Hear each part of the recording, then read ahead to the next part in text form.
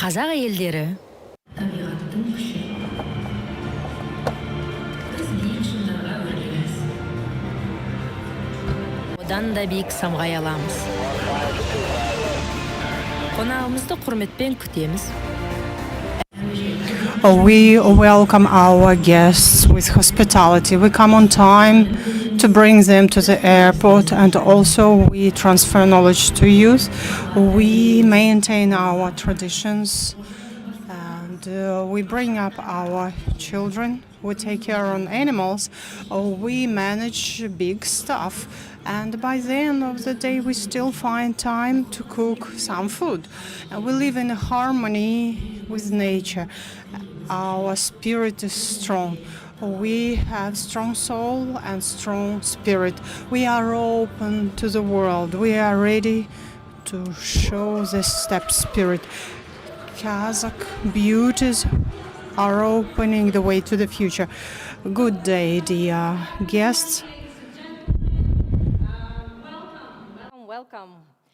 On behalf of UN Tourism and our gracious host, I extend a very warm welcome to each and every one of you to this regional conference on the empowerment of women in tourism in Europe, here in this beautiful city, Almaty.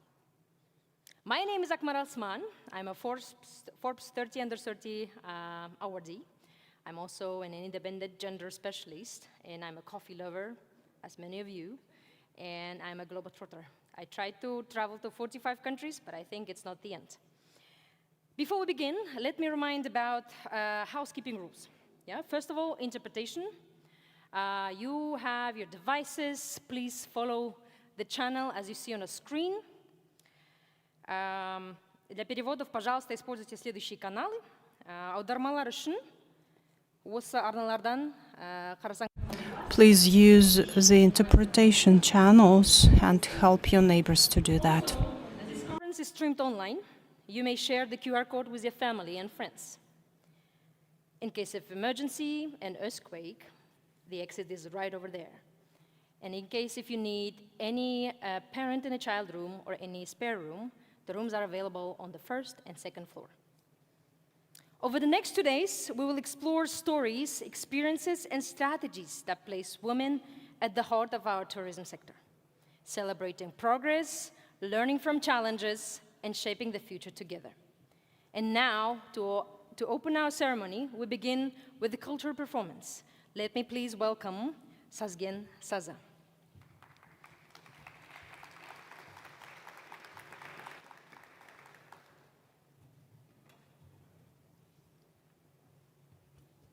May I have a round of applause? Thank you very much. Before tables are being arranged, let me quickly share that, I don't know if you know, Almaty is way closer to India rather than to Astana. Did you know about that? I hope you'll be able to share these facts, different facts, during coffee breaks and networking sessions. Please keep engaging with each other. One more round of applause.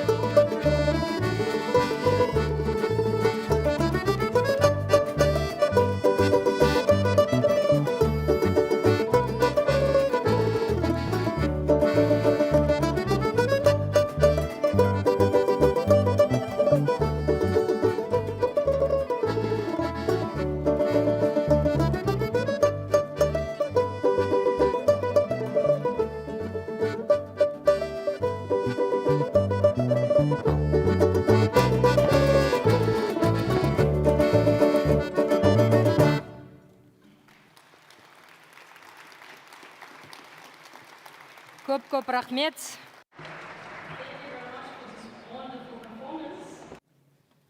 Now, another question for you.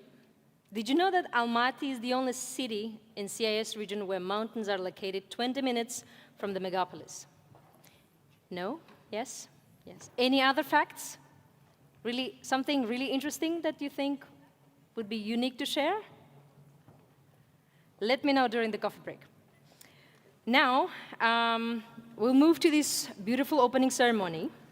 And if you let me, I would like to invite Mr. Nurtas Garipayev, Chairman of the Committee of Tourism Industry, Ministry of Tourism and Sports of Kazakhstan, to the stage. Round of applause.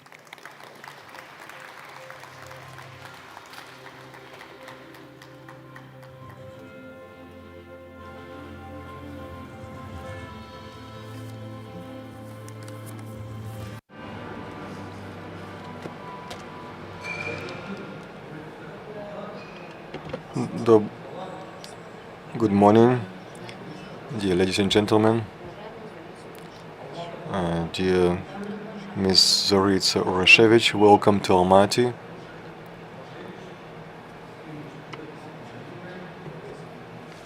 Guests. It's a great honor for me to welcome you to the hospitable city of Almaty, where stunning nature meets rich culture. Today we have gathered at the first UN Tourism Regional Conference of Empowerment of Women in Tourism in Europe. This event is one of key initiatives agreed upon during the official visit of UN Tourism Secretary General Zurab Polakashvili to Astana last year. I would like to take this opportunity to express my sincere appreciation to the leadership of UN Tourism for their continuous support. In particular, I would like to extend my deep gratitude to Ms. Zoritsa Voroshevich. Tourism is not only economic driver, but also a key indicator of social development. It's a source of innovation and creativity. The pillars of community development and the custodians of cultural heritage. The President keeps the tourism sector under her personal supervision, viewing it as a key focus area for the diversification of the national economy. This sector is identified as one of the main priorities of the National Development Plan of Republic of Kazakhstan. More specifically, the plan outlines the goal of developing tourism sustainability with respect for the environment and the interest of local communities. In this regard, Kazakhstan has achieved significant positive results. During the first 9 months of 2025, the country welcomed more than 12 million foreign visitors, which is 730,000 more than in the same period last year. As for Almaty, the city continues to set new records. In the first half of 2025, the total number of domestic and international tourists exceeded 1 million. Going forward, we will continue to develop the tourism industry in strict compliance with the principles of sustainability. Issues such as transparency, digital accessibility, equal rights, and equal opportunities are relevant not only to tourism, but also to the sustainable development of such society as a whole. Kazakhstan remains firmly committed to the United Nations Sustainable Development Goals, paying special attention to the directly related to the tourism. Tourism contributes to the achievement of several global objectives, including the preservation of cultural heritage, improvement of infrastructure, promotion of environmental responsibility, and sustainable consumption, as well as the advancement of gender equality. Therefore, our main goal is to take tourism all-inclusive, fair, and accessible industry for all. The government of Republic Kazakhstan is taking concrete steps in this direction. We place special emphasis on supporting women's entrepreneurial initiatives, developing education and digital skills in tourism, and expanding regional cooperation. For example, it's worth noting that Center for the Development of Women Entrepreneurship have been established under regional chambers of entrepreneurs, creating networks of women leaders in tourism and providing platform for experience sharing is shared responsibility will embrace. Today's conference represents an important step in this direction. Here we not only share our achievements, but also open doors to new ideas and partnership. Through the history of nomadic civilization, the Kazakh land has been home to the principles of equality and fairness. One of the most remarkable examples is Queen Tamiris, the legendary Shaka ruler who became a symbol of wisdom, courage, and justice for her people. I wish you all fruitful discussion, inspiring ideas, and new initiatives. Thank you. Thank you very much, Mr. Garibayev. Үлкен рахмет. Next, please join me in welcoming Ms. Zorica Urosevic, Executive Director of UN Tourism.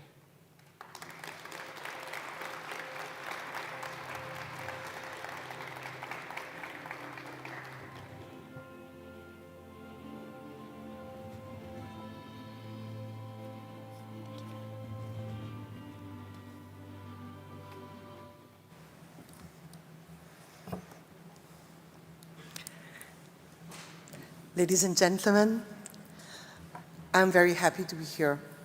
It's my second time in Kazakhstan. I came the first time in 2017 when Astana was hosting Astana Expo, and on a topic of climate and energy that many knows it's at my heart. But today is a very, very important moment where we are going to celebrate women as a force for nature. Salimetse derme, kosh kelipti ezder. It's my great pleasure to be with you here today and to be returning to this enchanting country. Allow me first to extend my sincere appreciations to our hosts. The government of Kazakhstan, represented here by the chairman, Mr. Nurtas Karkpabiev, the Akimat Almaty City and Almaty Tourism Bureau, for your continued partnership and invaluable support to UN tourism activities. I am in particular deeply grateful to our partners here in Almaty for the leadership and dedication in advancing tourism empowerment, and for initiating this landmark conference, the first of its kind in Central Asia. We are joined today by leading voices from across the region: visionaries, policymakers, entrepreneurs, and change makers. With this conference, we aim to provide a platform to showcase your expertise, share your successes, and exchange ideas that will keep us break down barriers for future generations. We hope it will inspire all the young women in our audience to embark on glittering careers in the tourism sector. Most of all, I would like to thank all delegates from our member states who have traveled to be with us today. I am honored to welcome you all in this historic UN Tourism Regional Conference on the Empowerment of Women in Tourism, in particular delegation from Azerbaijan, Kyrgyzstan, Hungary, Tajikistan, Uzbekistan, and Turkey. UN Tourism is a specialized agency of the United Nations, such as our sister UN program of the UN Secretariat, UN Women.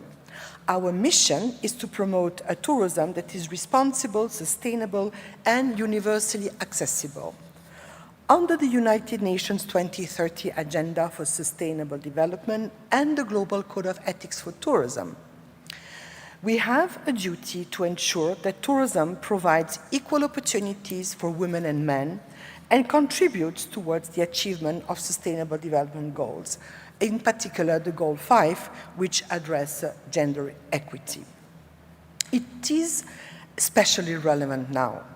Today, international tourism has not only recovered, but surpassed pre-pandemic levels by 5%, a remarkable achievement that reflects our sector's resilience and vitality. And we just heard the chairman, Kazakhstan is doing very, very well. The increase and the policies implemented by the country, by the government, are really conducive and unlocking, I can say, more flows of international tourism, but not only, as well domestic. We have seen these numbers growing. But today, it is up to us to ensure that everyone should have the chance to benefit from the opportunity these growths bring. That everyone can travel without barriers, no matter the gender, and that tourism rebound since 2020 helps us to reverse the negative impact that the pandemic had on gender equality. UN Tourism works with member states to do just that through our flagship center stage program. Under the program, the work with government, businesses, and civil society on activities and measures to promote empowerment, placing women at the center stage of tourism development. And today, it is my huge pleasure to say, welcome Kazakhstan to the center stage program. Thank you, Kazakhstan, for your commitment to gender equality. And most importantly, congratulations to each and every Kazakh woman who is working in tourism, welcoming visitors, making ends meet, putting food on the table, getting us to the airport on time, and making Kazakhstan a strong and attractive destination on any traveler's wish list. Today's conference marks another step towards the road to gender equality in tourism. The conference is making history at the first of its kind in Europe and Central Asia. We use this historic moment to celebrate the success of women gathered here today. Yet, across Europe region, only 12% of tourism ministers are women. A figure that reminds us that while progress is real, our journey towards equality is far from complete. Ladies and gentlemen, we are gathered here today with a common goal. A shared vision for the future of our sector, a tourism that offers more and better opportunity for women and girls, and tourism that is gender equality is a reality. Reaching that goal will take a collective effort, continuous awareness raising, and a whole range of innovative ideas and technologies. So let us use this time that we have together to listen, to learn, to inspire each other, and to co-create, so that tourism may be truly becoming a force for empowerment, for equality, and for opportunity for all women today, and for the regeneration of women who will follow. I thank you very much. Thank you very much, Ms. Surusevic. Thank you for coming, and thank you very much. And next, please welcome Akmaral Yeshanova, Deputy Head of Tourism Department of Almaty City.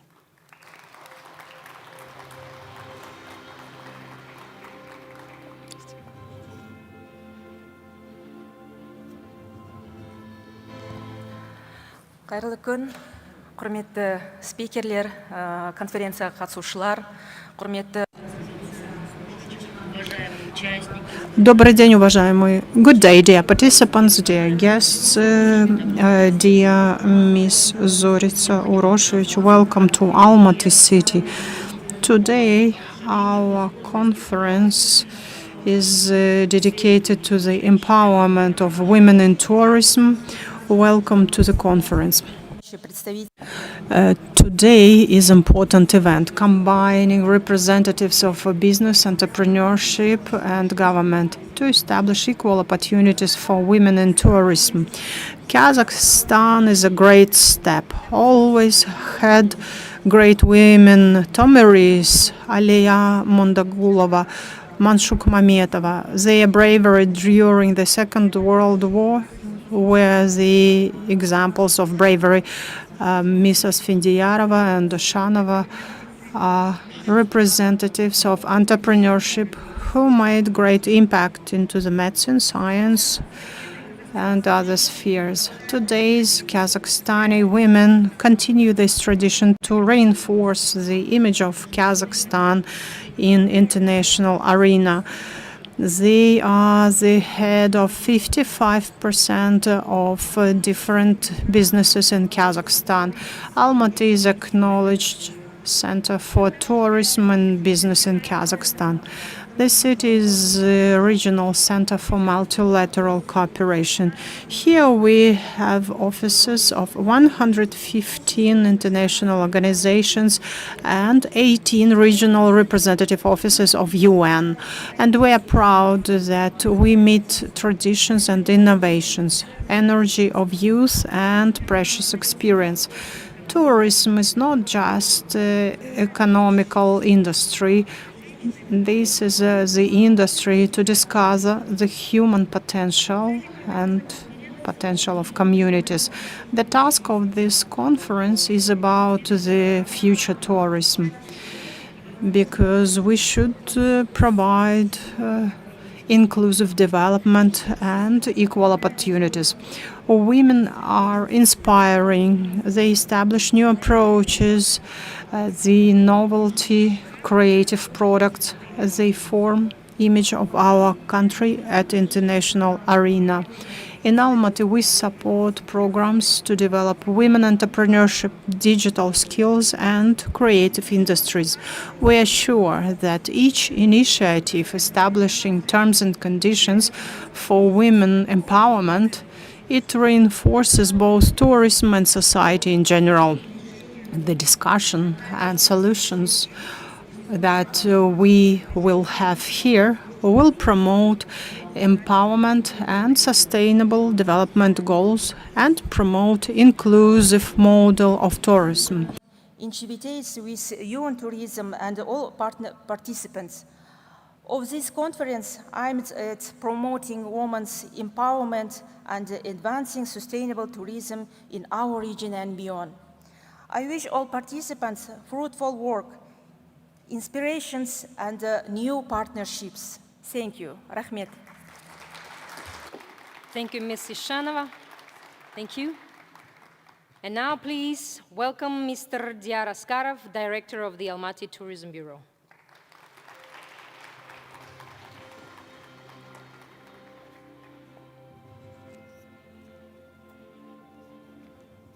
I'm the last speaker in opening ceremony because we observe gender equality.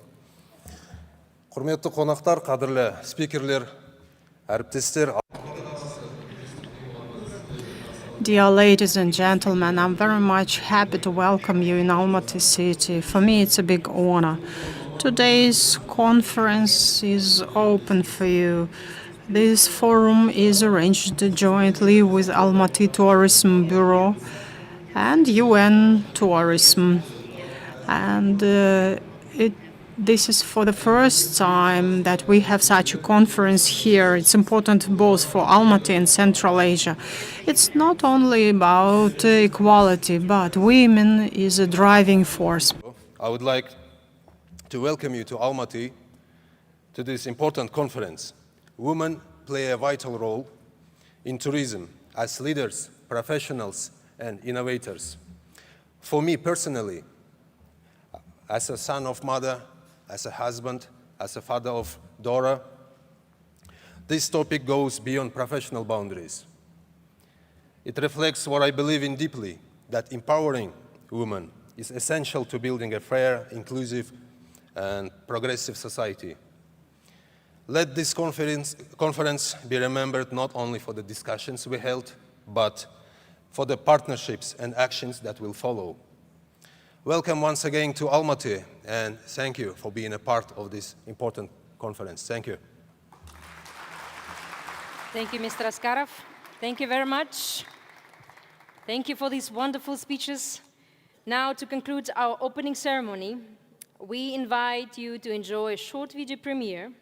The videos have been made as part of the UN Tourism Center Stage program, which aims to put women at the heart of tourism development.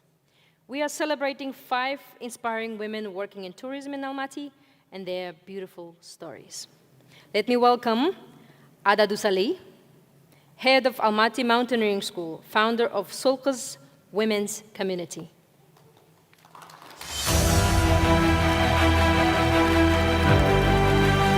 Когда я появилась только в альпинизме, When I started my alpinism, there was a historical rule that in one mountain team there should be not more than one woman. We started to think that we need to establish a community that should not perceive mountains like a menace for women, but we should support women to give advices. So we should never be toxic in mountains. That's why we established Sulkız group in order to support women. Our idea is to support and inspire. Very frequent ladies stop themselves, and it should never be something special that a woman likes to go to the mountains.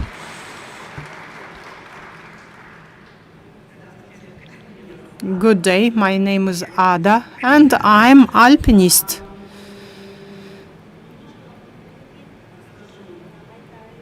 Let me tell you more. Now, for a woman to go to the mountains, even now in 2025, still there are some restrictions. So you can go, we are very near to the mountains. But in fact, a woman who would like to go to the mountains, she is like a Cinderella. She should do many prerequisites, many things. First, she needs to deal with many home aspects, and then if she has a permission, then probably she would go to the mountains. Maybe to meet a wonderful prince who would accompany her in the mountains. When I started my alpinism in 2003, there was non-official rule that in one mountain team there should not be more than one lady, because men are strong alpinists and a lady is just accompanying them in a team. And then, even before I was born, in 1974, a women team died in one of the peaks, Pikelen. But it has never been written somewhere that women are not allowed to the mountains. This is a very objective type of sport. You don't fight anyone for the mountains. Doesn't matter if you are a man or woman. Mountains are honest and straight, and when you go to the mountains, you don't have to go to the peak. You can do alpinism and just enjoy. And why we are limited? That women should stay alive, should survive, and if something would go wrong with a lady, with a woman, then you are having even more requirements from society, that you should be like this, like that, you should be more beautiful, or you should behave better. So, I mean, women are restricting themselves. When I started to do my alpinism, that was a long time ago. I'm happy to participate in this project, in this process, that my activity helps us to train women, that within the Almaty Alpinism School we have created the community to support women that would like to go to the mountains. And now, after 20 years, we can see that there are much more women in the mountains. There is no such social pressure. And my dream is that sometime any girl that would go to the mountains won't be perceived as something phenomenal. She doesn't need a fairy to give this permission, but she would just go to the mountains and stay there with her friends, with her female supporters, and having just fun there. Thank you so much. Let us present you this memory certificate from UN Tourism and also Center Stage.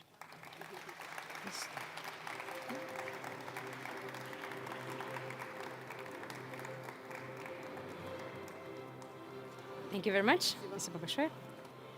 Next, let me welcome Anna Degtyaryova, co-founder of Almaty Tours Studio.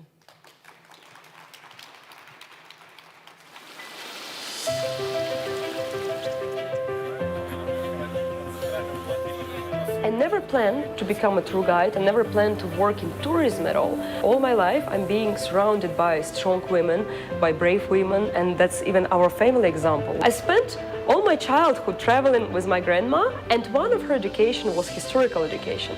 When she's unfortunately passed away, me and my mom, we were collecting her belongings, we were collecting her books, and we realized in one moment that we don't want all these things, all this work just to disappear. We decided to become city tour guides. Many people believe that there is nothing to see in the city. They prefer to go outside Almaty. But my goal is to show how interesting, how unique history of the city.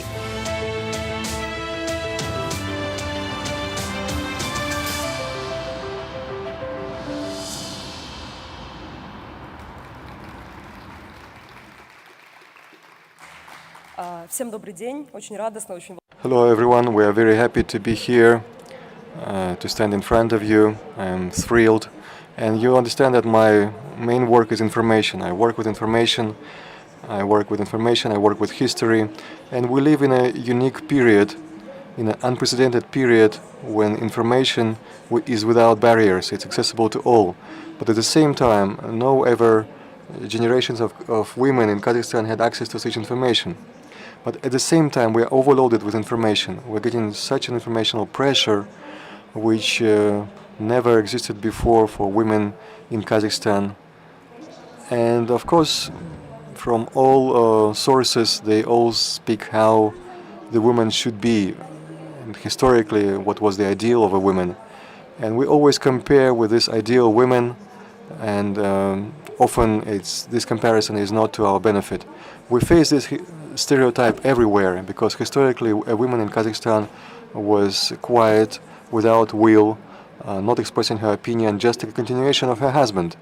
And you know, I believe that the mission of our small family company is to fight the stereotypes, including the stereotypes of this gender type. Because when I started to immerse in history, it became for me a filter, informational filter, a screen. When you're starting to study Kazakh history, you understand that geographical and historical conditions did not allow us to survive if we would be quiet and without will as women. And when we see the history, we see the women that were expressing her political will, protecting their people, and we are very happy to see a lot of examples among our family, among my surroundings. I see and hear the voices of our ancestors that were telling us to be strong and to move on. And I believe that we are open in expressing our emotions. We're not afraid to express them. And that's the voice of our predecessors that lived in Kazakhstan for many ages, that were strong, that were real fighters. And if we start to believe stereotypes, if we talk about stereotypes, let's talk about positive stereotypes. We all believe in a stereotype that a woman is born to create, to change the world. And let's believe the stereotype, because we as Kazakhstani women, we can change this not fair world to the better. So let's work on this. Thank you. Very much. Спасибо большое. Давайте тоже. Let's make a picture.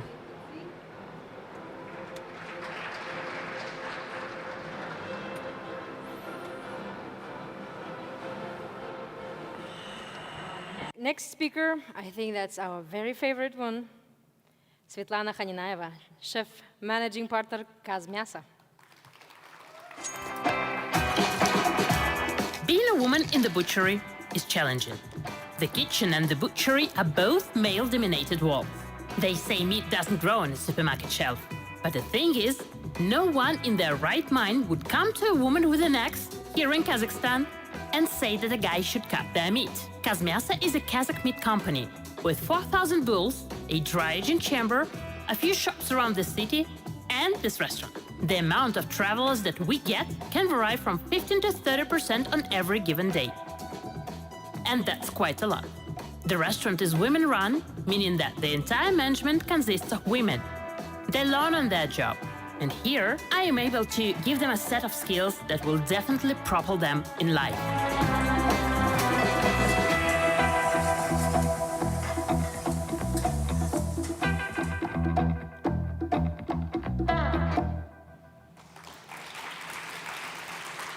Хайрлы күн, құрметті достар. Меня зовут Светлана Ханинаева. I am Svetlana Khaninaeva.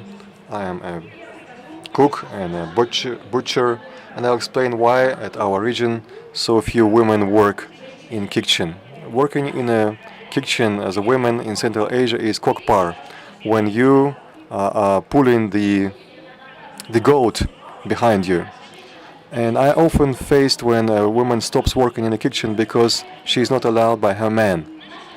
In our industry we work until late, and to some reason this is a problem for some women, for some men. A year ago I divorced my husband, and he told me that you shouldn't be allowed to be in the kitchen. And to work in an industry which to some reason is considered a male industry is like run with barriers. And every day women in our industry are faced by women who are saying, well, let me talk about meat with a man. And while I was butchering cows, I had some 400 tons of meat going through my hands, and 1,000 of tons of meat went through my hands, and very few men can boast this. There is a system of communicative measures which I have built for many years working with meat, and I learned how to use it in my practice in order to lure my guests. And I wish that I would never be demanded, but until that time I would continue to say that women can do everything, and I will do that with a loud voice, and you can see that I have a loud voice in fact.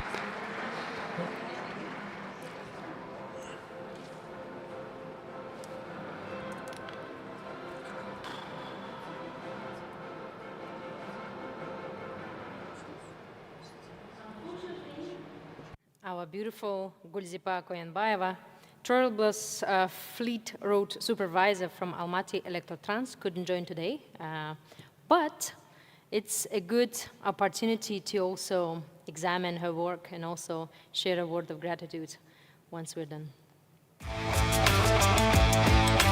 Говорят, что все равно женщины. They say that women are better drivers anyway.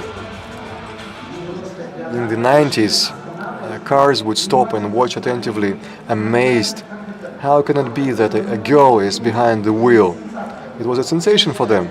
I don't think that it's a man's job to be a trolleybus driver. Certainly there are more challenges for women. The woman is strong, she always manages to do everything. That's probably what makes us women. As a trolleybus driver, I would like to see more women behind the wheel. Don't be afraid. The main thing is to have the desire. If you have the desire and passion for this work, you'll succeed, just like I did. I made it, after all.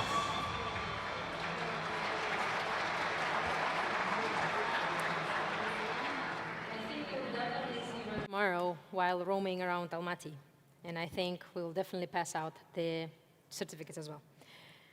The last but not least, Ms. Adia Karsebek, urban planner and designer. Please welcome on the stage.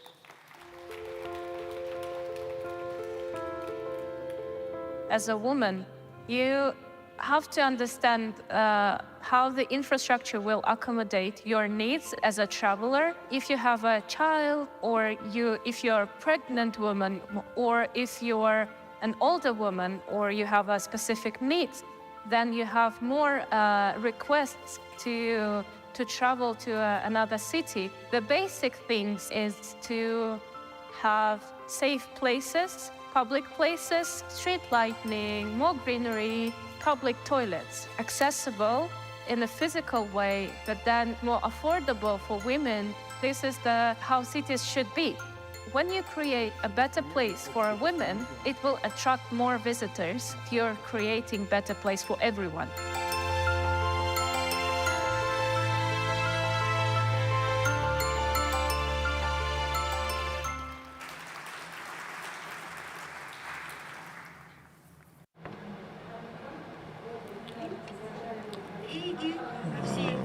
Good morning. I welcome you all, and I wish to you success. And these 2 days would be very important.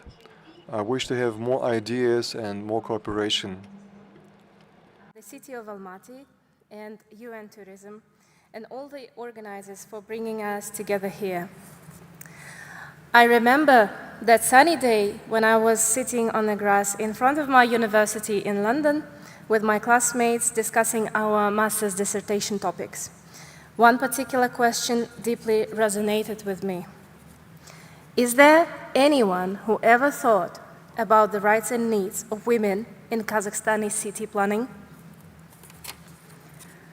9 years ago, when I just started my career in Center of Urban Studies in Almaty, we often talk about inclusive cities.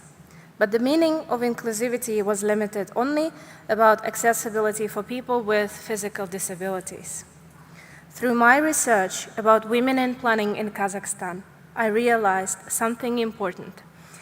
Gender-informed city planning is not optional, it's essential. It's the foundation of safety, comfort, and opportunities for all. That's why I founded, together with my colleagues and friends, the community Ayel Men Kala, which means women and city in Kazakh language. It is our response to the challenge of making our cities more livable, affordable, and inclusive for women and all. But gender-informed city planning is not only about women, it's about all, including children, the elderly, people with special needs, and visitors. When we design inclusive cities, we create destinations where everyone, residents and tourists, feel safe, seen, and welcome. Let's make sure that the cities we build reflect the diversity, the strength, and the resilience of the women who live there, who live in them, and who visit them. Thank you. Thank you, Ms. Kazbek. Let me present the certificate to you.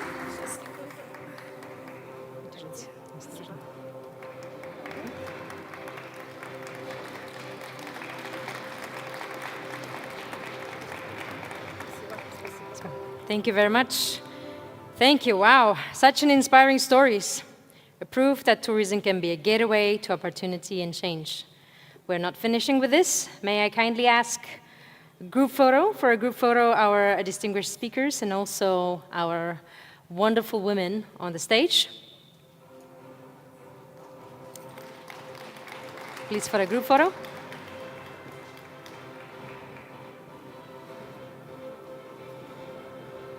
A round of applause, I guess, would be very much needed.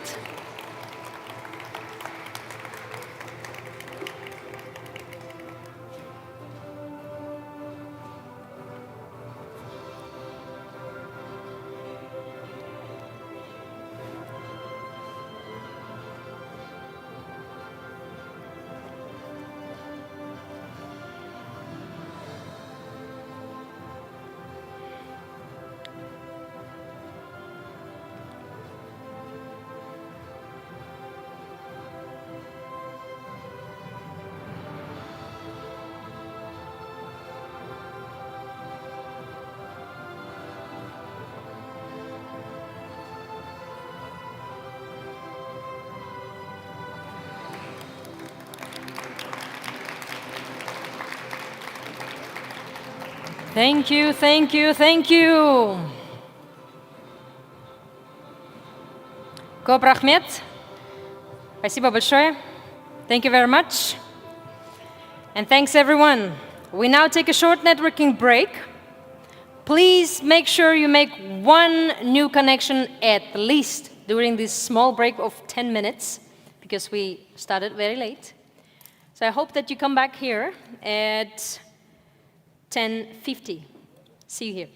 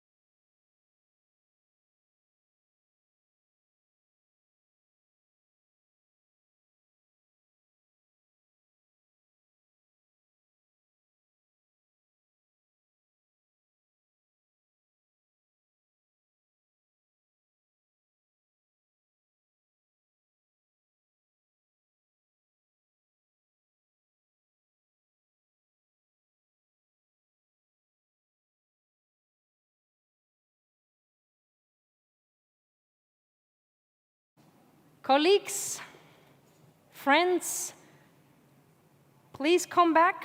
We're starting in 1 minute. The most interesting session is starting now. Don't miss it. Discount. Друзья, можно попросить вас вернуться в зал?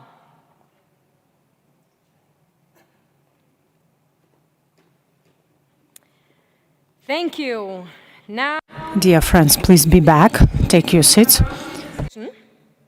focusing on women's leadership in tourism, acknowledging achievements, addressing barriers, and recognizing the importance of the networks. This session will be moderated by Nina Kushar, Program Officer, Regional Department for Europe, UN Tourism. I hand over the mic to you to present the speakers. Thank you.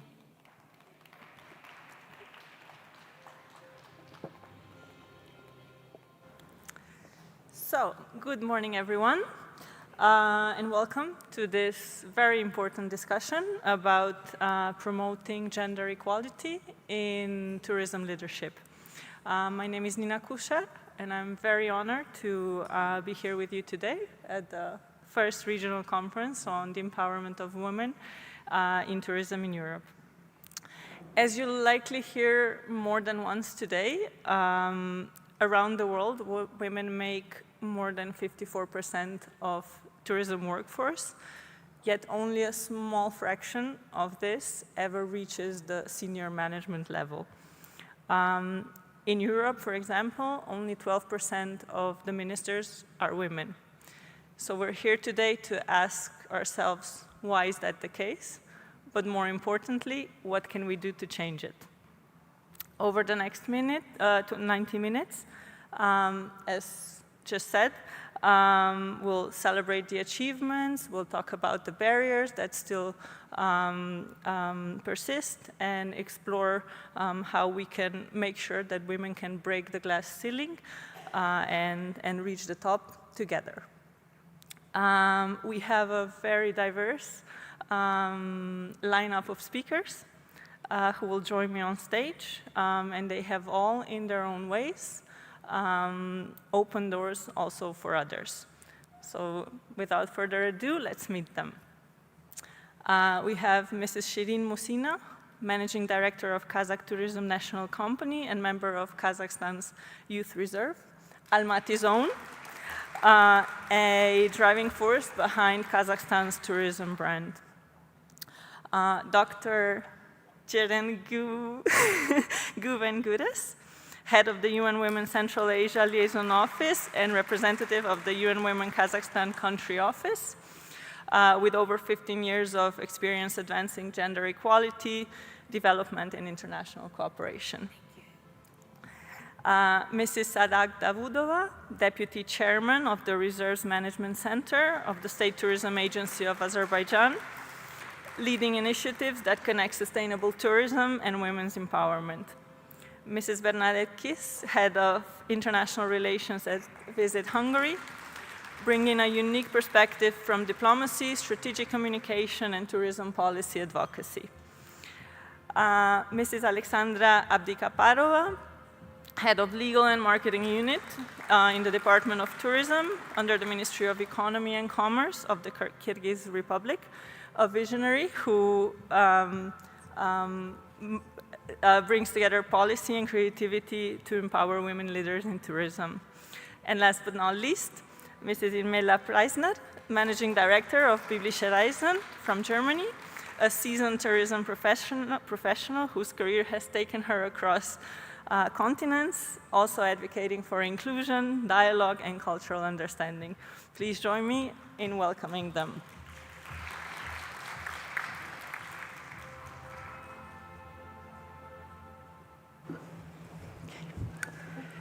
Welcome, ladies.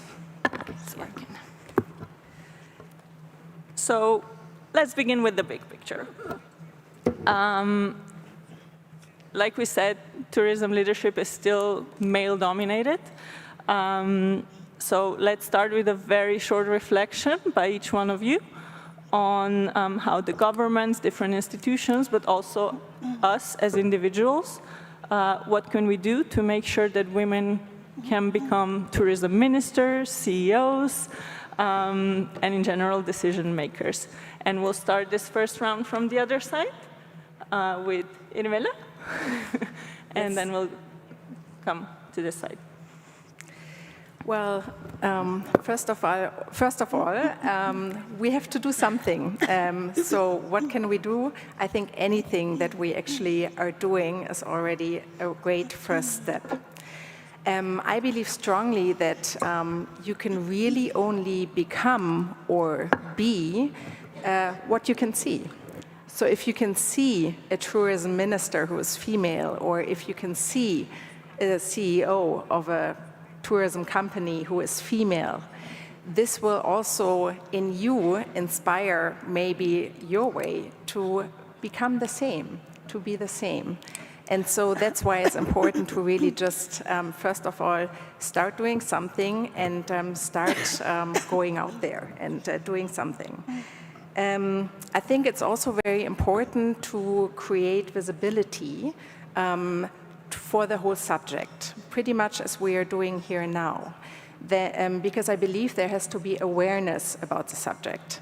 I mean, looking today into the panel or looking at all of you, there are so many fantastic female leaders in this room. I think there's a certain energy here.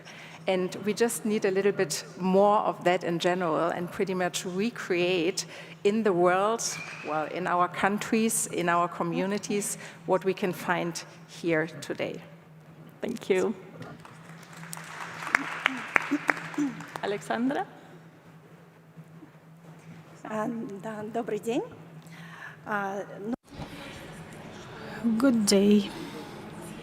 Tourism in the latest years became a locomotive for the economy, and the tourism industry is getting developed very quickly. And along with that, we should ask ourselves how far this growth is fair and inclusive.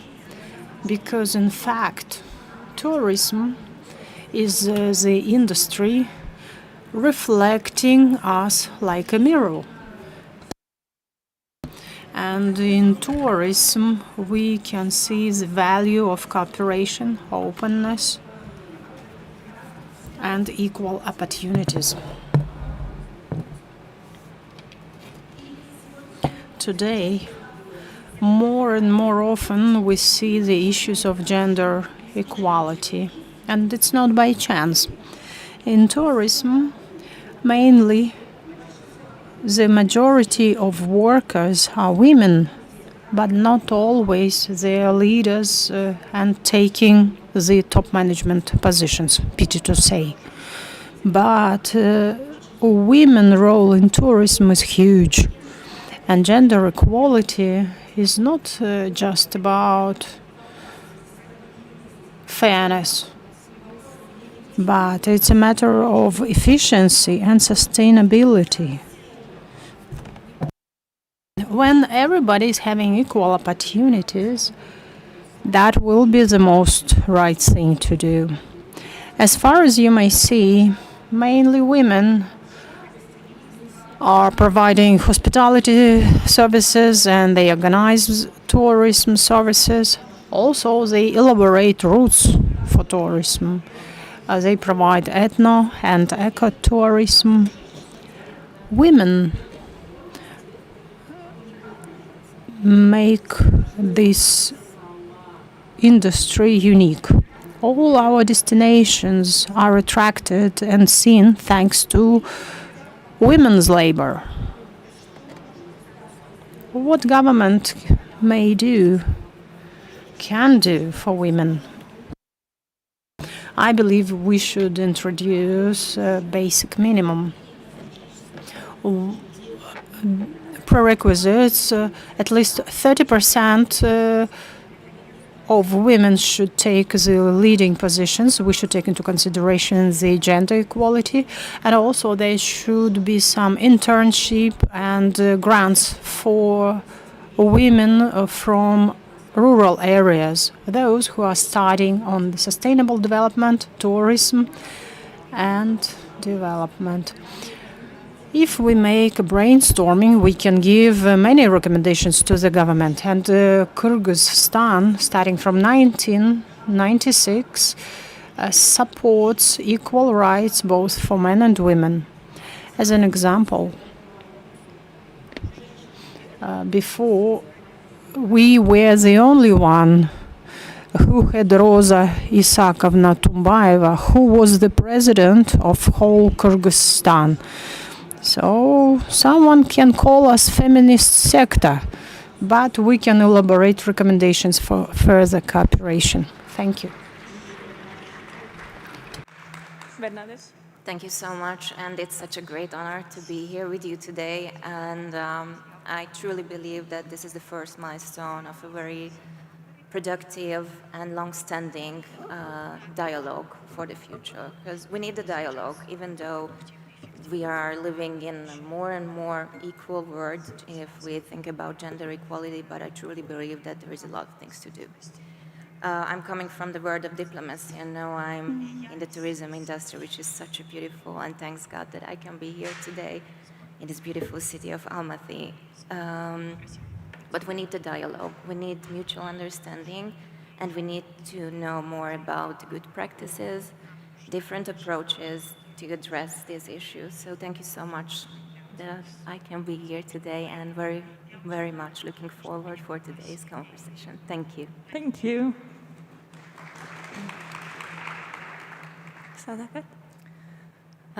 Thank you, Nina. And I absolutely second the opinion of my colleague, Bernadette. And before the session, we just shared some opinions with Ms. Zorica as well. This is really a very important topic, and we somewhere understand that this is very important, but we really lack this kind of gatherings and dialogue and conferences just to bring up the issues and discuss this. Yes, going back to your question, what we can do to promote more women to the leadership positions. We see a lot of women, even in the organizations that I represent today, a lot of women taking mid-level management positions. They are very talented. They have huge potential to go forward and take up the, go up on the career ladder and take the very high positions. But for some reason, it doesn't work. This career ladder, it somehow broke in the middle. Despite the fact that actually Azerbaijan, tourism industry in Azerbaijan is led by a woman. I mean, she is a deputy chairman. She's taking a second important role in the whole tourism policy, tourism strategy of the country, and maybe we fall under that 12% of the European countries in leading this position, but still this is an issue. And I understand, I try to understand why is this happening, because, for example, for some reason, women, again, in the organizations that I have worked for many years, they tend to take not the strategic positions, not the, you know, the finance-led positions who are eventually brings to the top level positions, but more like, you know, administrative, HR, marketing, promotion, especially in the tourism industry, this kind of positions. And in addition to that, and I think the way that we still see CEO positions, chairman positions in a masculine way, it puts some barriers for our own mindsets, for women themselves to be courageous enough, to be brave enough to take themselves to the higher level. And the family issues, of course, this is also another reason for so many structural barriers that we have in our society, in our families, that keep us a little bit behind that movement, behind that promotion ladder.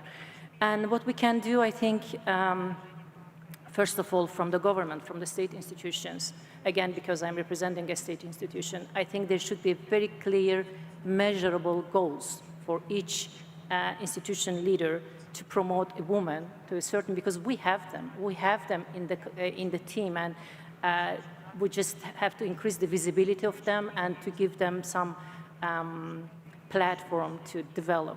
And the second, what we can do, I think, again, to increase, to create maybe the pool of those brilliant, talented women, future leaders, and to organize for them a mentorship programs so that they can have this opportunity and to develop, first of all, themselves, and then when there's a chance just to jump in and to grab that opportunity and start leading.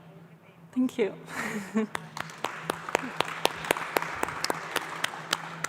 Please. Now it's my turn. Exactly. So I have a question for you before I start. So the question asked to us is about tourism is still male-dominated, and what can we do to change it to have female tourism ministers and CEOs? This is the question. But before going to this specific topic, I would like to give you the big picture and speak about the share of women cabinet by type of portfolios, which is the fresh number from January 2025. Only 25 countries are led by a woman. Have you heard about the news what happened in Japan yesterday? So We did. Prime Minister of Japan is female for the first time, which is a huge step for Japanese culture. But we are not speaking about Japan today. So as said, the numbers are from January. So only 25 countries are led by women, while women account for just 22.9% of cabinet of ministers, which is a decrease, 0.4% from 2024. Okay, we are d'accord with that. Now, when we look at the Women Cabinet of Ministers 2025, I would like to ask you, which country has the most female share Cabinet of Ministers in the world? Do you know? Iceland? No? First one? No? Try? Sorry, I can't hear you. Switzerland? No? Switzerland not even in the first 10. Nicaragua.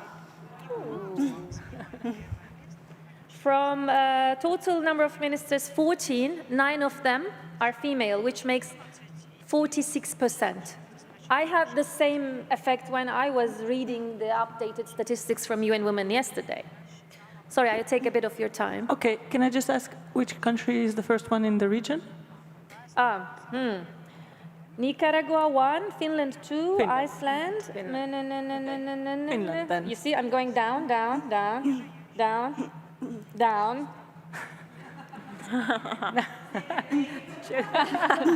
I will share this with you. Thank you. Okay, so now let's go to the ministers, but the stereotypical roles, right? Let's dive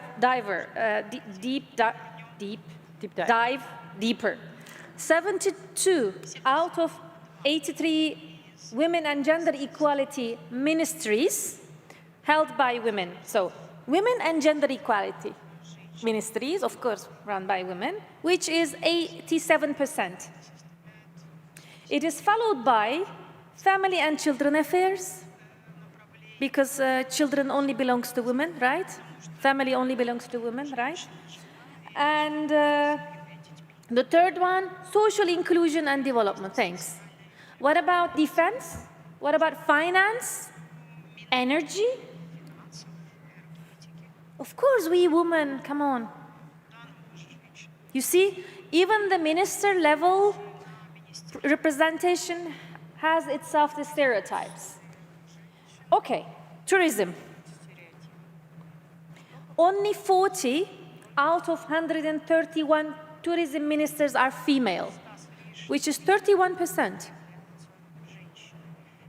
Not bad compared to others, right? You see, women continue to be largely concentrated in portfolios associated with gender equality, care, children affairs, family, social affairs. In contrast, men remain overwhelmingly finance, energy, defense. Women make up 54% of global tourism workforce. I think we memorized this fact now. It's been repeated minimum 5 times. far higher than global average of 39% of the workforce. It's still not bad, right? But, again, a big but. Yet, we women remain concentrated in lower paid, informal and seasonal jobs, and hold only 23% of tourism leadership roles, data from 2022. Okay, so the question, now I'm really coming to the point. What can we do? Not only in tourism sector, the root causes that hinders women's emancipation, harmful social norms and gender stereotypes. I wish we have more men and young boys here to hear us. Thank you, men and young boys, being with us today, because we talk women issues with women, which we know actually many solutions, but we need more men. So, eliminating harmful social norms and gender stereotypes at home, at workplace, in society, in parliament, in decision making. Number one, this is a must.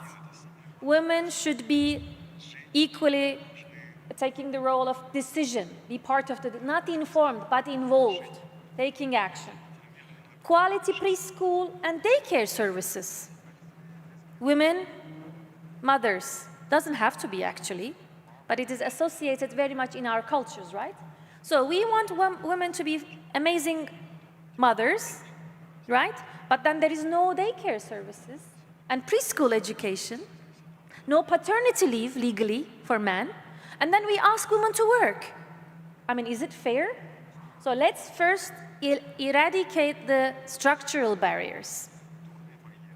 Make the organizational culture of work more equitable.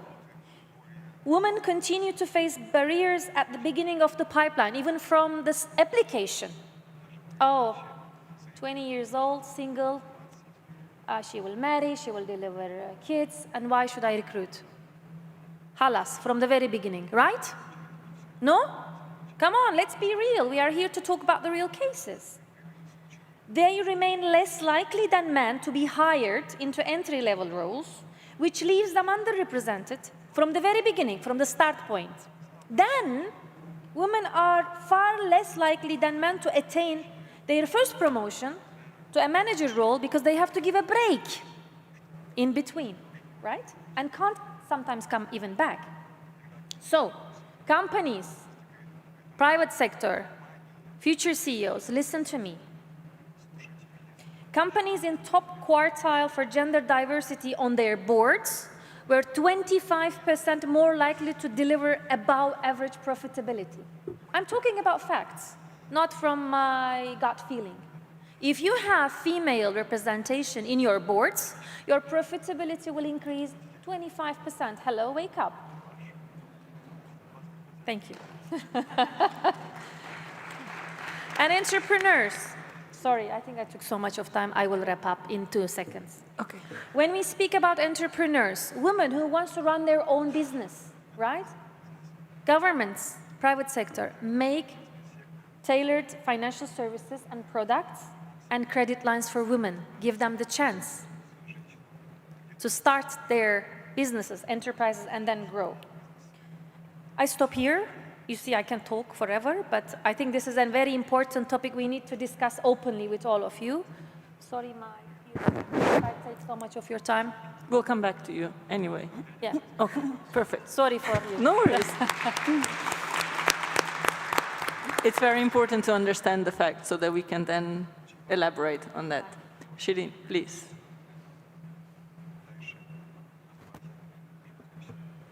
Құрметті әріптестер, қонақтар, Алматы қаласына қош келдіңіз.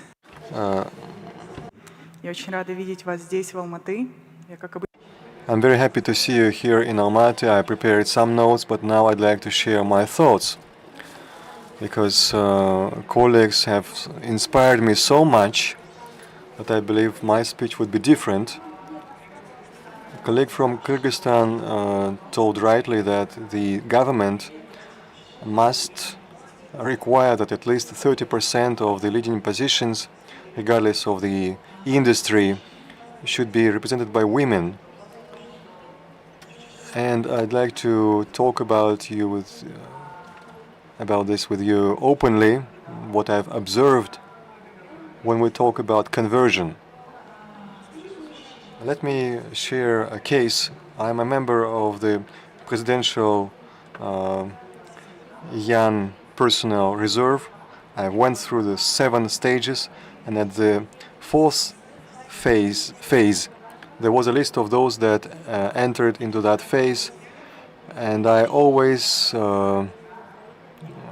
support the industries where women are represented, and I know the indicators that should support this, that at least 30% of women representation. And the problem is that in order to reach 30%, the number of applications should be at least 50-50.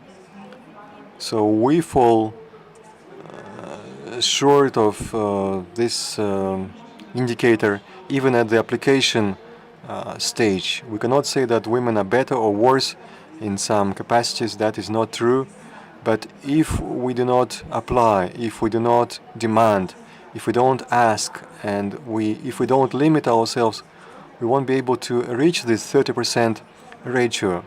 When I observed the lists, it was 1:5 ratio. That is too little. It should be at least 50-50 in order to come to this 30% representation. And of course it should be 50-50, but it's very difficult from 25 or 20% to come with 30% representation. That's first. Secondly, I'm fulfilling my dream. I study in one of the leading business schools, and they also share their statistics. And it's sad that even with their requirement of 30%, the women representation is only 22%, and they are applying so much effort to achieve this indicator. So they have problems that they are facing in order to reach this diversity, gender diversity, not talking of ethnic diversity and etc. So we also have this problem, and the problem is not that we do not cope, but the problem is that we are afraid that we do not match, that we are not good enough, that we are not professional enough. And men never ask this question, whether they can manage, whether they can cope with this position. They just go and do it because they have a lot of support. They have the confidence in this male community and where they live. We will always support them, and they feel confident. We need to imitate this confidence, fake it until we make it. But in any case, I personally request and beseech you, don't be afraid to apply for leading positions. You won't fulfill 100%, but you will be able to make it 150%. You will be a better leader anyway. And third, what has been mentioned by our speakers before at the video stage, our biological age and our hours are contrary to our career growth. And the only advice that I'd like to give you is the type of a partner that you are selecting will determine what kind of a career growth you're going to have. Please select a partner, I don't know whether young people, a person who is going to support your ambitions, your desires and your opportunities, and share with you parenthood equally and not just to help you. Thank you.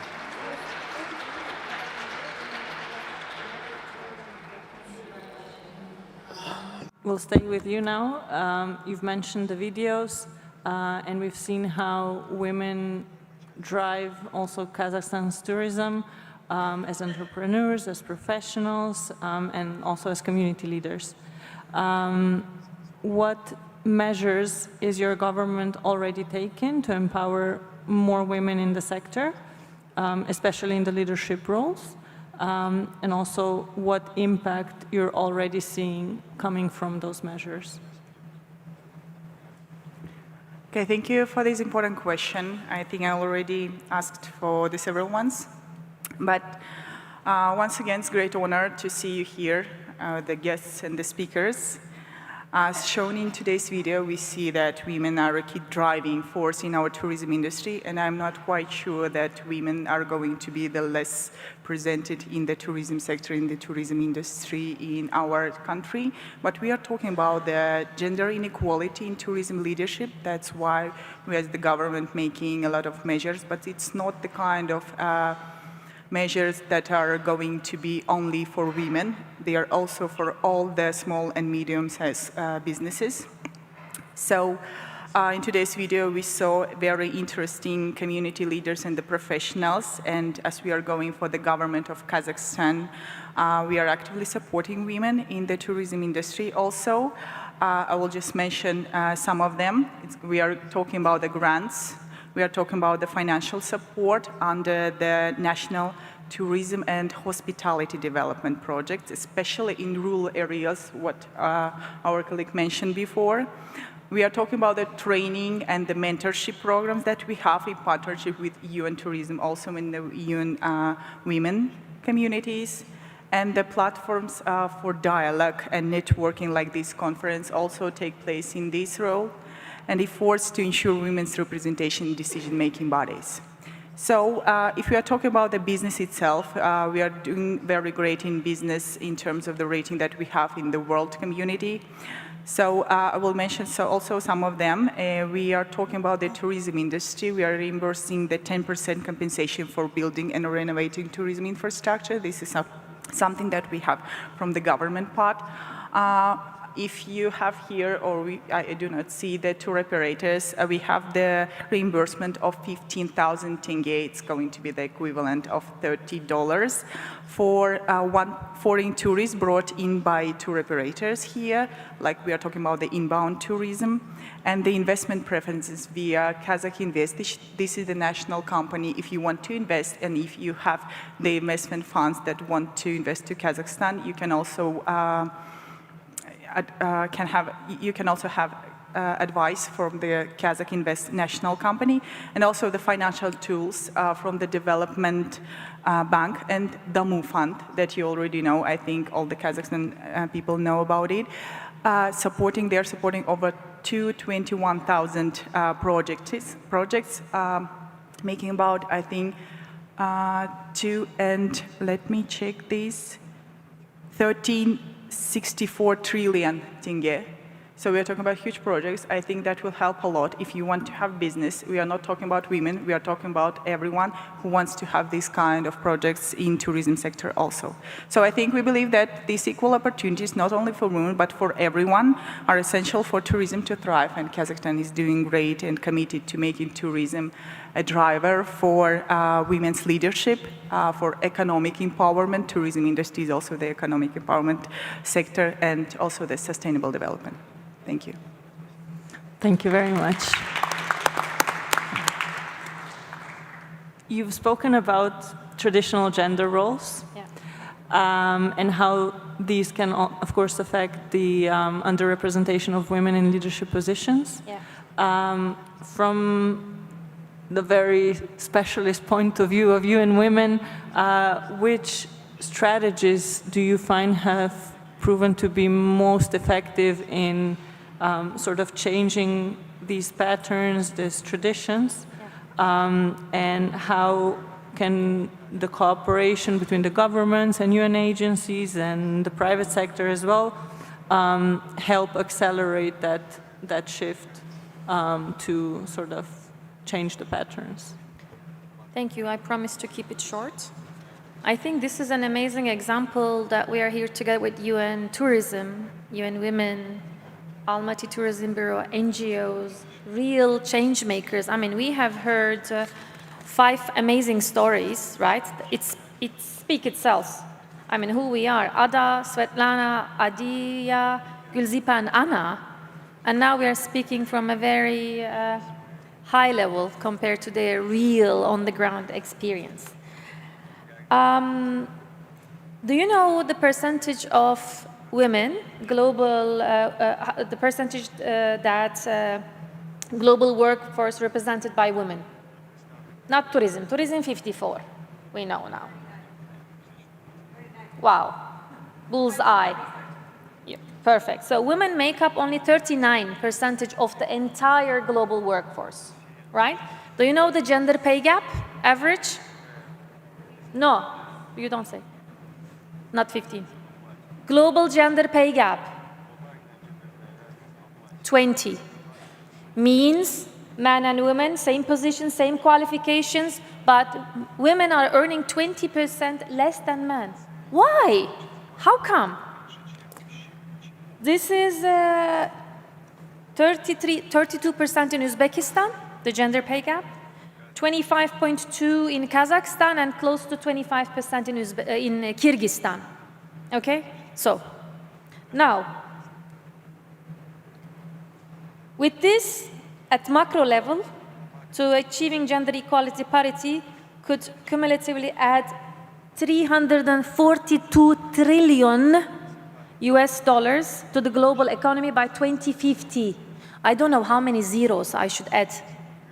If we really make this gap eliminated, look at the prosperity, look at the wealth that we will have at global level. So what are we waiting for, and what can we do, right?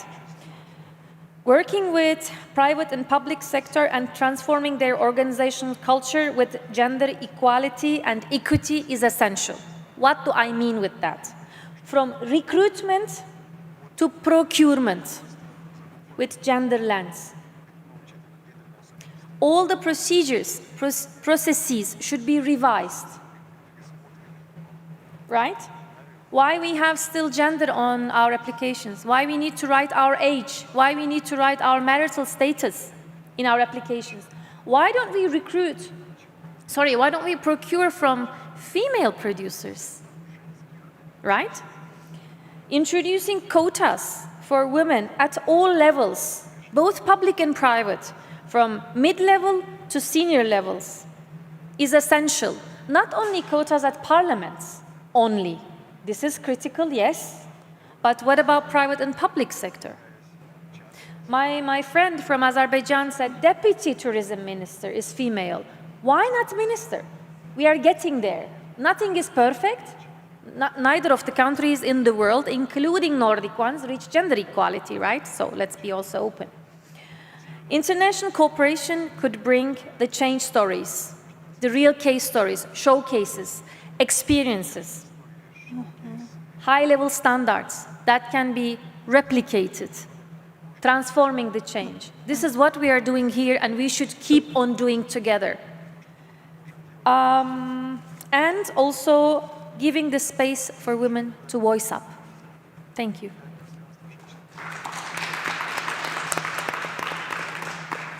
Thank you very much. Sadakat, you have been at the forefront of sustainable tourism development in Azerbaijan. So from that pair of shoes, yes. How can women support each other in the tourism sector to achieve that equal representation in decision-making? And maybe you can share some examples from Azerbaijan on how that works in practice.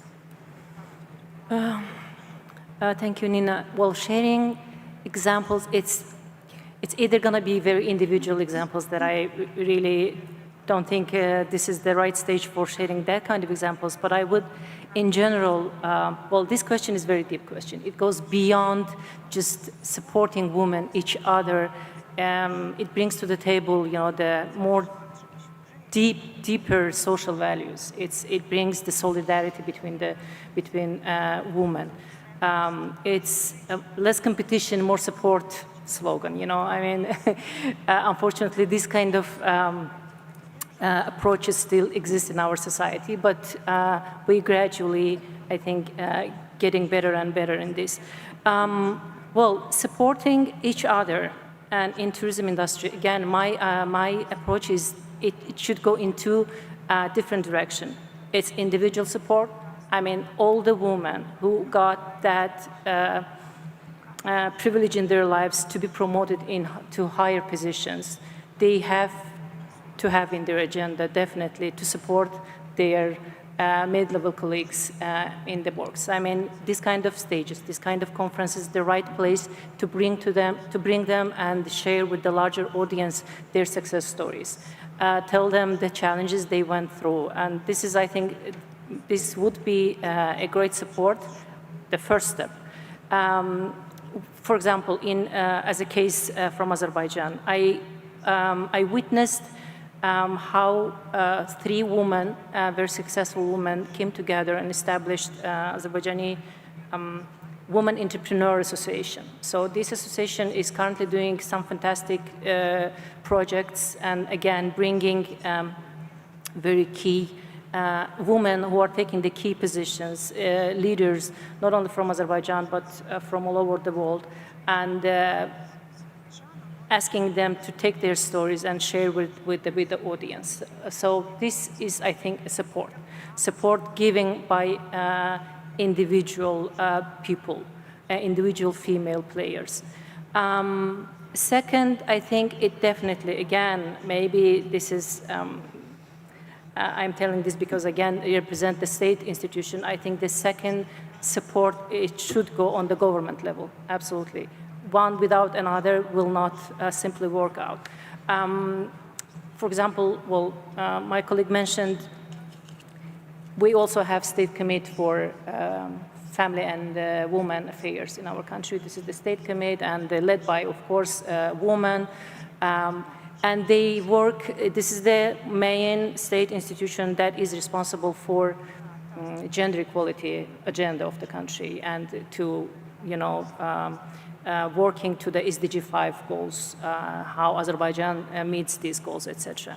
They work across all the ministries, and of course they work with State Tourism Agency as well. And on a regular basis, we send them the reports, what kind of positions are taking, what's the number of the female leaders at the institution, and what State Tourism Agency is doing to promote not only, I mean, the tourism industry, but going to the regions and support the local, rural potential female leaders. And I can tell you quite a few, actually, examples, the projects that we have done in the regions.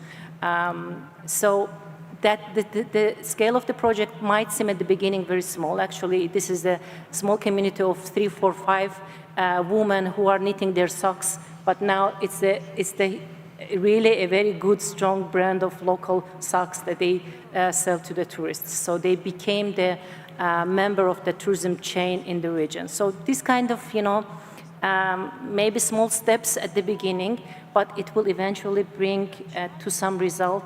And this is definitely should be done at the government level, at the ministries level. For example, we have a tourism agencies association in Azerbaijan, and they have 249 members, and out of them, 89 are female-led tourism companies, I mean, tourism agencies. For Azerbaijan, I think this is this is 1/3 of the total number. This is a good number. But still, we think it could be much better with the support of the government. In one more example from my country, there's a national competition. This is not only about women. I mean, the idea is that they announced to the whole country, to the mid-level career professionals. Thousands of people apply for this competition. And eventually, those 40, 50 winners of this competition, and among them, by the way, the numbers of women are quite impressive. It's usually more women participating in this competition, and they usually win the competition. And then, as a result, they get 1 year of full mentorship at the ministerial level.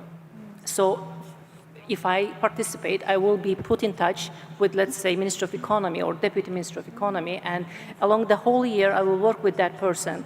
And it's by default creates a pool of future leaders. So I think UN Tourism might maybe consider this model in the future to apply it, to announce this kind of competition to all the countries and bring potential female leaders and put them, I don't know, with the leading executive leaders from UN Tourism or other ministries of the tourism from other countries, and this way create that pool of experts so that they can become visible. So those are the supporting ideas, again, that comes to my mind, and I hope in the future we will have opportunities to continue discussion on this topic and to take some steps toward to achieving these goals. Thank you very much for sharing. Bernadette, your career spans in between tourism and diplomacy. So you have a sort of a unique viewpoint there into two sectors where women do still struggle in a way to come to the leadership positions. Could you share with us some examples of the differences that you may have noticed in what women face in your home country compared to where you were stationed as a diplomat? And then as a second question, what could maybe tourism learn from diplomacy in terms of women empowerment and allowing women to reach the highest positions? Thank you so much, Nina. So, yes, before I took over the International Relations Office at Visit Hungary, I had the chance to serve my country for 8 years in New York, in the United Nations, and in Paris, under the UNESCO auspices and the permanent representation. And what I experienced there is that the topic of gender equality and Planet 50/50 is truly institutionalized within the UN system. So there is an accountability mechanism, the goals are measurable, and you can see in the senior positions that more and more female seniors are coming into the UN system for leader positions. And me personally, since I just came from Paris in May to Budapest, I'm truly curious about what's the next UNESCO Director General's idea about how they will put together a new team for the UNESCO. So in New York, it was, if I could say, more straightforward. Especially I had a chance to be in New York when we had a female president of the General Assembly, and she was the 4th female only. But under her presidency, definitely gender equality and women empowerment was on point. In Paris, you know, it's UNESCO, it's more based on dialogue, so it's softer, but still women has some difficulties, and especially female ambassadors. And what I saw, and because obviously we could say everything is just perfect and fine, but I like to, since here we are among each other and we can talk straight directly, that I saw personally a problem of overcompensation. Because women ambassadors has to fight and work way more harder than male ambassadors. With all due respect, the Consul General of France was here, so they have to give 150, 170% into the work. And what happens when these overcompensations are ongoing, it brings the lack of empathy. And the lack of empathy brings the lack of mentoring view. And I truly believe that there is a connection between tourism and diplomacy at this point, that without mentorship, we cannot have female talents are coming in. Young diplomats, young talents, young tourism professionals. Because the problem goes back, we have to address there is a generational difference. The generation before us, they had to fight super strongly to reach the glass ceiling. And we're not even talking about to break the glass ceiling, to reach. My generation, it was way more easier for us because the previous ones were fighting and cleared the path for us. And the next upcoming generation, they think that women empower and gender equality is their right. I wish it could be, and I really hope that the next generations who will sit here will sit, but if they won't, because it wouldn't be an issue, But the reason we are here because it's still not right. But we're working for it. So we need this dialogue. We need to understand the previous and the upcoming generation, and this is how we can build a strong sisterhood. And this was what I've seen in the UN system. There is an invisible sisterhood. Like, for instance, there was a circle of women ambassadors in the UN, and they were meeting on a monthly basis, you know, and even if they went out to the Met or just have some culinary experiences, meanwhile they were talking and addressing the issues they have to face. In Paris, it was the same even for deputy ambassadors. So this connection between generations, much needed to have to being visible next to each other for us women, not fighting against each other, and being visible next to each other, not instead of each other. In Hungary now, if I switch to the tourism, we can see gender-based differences. Like first so Visit Hungary is under the Hungarian tourism agency, so we are one big family, and we have an amazing system called the National Tourism Data Supply Center, which is quite unique because it gives us real-time data anonymously about who are coming in and what are they doing. And what we see that the female travelers number are getting higher and higher. And we also saw and experienced that what are the most important factors for women. First of all, safety. Second of all, culture. Also, they like to visit places they saw in social media or in movies, and they are more well aware of sustainable tourism. They're more sustainable, their way of thinking. So this is how we can build up our marketing strategies, and this is how we can target our marketing campaigns. In the Hungarian tourism sector, 60% of the employees are women. But the problem, what we already discussed, that they are in lower paid positions in the front desk offices, and there is also a salary gap. But, thanks God, there is a good tendency. We have really active women and female entrepreneurs who are really coming up. And it's a great news to tell you and share that the Hungarian Tourism Agency had a female woman CEO since June. And I'm here as well as the head of the International Relations Office. And we have really active managers and young women who are getting into the system. And now they are owning up kind of 40% of the management roles, which is a really good way, I guess, ahead. And this transformation is much needed, and thanks God is supported by the government and by the tourism agency, because this is what we need for sustainable and inclusive tourism. And before I left Budapest, my dear colleague Petra, who helped me to put together all this trip, she told me that beforehand, I don't know how many years ago, there was someone who told that tourism is female. And back in New York, I used to have a sweatshirt saying, the future is female. And I'm not a feminist, but more like an activist to say.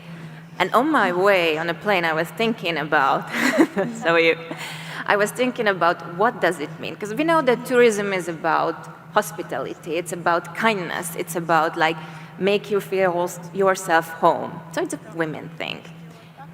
But yesterday, and I was thinking about it not just when I was running to my life and to my flight in Istanbul to catch it, but I got here and I was like, okay, let's walk around the city. And I headed to the Grand Bazaar, which is amazing if you have never been. It's such a great cultural experience. And there was especially one part of the bazaar which got me, the dairy products market, So it's like endless rows of tables with cheeses, cottage cheese, sour cream, you name it. And all behind the tables, women are sitting. And they don't speak English, not even Hungarian. But I got there as a tourist. And there was just an instant connection, how we were smiling to each other. They were offering some taste. And even without speaking the same language, we were able to connect and we were able to understand each other. So this is what tourism is about, to making bridges and not walls. to making connections, to get into a dialogue, even without speaking the same language, because this is what I mentioned before. This is how we can understand each other. This is how we can share our experiences, share our concerns, and this is how we can build the future for the tourism who is female. Thank you.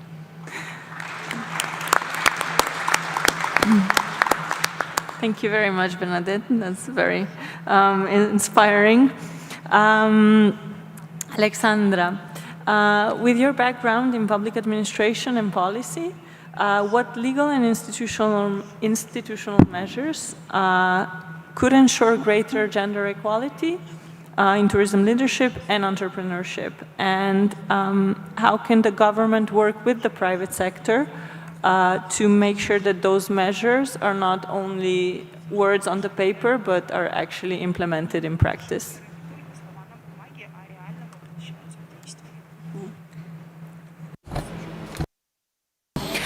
Thank you very much, Nina, for your question. In Kyrgyzstan, the latest years, there is a growth of women entrepreneurs, starting from the guest houses, tourism agencies, and up to online platforms, eco-tours, guides. Kyrgyzstan in 2008 took and adopted a law on the state guarantees on equal rights and possibilities both for men and women.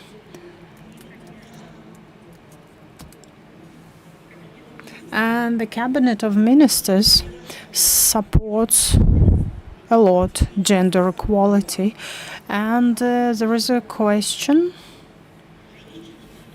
that women should be represented in all governmental structures, organizations, and in all levels. Also, the policy of our President of Kyrgyz Republic, Mr. Abjaparov,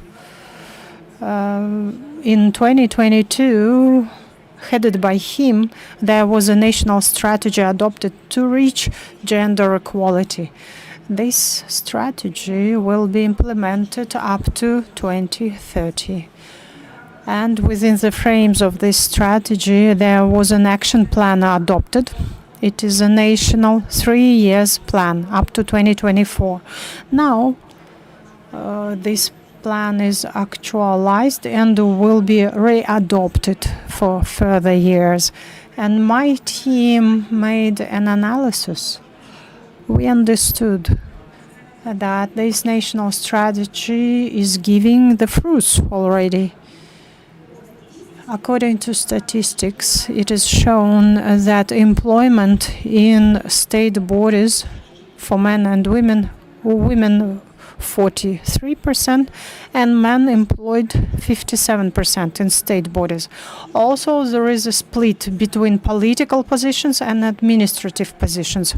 So for political decision-making positions, we have women 30% and 70% are men. Regarding administrative positions, their percentage is higher, 43% of women and 50% of men, somehow. Regarding statistics in tourism, probably we don't have enough of data. There is no official statistical data. That's why we are not sure what is the exact number in top management position of tour agencies, distribution about men and women. But we are getting ready with information regarding tourism. We are preparing reports, and there will be an assessment of gender balance in order to understand what is the coefficient of men and women. Also, tourism department within the frames of the governmental policy on tourism.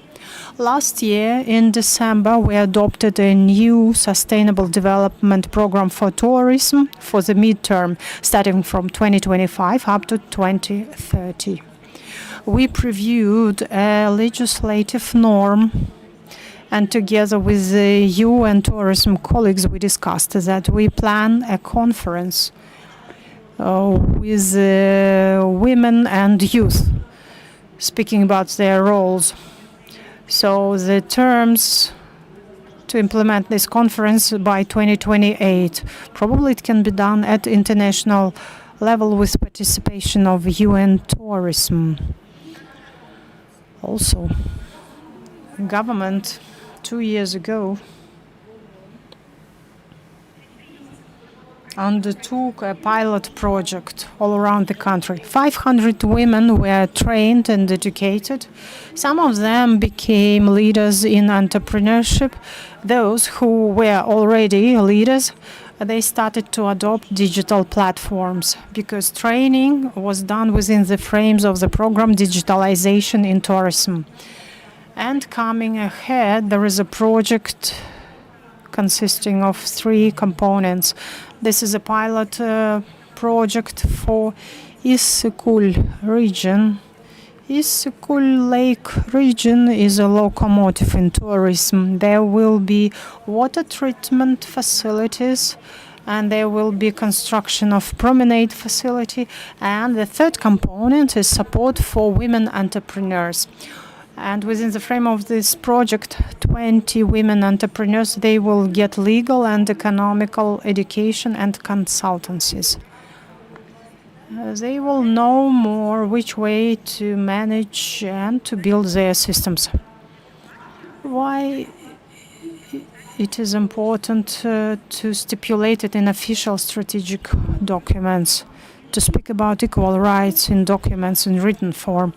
It is the first step for sustainable development and efficiency to make women leaders.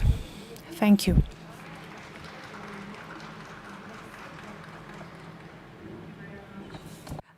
Irmela, you have been in the sector for more than 2 decades. You have lived in 3 continents.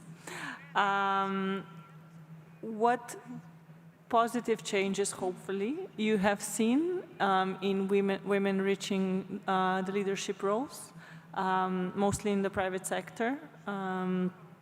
And where do you see the biggest gaps remaining? And what would be your recipe to break down those barriers? Yes. So first of all, I started to study tourism quite a few years ago. And in Germany, there's actually, of all tourism students, 76% are female. So I always thought, well, that's great. So that must be how the industry then also works. And during my career, you know, when I went into the first step of like a team lead, I realized, okay, so now it's more like maybe a 50-50 on the male and the female. And finally, 2.5 years ago, I got the role as a managing director of a tour operator.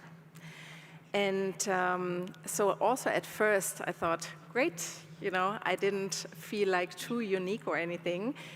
Also my deputy managing director is also female. So our company is actually led by 2 women. But I found out that in Germany, that's not very common. Actually, we are one of the only companies with really the top 2 managers being female.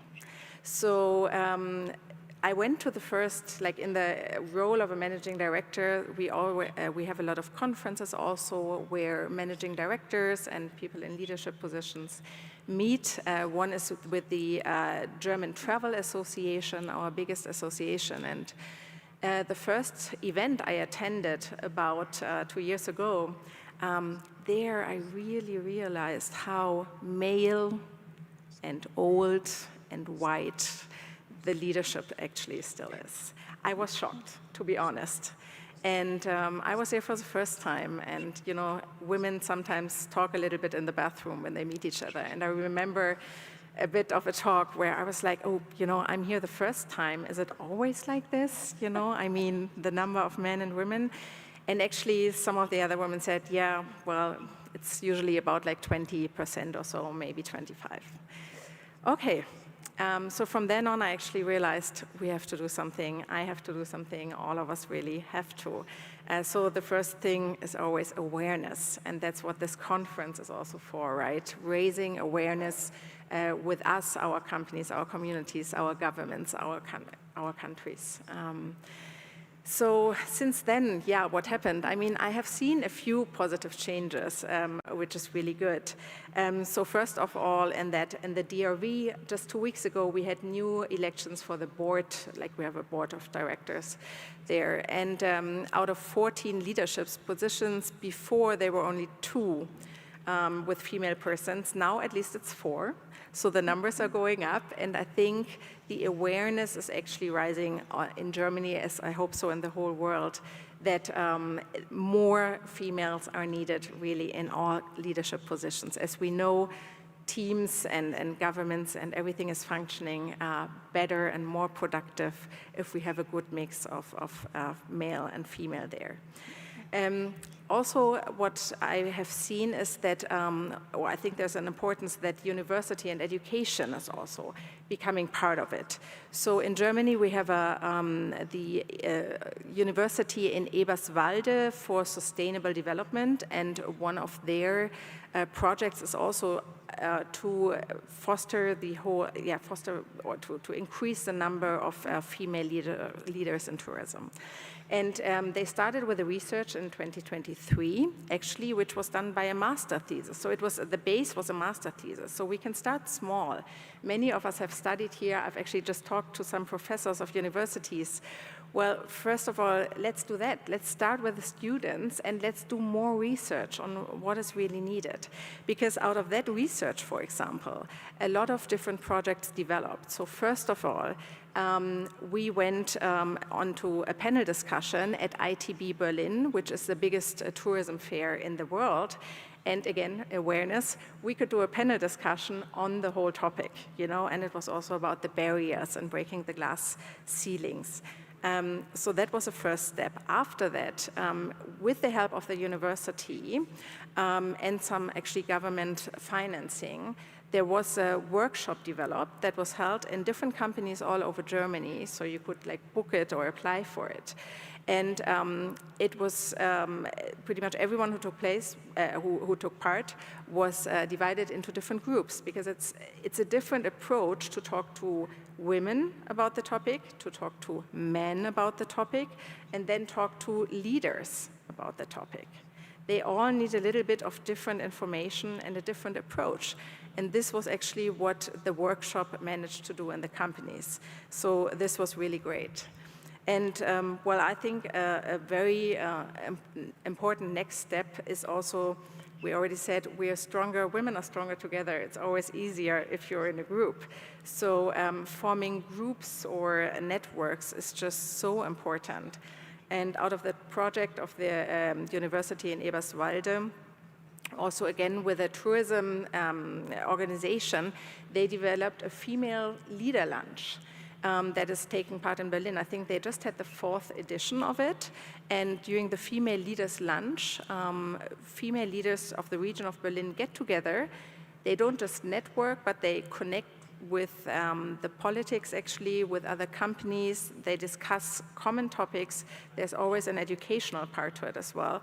Of course, they have lunch together, which is nice. That's where the name is also from. And there's also always time for some networking. Because I think the importance of networking is just really immense, right? My experience is that it is important to also, on an individual level, we have to hold ourselves accountable, right, for what we say or what we want to do.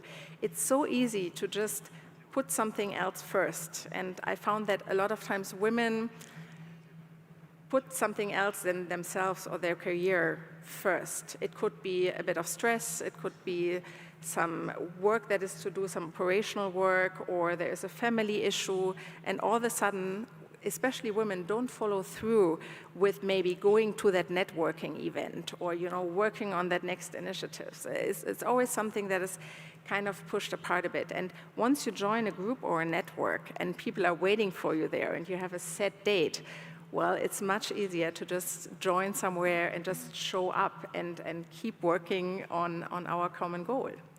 So that's why I think for us, yeah, networking events, building your own network on a very personal level is just very important as well. Thank you very much. Can I just add? Absolutely. Just one more thing. Danke schön for this presentation. Just one more thing that came into my mind, like we women are stronger together, that Margaret Albright, the first female state secretary in the US, said, and this came into my mind when I was a university student back in the days, that there is a special place in hell for women who doesn't help other women. So I live my life like this, and I guess it's a really nice message what I wanted to share with you, because this is so true. So thank you so much. Thank you, ladies. We're going to try to recover a little bit of time that we lost at the beginning, so I'm going to ask you to keep this last round to 1 minute. And I will stick to the topic of mentorship, of networking, and ask you how have those networks that you've created helped you in your career along the way to bring you to where you are today. And we'll start on this side.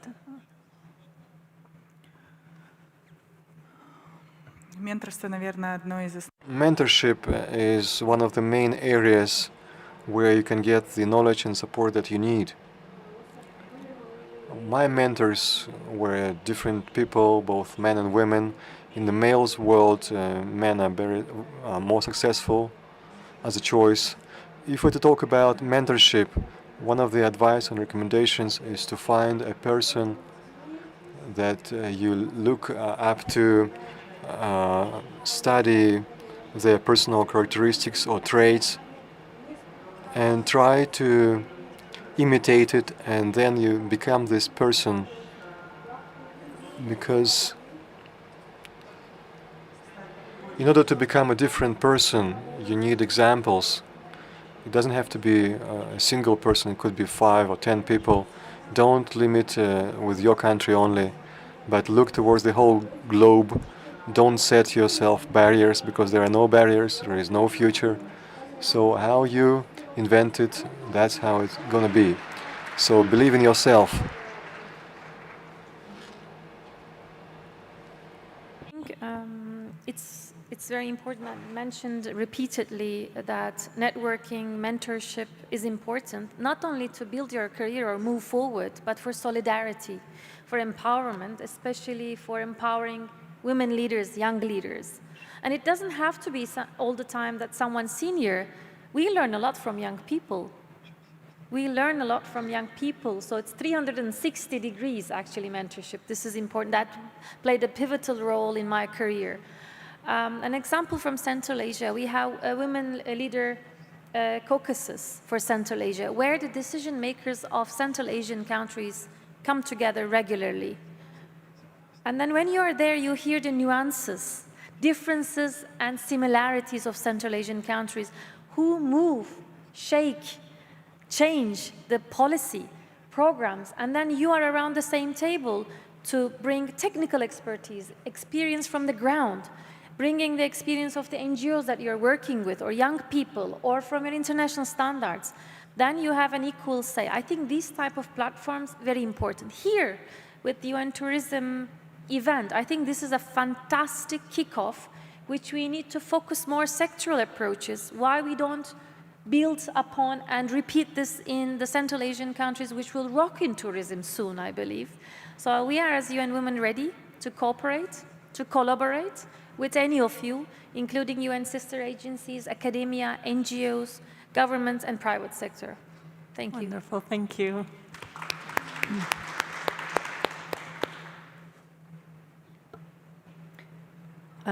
I don't think any specific network somehow supported me, helped me to become who I am today. I am very grateful to my homeroom teacher, who was a school principal at the same time. She was a leader, and I think she's the person who actually created my mindset and played a huge significant role to become who I am today. And we today didn't mention very much about the education, the role of the education in upbringing the future leaders, female leaders. And I think today on the screens of TVs, our children, they see, okay, when the world leaders, they meet, the forum of the world leaders, ministerial meetings, the picture, the group photo that we see is like 20, 50, 30 handsome male ministers or world leaders standing, and among them just one or two females standing there. This is what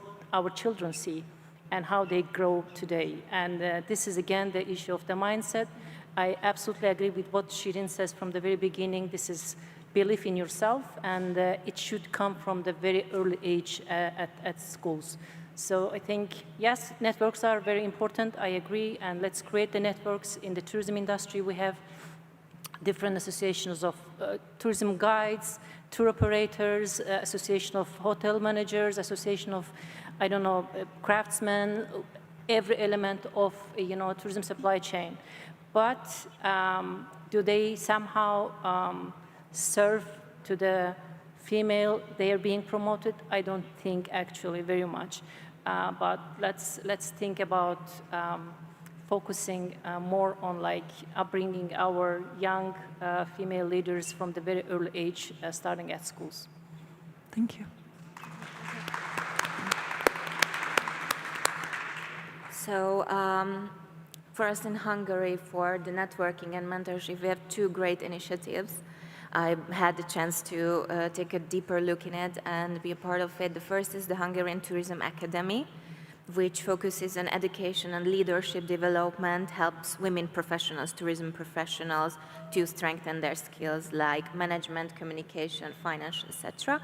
And the other one is a check-in mentorship program, which had been launched by the Hungarian Tourism Agency and its professional partners, and it supports young female talents through mentor-mentoree relationships. So these ideas, initiatives are helping to offering guidance, networking opportunities, digital competences, it's super important in the age of AI, and promote entrepreneurship, and also it helps us to become more competitive, to be fair, because this is the way how we can be a part of the future of Hungary's and Europe's tourism. And but I could just say and give you as an advice, like, we have two hands, and we know that women, we can do a lot of things with these two hands, but in professional, but one hand is for helping ourselves to fight in this, still we can say male-dominated world, but the other hand is to helping others. So this is what we have to do, to grab each other's hands and to help each other, and I'm really happy that I was able to be here once again, and thank you so much, and congratulations on this fantastic conference. Thank you.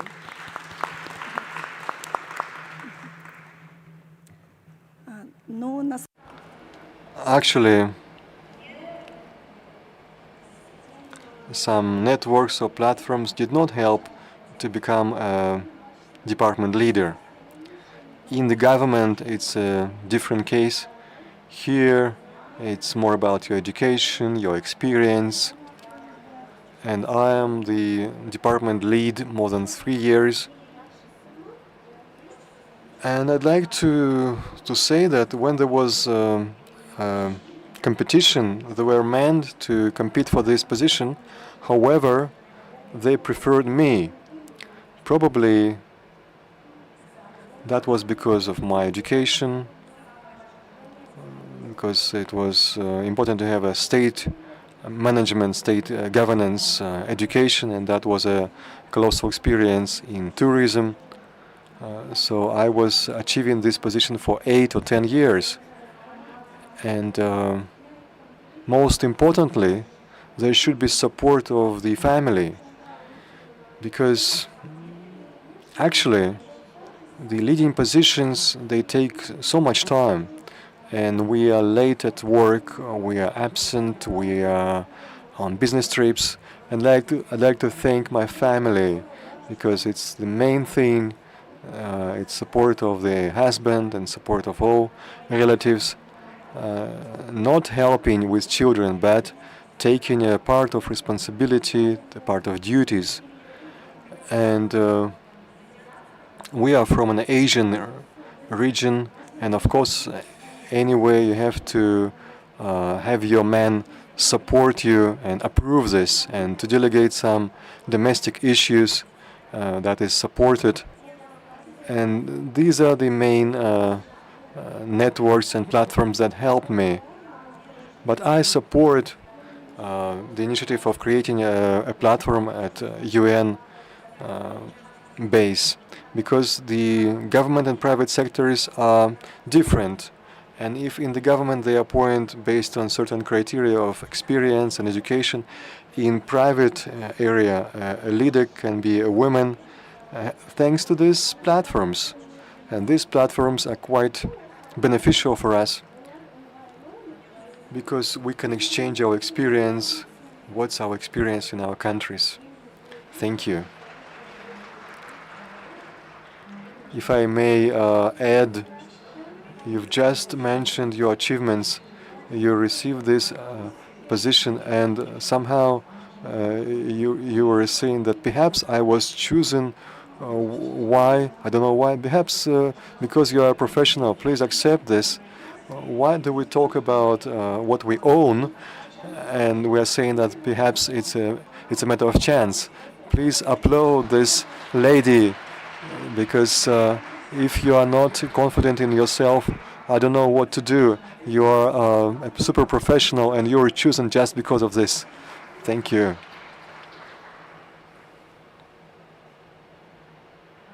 Me, actually, networks or connections have helped me a lot in my personal career. It might be the difference then between the private and the public sector. But you know, sometimes it's just that not all jobs are published everywhere or accessible to everyone. I mean, just looking at this panel, some projects, I mean, there was no website, do you want to be a panel speaker, please apply here? No, you know. These things happen through networks and connections that we've all built up over time. So in my personal life, this has helped me many times. Sometimes it's just to get to know about an opportunity so that I can apply or sign up for it. But sometimes it's just really because people know you, or you're standing for something, or you've met them at an event like this and they know, oh, this person is working at a tour operator in Germany. And so next time that they need someone from a tour operator in Germany, they might just talk to you and approach you, and you're the next one sitting on a panel here or applying for one of these leadership positions that all of us luckily managed to obtain. So it's very, very important. And if you don't have your networking circle yet, you can create your own, you know. Just find people today, find people from the same industry who might have similar issues than you, because what really helps is to sometimes just talk about it. You know, so if you are afraid to be in a leadership position, well, team up with others who also would like to be in a leadership position or who already are, and then you can just, if you are afraid, or if you have an issue, or if something even happens in the job, you know, you can discuss it, you can together actually learn from it, and then you can become a better leader and make the better decision. So I think it's just very, very important to grow that personal network of yours. And so see if there are existing ones. Like in Germany, we do have a few networking possibilities, like I said, the female leaders lunches, for example, or in associations like the German Travel Association. There are certain groups that you can go to. But it'll be very important to build that up, and also to build up the skill, the leadership skill. So look out for opportunities there. Like in Germany, again, I know the Lead 3, it's called, initiative, again, of the University Eberswalde for Sustainable Tourism Development. And they are working on also a mentorship program where they take 3 women from a company for 3 years and help them there from different phases of life, and help them in their career advancement, and offer there also some mentorship. So either get mentorship or discussions, exchange with your peers, or even through those mentorship programs that are officially developed. All of this helps, and I think the most thing is to build the up the confidence in yourself, like we just said, you know, especially women sometimes don't see all their strengths and knowledge and achievements. They maybe look at what's still in front of us, and that's what we discussed. We looked at what we haven't achieved yet. But it's sometimes very important to look back a little bit, you know, the gap that is behind you, and see what we've all achieved already, what we've become already, and also be proud of that.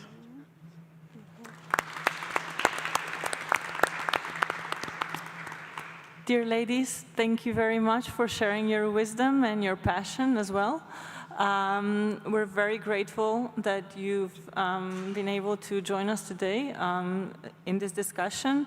I will encourage you to continue this conversation online, and I will take my last round of last question for the last round online, and invite you in your social media posts, if you post them, if you could share a piece of advice for the next generation. Sadakat mentioned the importance of education and, you know, the upbringing. So maybe if you can use that as a base for your posting after the event, what your short message would be to the next generation of tourism leaders. You've mentioned a lot of very important aspects in how we can improve, promote gender equality in tourism leadership. You mentioned societal changes, awareness, structural changes, research, accountability, financing, networking, of course, education, and a lot more. But I hope we can all agree that in the end, gender equality in tourism leadership is not just about the fairness. It really spills over into better decision-making, stronger communities, and more sustainable growth. Thank you. I hope we can continue the discussion and continue to lift each other up to make sure that tourism leadership is accessible and inspiring to all. Thank you.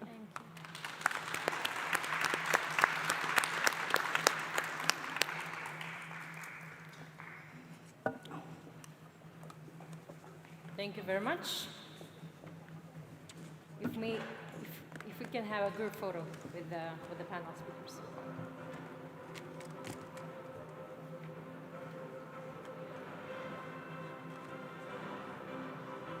Thank you very much. A round of applause.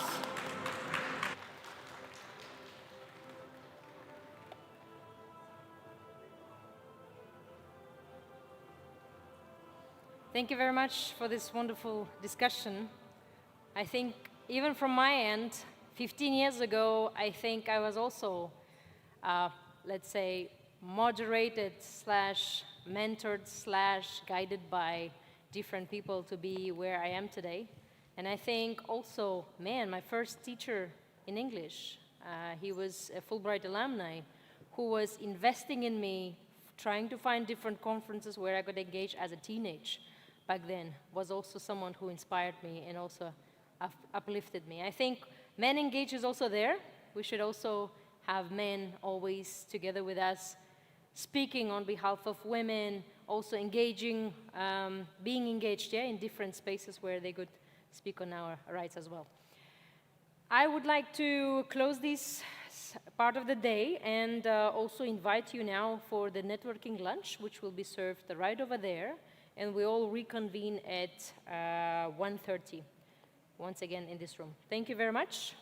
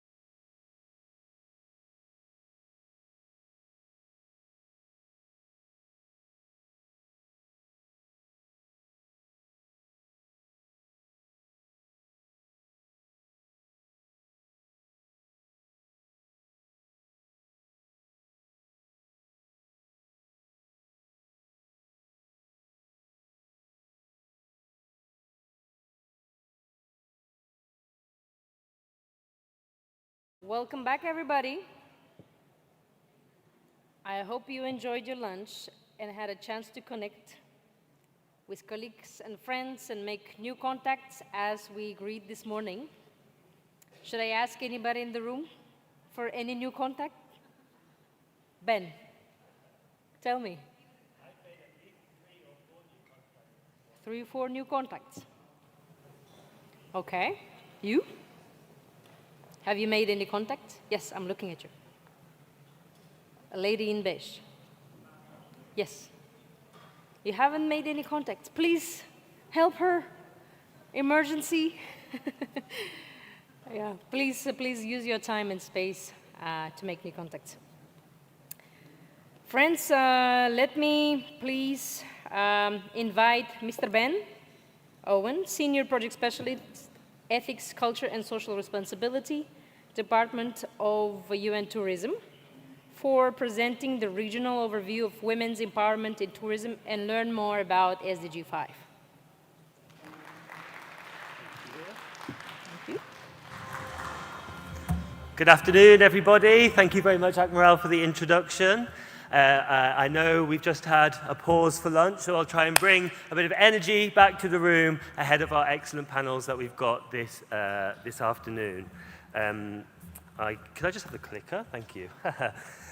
So, my name is Ben Owen. I work for UN Tourism in the Ethics, Culture and Social Responsibility Department, and I am responsible for our gender equality and women's empowerment initiatives in the organization.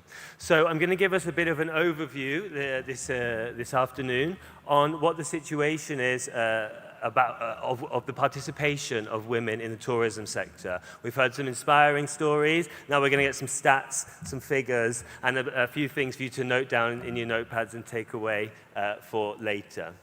So I'd like to start with why we work on gender equality and women's empowerment. As UN Tourism, we are the UN agency responsible for the promotion of a tourism that is sustainable, responsible, and universally accessible. So our mandate as a UN agency comes from the 2030 Agenda for Sustainable Development, which many of you may know. This is the Sustainable Development Goals here.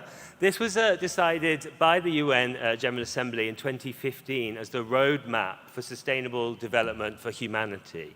And gender equality and women's empowerment was deemed to be such a large issue, such a big problem that needs to be overcome, that it was given its own sustainable development goal. So I'd like to really highlight here that this is not work on gender equality and women's empowerment is not a niche area that some people in the world think is important. This was ratified by all of the countries, this was voted for, sorry, by all of the countries in the United Nations. And as part of that then, we have a duty and also great pleasure to work on the topic of women's empowerment, gender equality in tourism. So a bit of background on where some of the data that you will be seeing on the screen is coming from. UN Tourism, we've had a long collaboration with our sister agency, UN Women, doing a lot of research about women in tourism. When we started the first global report here in 2010, there was almost no statistics publicly available for governments, for the private sector, on the participation of women in tourism. So as part of our mission is to make more data, make more information available for the people in power so that they're able to do something about it. So you'll see here we have a series of regional publications. We are working on one now on the Europe region, and some thematic specific ones, specifically around COVID, which obviously impacted the tourism sector greatly and had a bigger impact on women's employment than men's employment, sadly. So, what does our research show? Very early on, we identified 6 main areas that are the most areas of concern, the biggest issue areas that need to be worked on, and these are the areas that we provide recommendations on and focus all of our work on.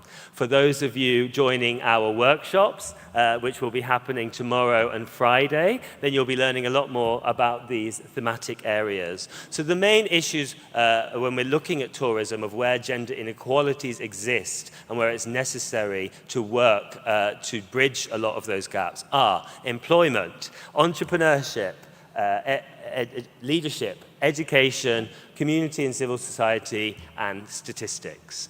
Now, I'll just start with statistics because we're going to go through all of the others individually now briefly, just to say that not only in tourism, but across all economic sectors and generally any human-based statistics and data that is produced, there is a big lack of that data that is disaggregated into men and women. So it's very difficult to accurately measure where, we've heard this morning many of the barriers that women are facing, what the real reality is in industry and in many countries around the world.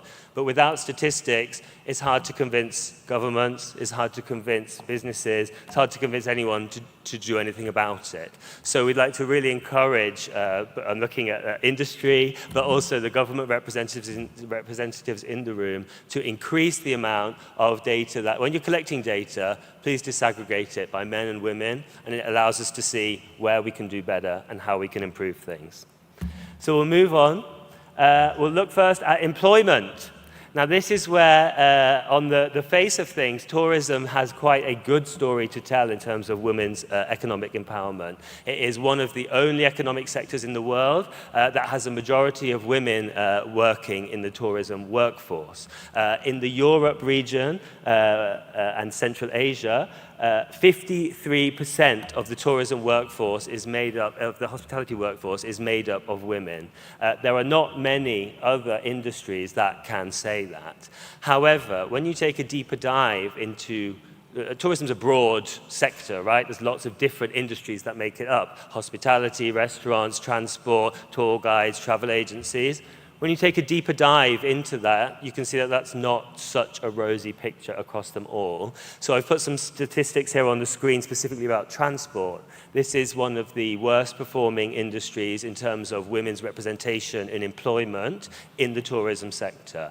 We will be producing, we'll be publishing a big report on this next year, so stay tuned in January of next year. But just to give you an idea, in water passenger transport, only 10% of the workforce are women. And in land passenger transport, that goes down to 5% of the workforce are women. So we can see here there isn't an equal representation. We'll look at some of the barriers as to why that might be as we go through the presentation. So a mixed bag, basically, in employment. We have some good statistics of how many women are employed, how many women are making the most of those economic opportunities that tourism can bring, but that isn't evenly spread. And when we get to the slide on leadership, we'll see even more that it's also in the categories of employment where we see a lot of inequalities. The wage gap. Now, I'm sure I don't have to tell any of you in the room. I think that everybody's quite aware this is a very urgent priority area that needs to be addressed. In tourism, our research has shown that in hospitality, the average wage gap, so that means how much less women earn compared to men. So the average on a global scale in hospitality is a minus 14.7%, meaning men on average earn 15% more than women. This is clearly not acceptable. This is clearly an area where we need to work for greater gender parity. I will note that when we compare that to the economy as a whole, tourism is slightly better performing. The statistics on how much less women earn than men in the economy as a whole are higher, around 16 to 17%. But this is a number that governments are struggling to budge, to move down. Looking at our UN women representatives in the front row, as we know very well, it's proving quite stubborn to move down. So we need to do more to work on that. Moving to entrepreneurship. This is our second thematic area. Just to note that, again, one of the positives that tourism, positive stories about tourism, is that for women entrepreneurs wanting to start a business, tourism offers an opportunity often with much lower barriers to entry. So it's often, for many people, lower setup costs compared to, for example, building a railway or things that have very high setup costs. In tourism, for many women around the world, it's possible just to make some artisanal goods and go and sell them without needing a lot of infrastructure, a lot of investment. So it does offer opportunities. But again, we can see on the screen that we're very far from gender parity in terms of business ownership. This is business ownership in general, not just in tourism sector, because we don't have those specific statistics, but it gives us a picture as to what's happening. In the region, there are no countries that have arrived at gender parity in terms of business ownership. There are some countries in the world, Samoa and some other small independent examples, but overall, this is quite representative of the global picture.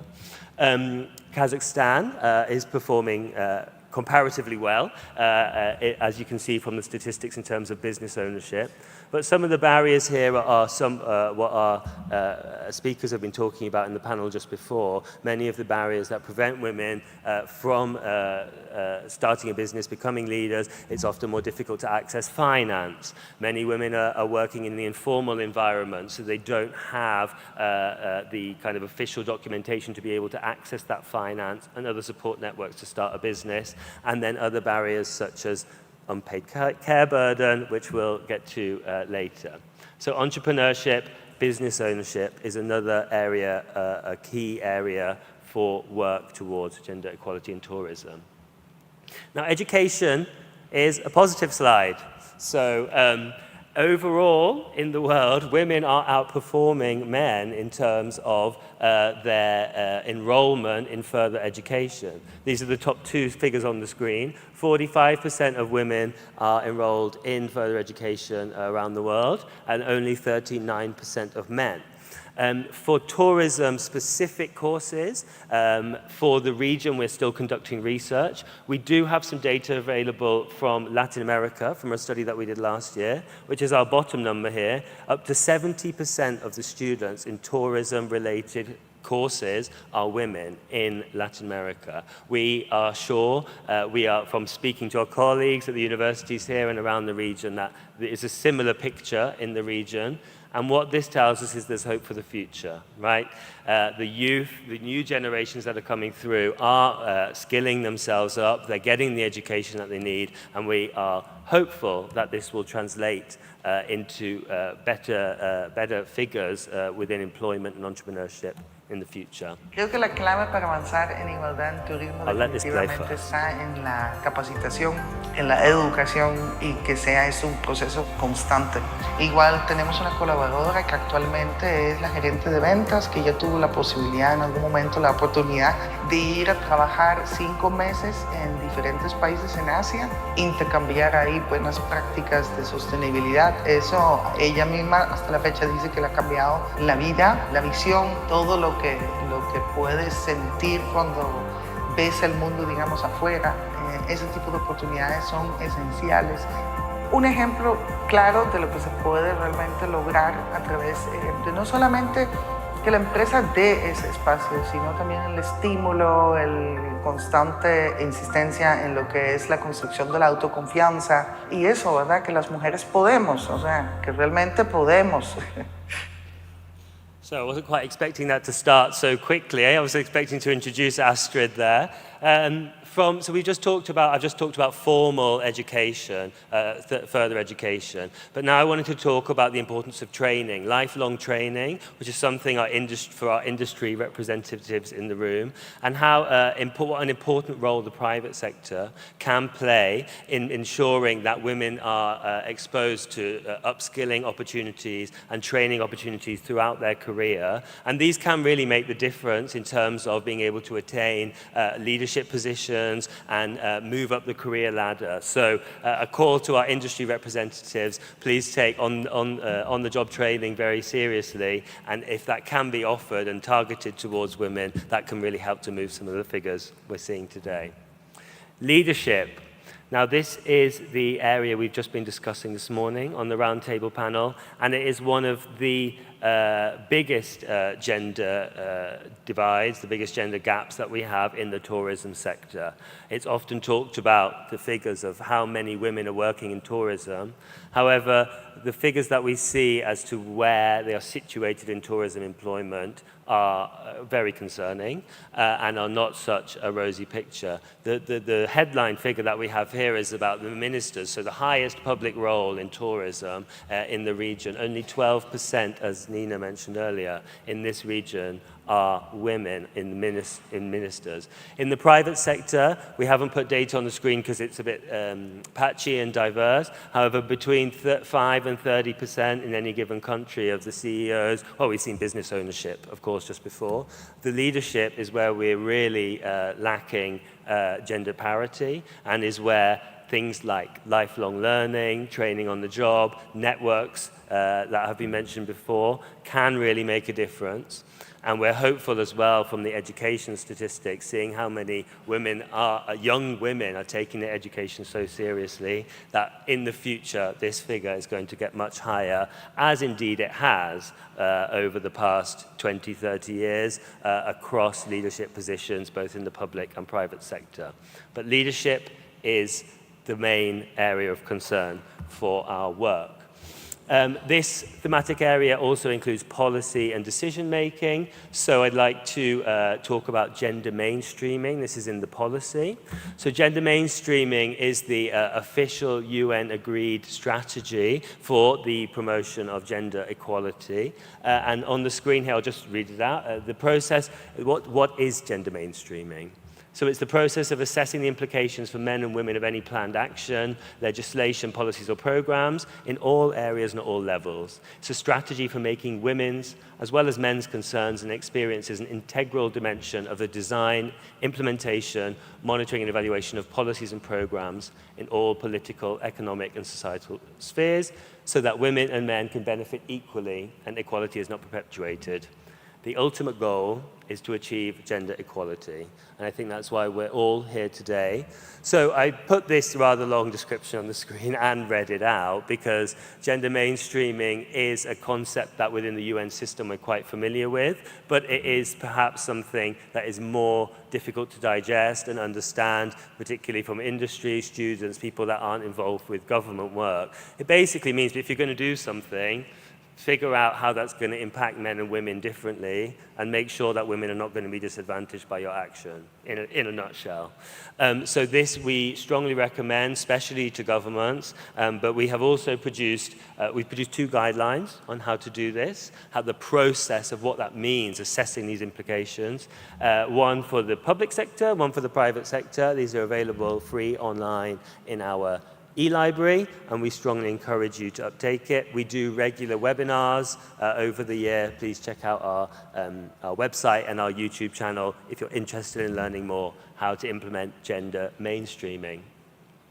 So finally, as a UN agency, we strongly recommend to governments to ratify and to implement some of the International Labour Convention's the International Labour Organization's key conventions that are related to gender equality. 5 of them here are 5 that we've identified on the screen that are key to women's empowerment. Equal remuneration, we've already seen that. Discrimination Convention, workers with family responsibilities, maternity protection, and violence and harassment. These are really important international legal instruments that governments can ratify and implement, but also industry. I mean, all of us, they're available online. They contain a series of actions that many of us in our positions where we're working in tourism are able to implement. So we call on governments to ratify these conventions and call on everyone, please take inspiration from them because they can help to move the dial. So one of those themes, we're now moving to our thematic area on community and civil society, families with workers with family responsibilities. So this is clearly, again, something That's not new to many people, almost everybody in the audience, something that was discussed on our panel earlier.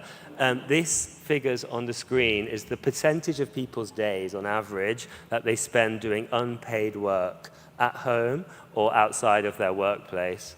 And the difference between men and women here. So I'm looking specifically at all the men in the room, as a man myself. Please take note of this. This is something that isn't a big gender mainstreaming policy concept. This is something in our everyday lives. The small actions can make a big difference.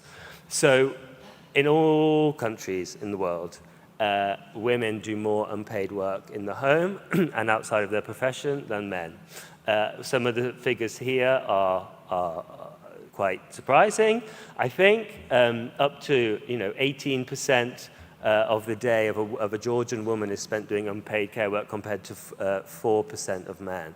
So what this means is, as you know, when you have so much on your plate, when you're busy, when women are trying to move forward, succeed in the sector, career progression, education opportunities, and then they still have to get home and put dinner on table at the end of the day, this can limit or look after an elderly care relative, any other unpaid work that you might be doing. This limits the amount of time that is available to dedicate yourself to your professional adventures. So men, please get your pens out, please write down these figures, and please do something when you get home tonight to help change them.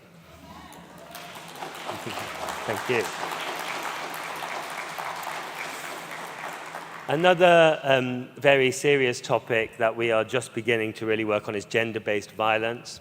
We know that this is prevalent across societies all over the world.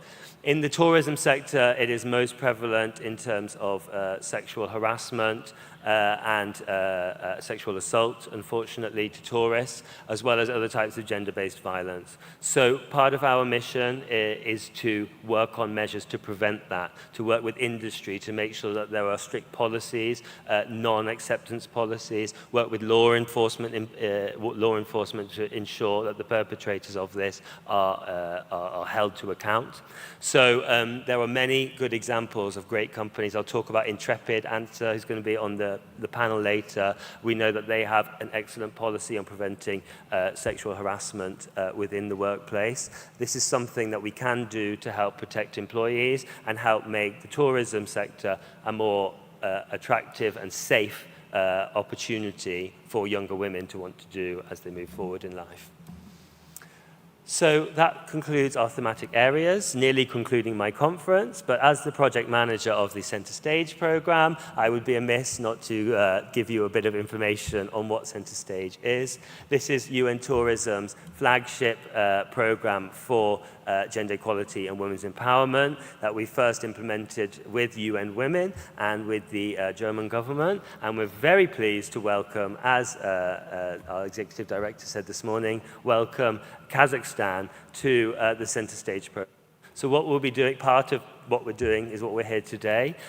We also we're doing training and capacity building activities. And then another big pillar of what we do is the visibility and communication. So you might have seen the billboards around town as you've been walking here. We've had a huge awareness campaign about Kazakh women being a force of nature. We've had the videos this morning. They'll be continued to be promoted. This conference, it's about making noise, making people aware that this is something that we need to work on.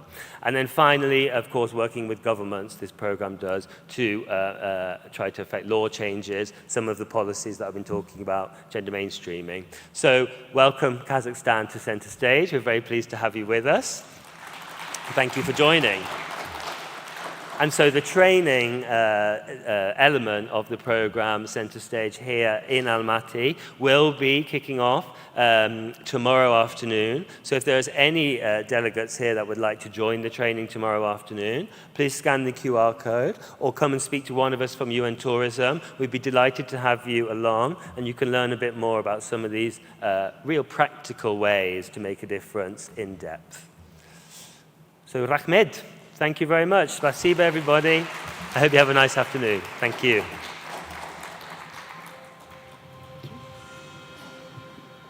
Thank you, Mr. Owen, for this valuable overview and informative session.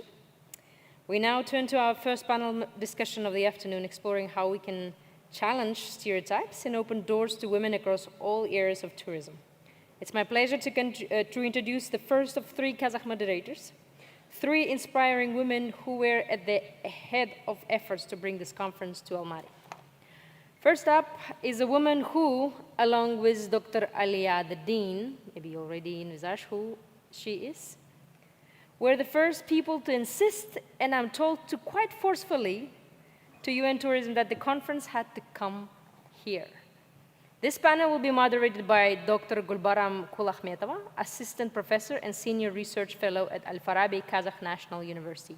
May I ask you to join the stage?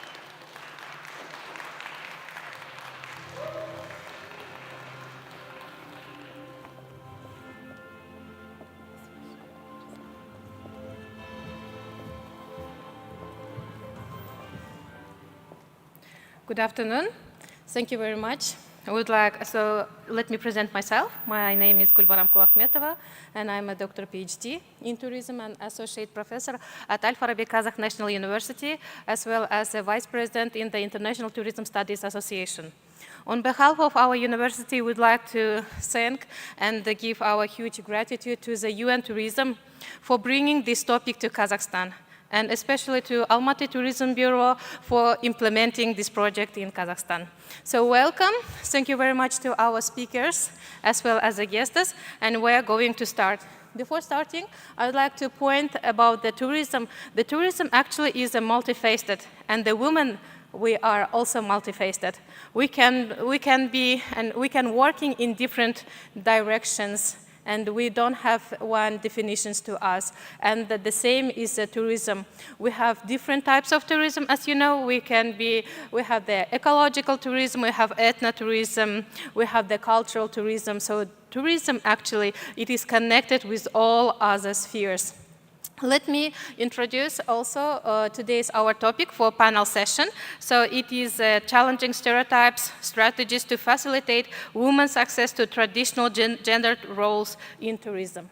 And today we are joined by extraordinary women who have broken barriers in the fields such as aviation, space exploration, tourism governance, adventure, and mountain tourism. Their personal journeys show that gender is not a limitation. Leadership, courage, and innovation. So let me invite our speakers. Our panel includes the following speakers. The first one is Mrs. Rashida Rashidovna Shaykenova, Independent Director, Board of Directors, Kazakh Tourism National Company, President of Kazakhstan Tourism Association. She has over 20 years of experience in tourism governance and continues to play a key role in shaping national tourism policy, professional standards, and education. Please welcome. And let me introduce the second speaker, Ms. Antje Savingzer, General Manager for Eastern Europe and Caucasus, Interpret Travel, with more than 15 years in adventure and responsible tourism. She oversees regional operations and promotes sustainability, local communities, and women's leadership in travel. Please welcome. And our third speaker will be Ms. Dana Karagusova. So she's the first Kazakh woman to fly into space. Yes. She represents Kazakhstan in commercial space flights and has become a symbol of Central Asian women entering space, aerospace, and high technology fields.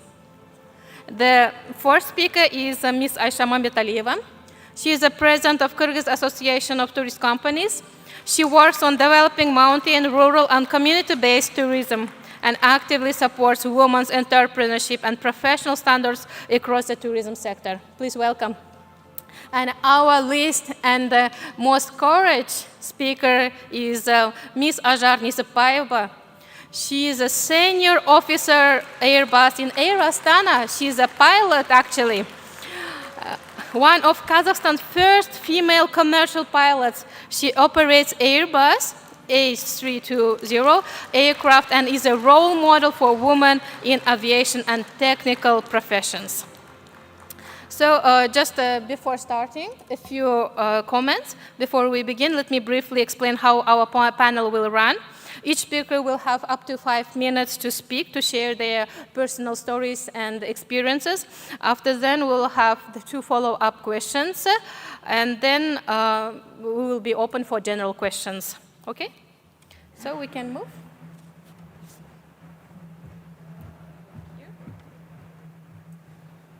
Thank you very much. And I would like to invite our first speaker, Rashida Rashidovna, to share your opinions and personal experience about yourself as well.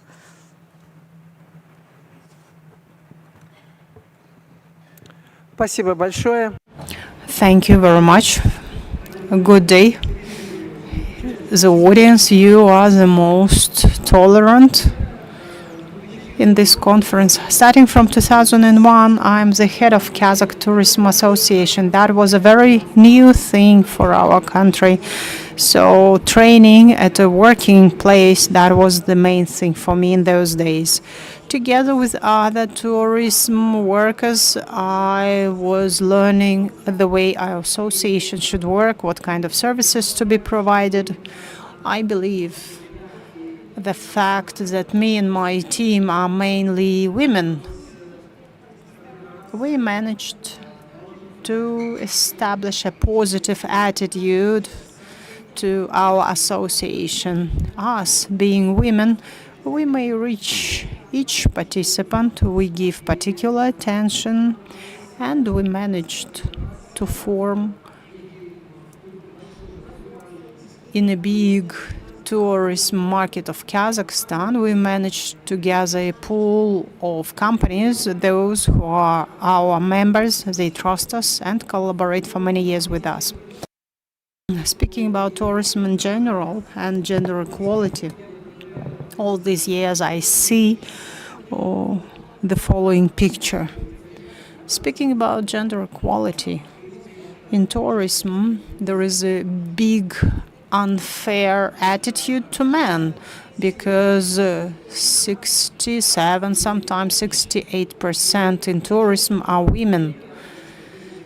We have been speaking that tourism is a multifaceted industry and each segment has its own particularities. In the first years, the hospitality business was developed thanks to international networks and international managers and linear managers from abroad. But now, Kazakhstani hospitality business is different. At the top management, now we have local women and ladies, those who were trained at their working place and during the work process. Speaking about the domestic tourism and international tourism, mainly it's for traveling to nature. In that regards, there is some portion of men working because it's about alpinism and traveling jeeps 4x4. So, yes, some men work in that segment. But speaking about tourism operators and companies, majority of them headed by men. The tourism agencies, almost 100% headed by women. Why? The reason is clear. None of men would like to go in such nuances the way women can do while working with people. So working people to people, and we like to work with people. Particularly, it's a woman who is able to feel, to convince, to help, to sell, to choose, and even being able to sell it. So this is the main difference, explaining the particularity of women. Us, Kazakh Tourism Association, we are inviting men, but they should be trained first and to deliver high-quality tourism services. Thank you very much, dear Rashida Rashidovna Shaikenovna.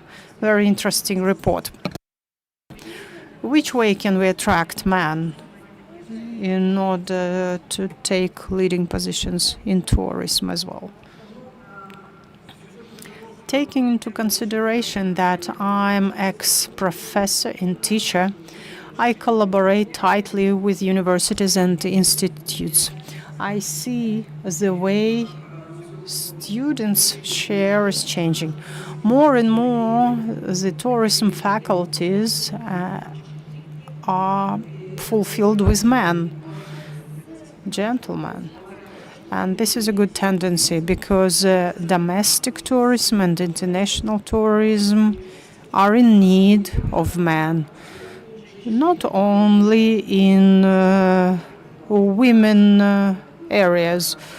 For instance, such areas where men can be directly hired, like riding horses or transportation, but also in other spheres. Sometimes women are diving too deep into details of business, but they forget about landscaping. They should catch up the trends and tendencies, and that's why a big assistance for women in tourism could be men and their business visions. Thank you very much, dear Rashida Rashidovna. You have huge experience and there is a lot to learn from you. Thank you for sharing with us. And now, let us move to next speaker. Ante Savinsker. I'm sorry if I am wrongly saying your name. So Ms. Savinsker is a general manager for Eastern Europe and Caucasus in Interpret Travel. She has more than 15 years experience. And the floor is yours for the opening remarks and to share your experiences in your field. Thank you very much. I am feeling very excited and very honored to be on the stage today with such accomplished fellow panelists.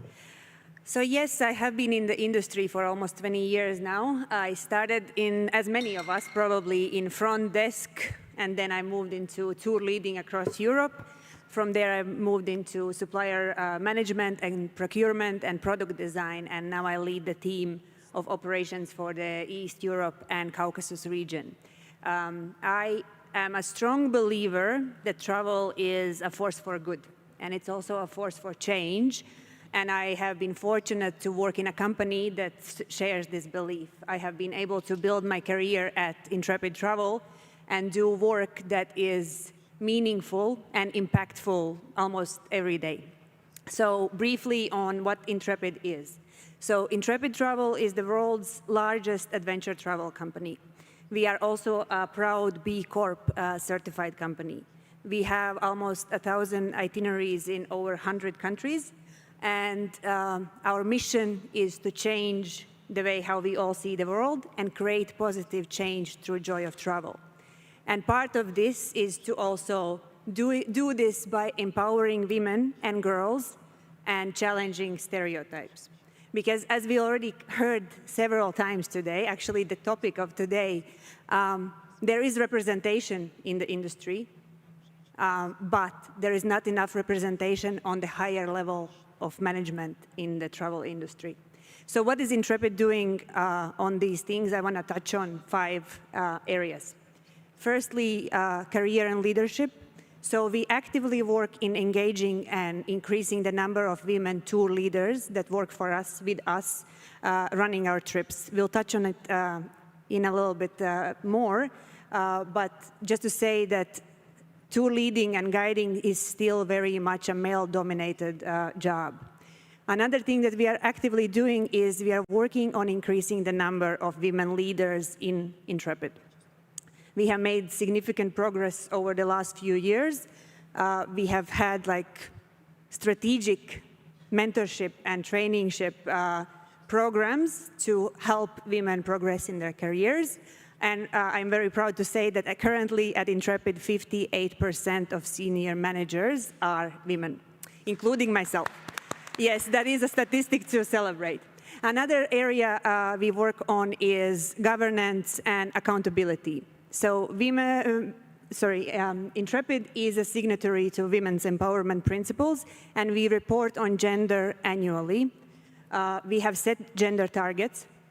Our goal is to reach a 40-40-20 representation by 2030, And we are also aware of a gender pay gap, and we have committed to have no more than plus minus 5% pay gap in each country that we have an entity, also by 2030.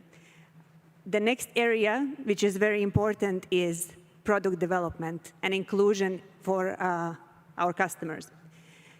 63% of our customers are women, so we need to design product that is inclusive. A great example for a purpose-led, inclusive product that we have at Intrepid is our women's expeditions. So these are trips that are run by women, for women customers, and offers you experiences that otherwise would be off limits.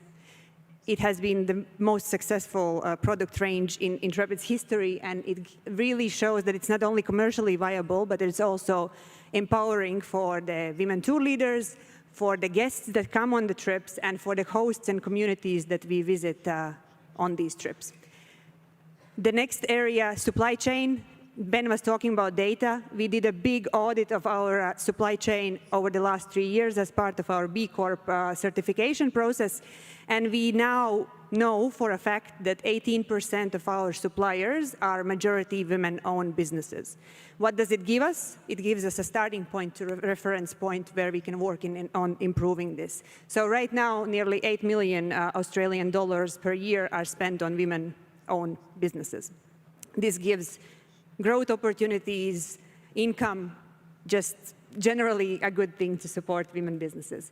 And the last one, I'm almost done, I promise, policies. We are very active on having inclusive policies and also providing flexibility as much as possible for our employees. We have a global minimum parental leave policy. We have a leave for miscarriage.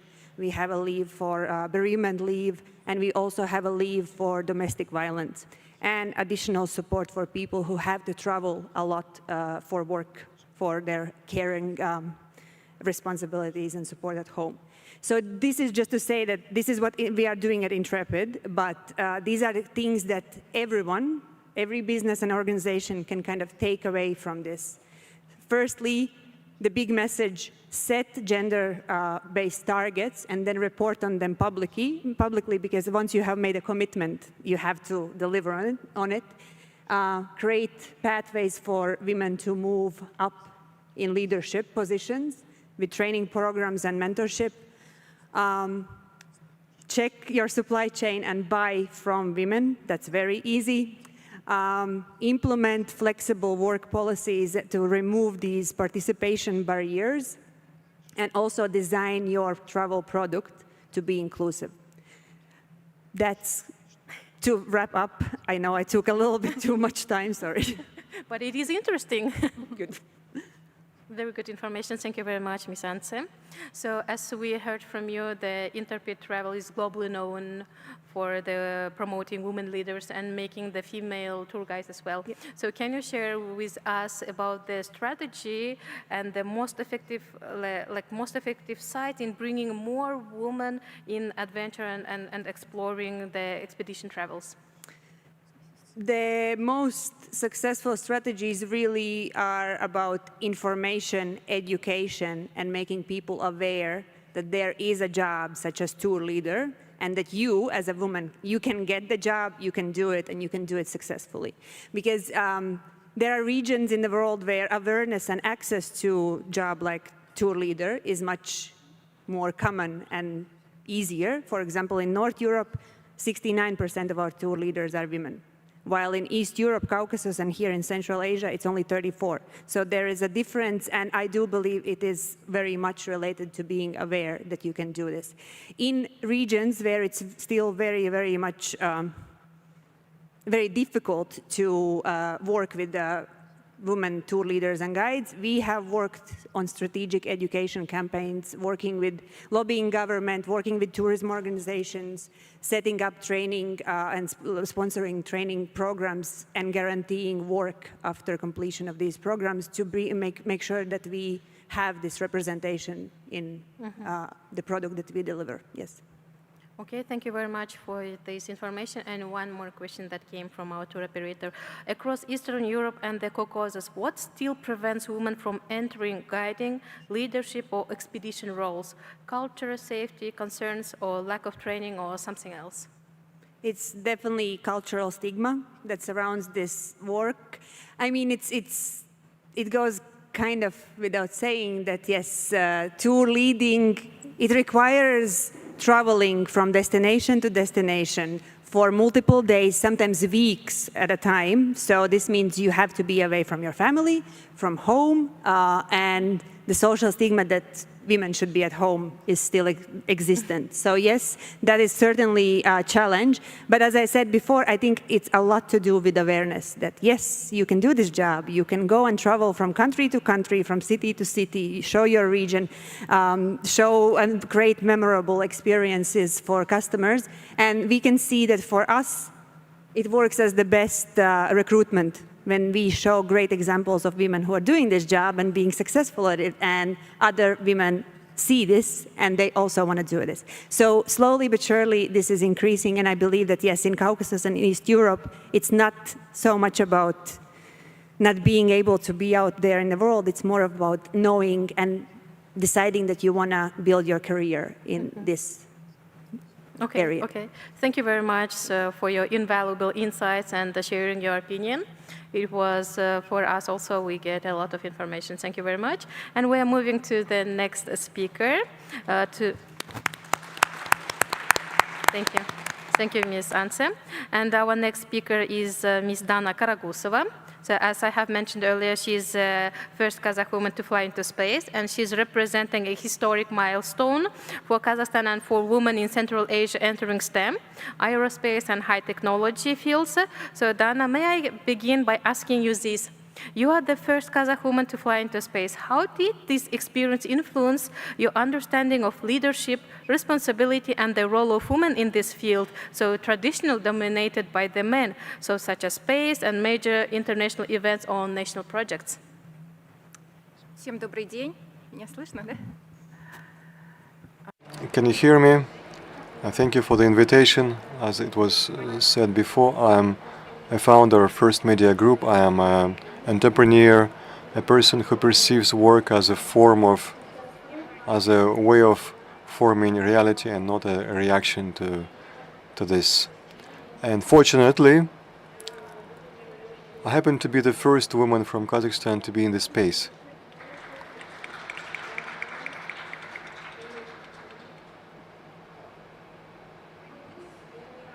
My path, my journey, is to connect professionalism with the dream, to connect the scale with responsibility, and management with human resources.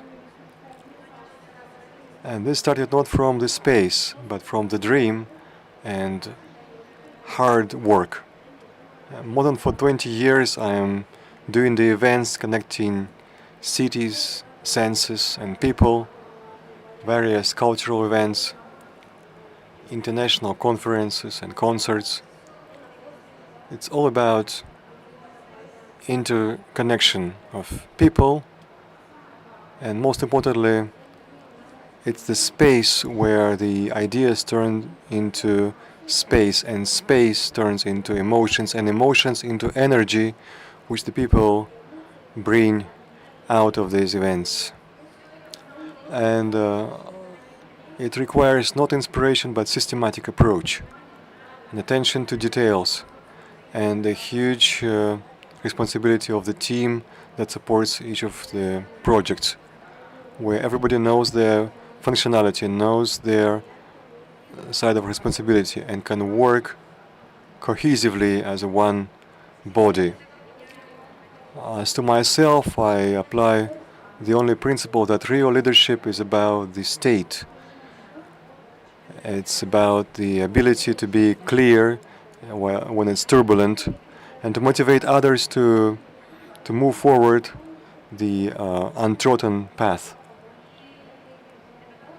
And this experience I used in my space flight where not circumstances but internal regulation is important to cope with this and to achieve this.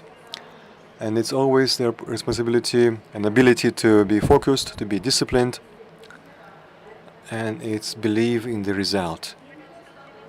The flight became for me a natural stage of my activity. I gradually progressed, and I was achieving this as any complex project, which also included both discipline and self-awareness and perseverance, most importantly. And I believe that now Kazakhstan is at the stage when maturity, discipline, professionalism are pivotal to develop in all areas. So we have a country of huge opportunities. We have a young generation with ambitious, with resources and excellent locations. So we just need to believe that we can not only host projects or events of international ambition, but also to create this on our own.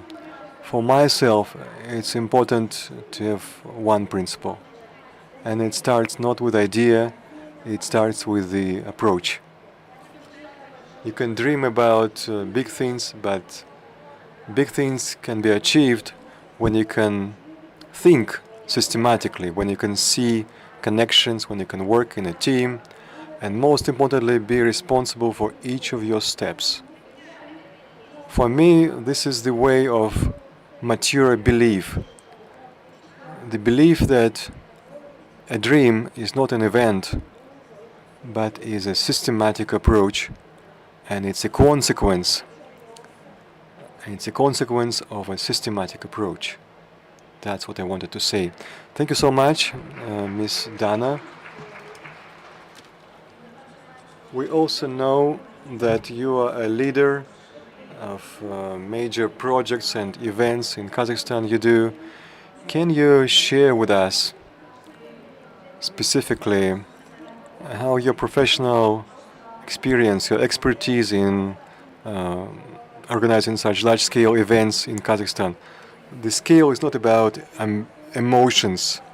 It's a result of a system. As I mentioned before, in First Media Group,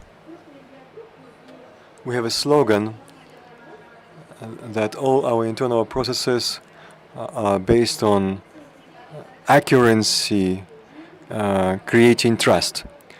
And there are always people behind the system, people that respect each other, and most of them are women.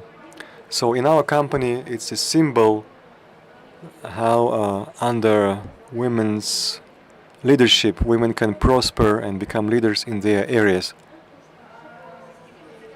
So there are people behind the system who are responsible, who work as a team.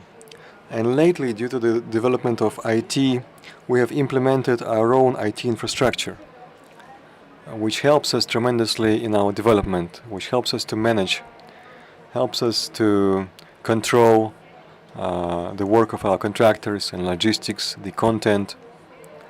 All of that wouldn't be possible or would cost more if it's not the development of new technologies. We use analytic integration, we use electronic dock flow, automation, analysis system, which allows us to assess each decision that we are making, whether it's efficient. And it helps us not only to sustain our services at the international level, but allows us to scale up without losing transparency and control. But in order to implement large-scale events, only system is not enough. We need here perseverance and the belief that it's possible, belief in the team and in the result. Because as you know, our projects were not implemented before, and with that you need to believe. And when we invite world artists and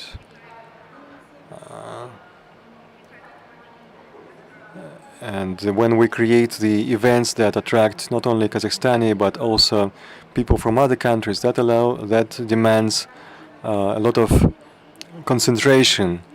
And I'd like to mention again about discipline and responsibility, because it's such a scale and where you're responsible for so many people, you're responsible for the country's image, and that requires huge resources. So once more, the scale that you're asking about is not about inspiration. It is born from systematic approach, hard working, and a belief in possibility.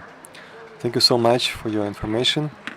And now we are moving to the next speaker, to Ms. Aisha Mambetalieva. Ms. Mambetalieva is the president of Kyrgyz Association of Tourist Companies, and she plays a key role in developing mountain, rural, and community-based tourism in Kyrgyzstan. So the floor is yours in order to share your experience. Чоң рахмат. Кутмандуу күнүңүздөр менен ушундай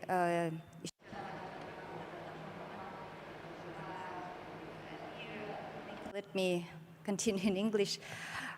So before coming to the event, I was wondering about what to talk about to kill the stereotypes in tourism, but maybe I'm a person coming from the private sector and being an ordinary Kyrgyz girl who are studying at the University for English Language and Literature. I was thinking that I will get married with some foreigner and leave Kyrgyzstan and live somewhere in Europe. In order to to practice my language, I start being an amateur translator and guide and making a volunteership. And once I've been in the yurt camp in Sonko Lake, it's a highness of 3,000 meters above sea level. And when I just jump onto one of the yurts where the daughter-in-law, her name was Asel, she was cooking food for the tourists. And I saw that she was expecting a child, and also she was searching for one. It was early 2000s. She was searching for some new words from the first English newspaper in Central Asia, the Times of Central Asia, and she marked and picked up the words. So that that was something special for me when I see this lady being at kind of like a social level, when you are like making all the household on this highness in mountains. And when I saw her, how she wanted to be advanced in her life, in her business, I saw that for that sake, for that moment, I'm working in tourism. And this story about Asel has a very happy continues that her family start living differently from the in-laws, and she make a very nice youth camp in Sonko Lake, and today she built up 2-story house, and all her children, they're learning English in order to help mother, and she is also keeping the business in her hands and make changes in the society, because she can earn more money than her husband and not waiting for him to sell another cow at the end of the season when they come down from the mountains. And this is one of the moments when I think that women can change. And at the other hand, when we are talking about feminism or the role of women in our modern society, coming from the very traditional family, and I'm as a holder of intangible cultural heritage of Kyrgyz people, I do not want to make a break that we are like a feminist, we are different. We are just ordinary people, men and women, living only 1 hour lives, and we are coming here for some experience and having this soul in this period of time just to live and to enjoy this life. And for that sake, we are coming here.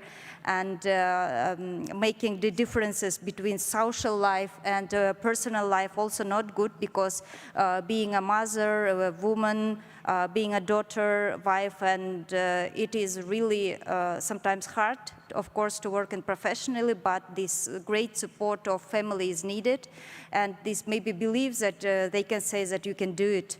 And this is a miracle when someone believes on you, and inside you will start also believing in you. And sometimes people asking me that you are in mountains, you are guide, so on and so forth. Maybe you are diverse, or you have no husband, or he is a foreigner. But I have ordinary Kyrgyz man, and I have a family, and so that this is also another part, another main part of life of women in our society. So that we need to have like a parallel work, not to forget that we are coming for giving a birth for a child, having our happy lives in family surrounding, and also continue making challenges in our professional work. Another thing what I want to say is that life is so short. I have working with a community-based tourism project for 13 years for the development of the rural tourism in Kyrgyzstan. I have lots of service providers working in the regions, and one of them, Miriam, she was working so hard to build up her youth camp nearby the Isiku Lake. She found some money, they collected it, and when she built up this youth camp, suddenly she died because of the illness of cancer, and that was also like saying that life is so short, so that need to keep this balance of living in this time. And today we are I am still continuing to support her daughter. She continues the business of her mom, and this is a big responsibility for her also. And what that kind of things can make changes, that life is so fragile, and we need to keep this balance. And tourism and hospitality management is about people, is about hospitality, is about happiness, is about not artificial things, but sincere humans being feelings inside and from heart to heart.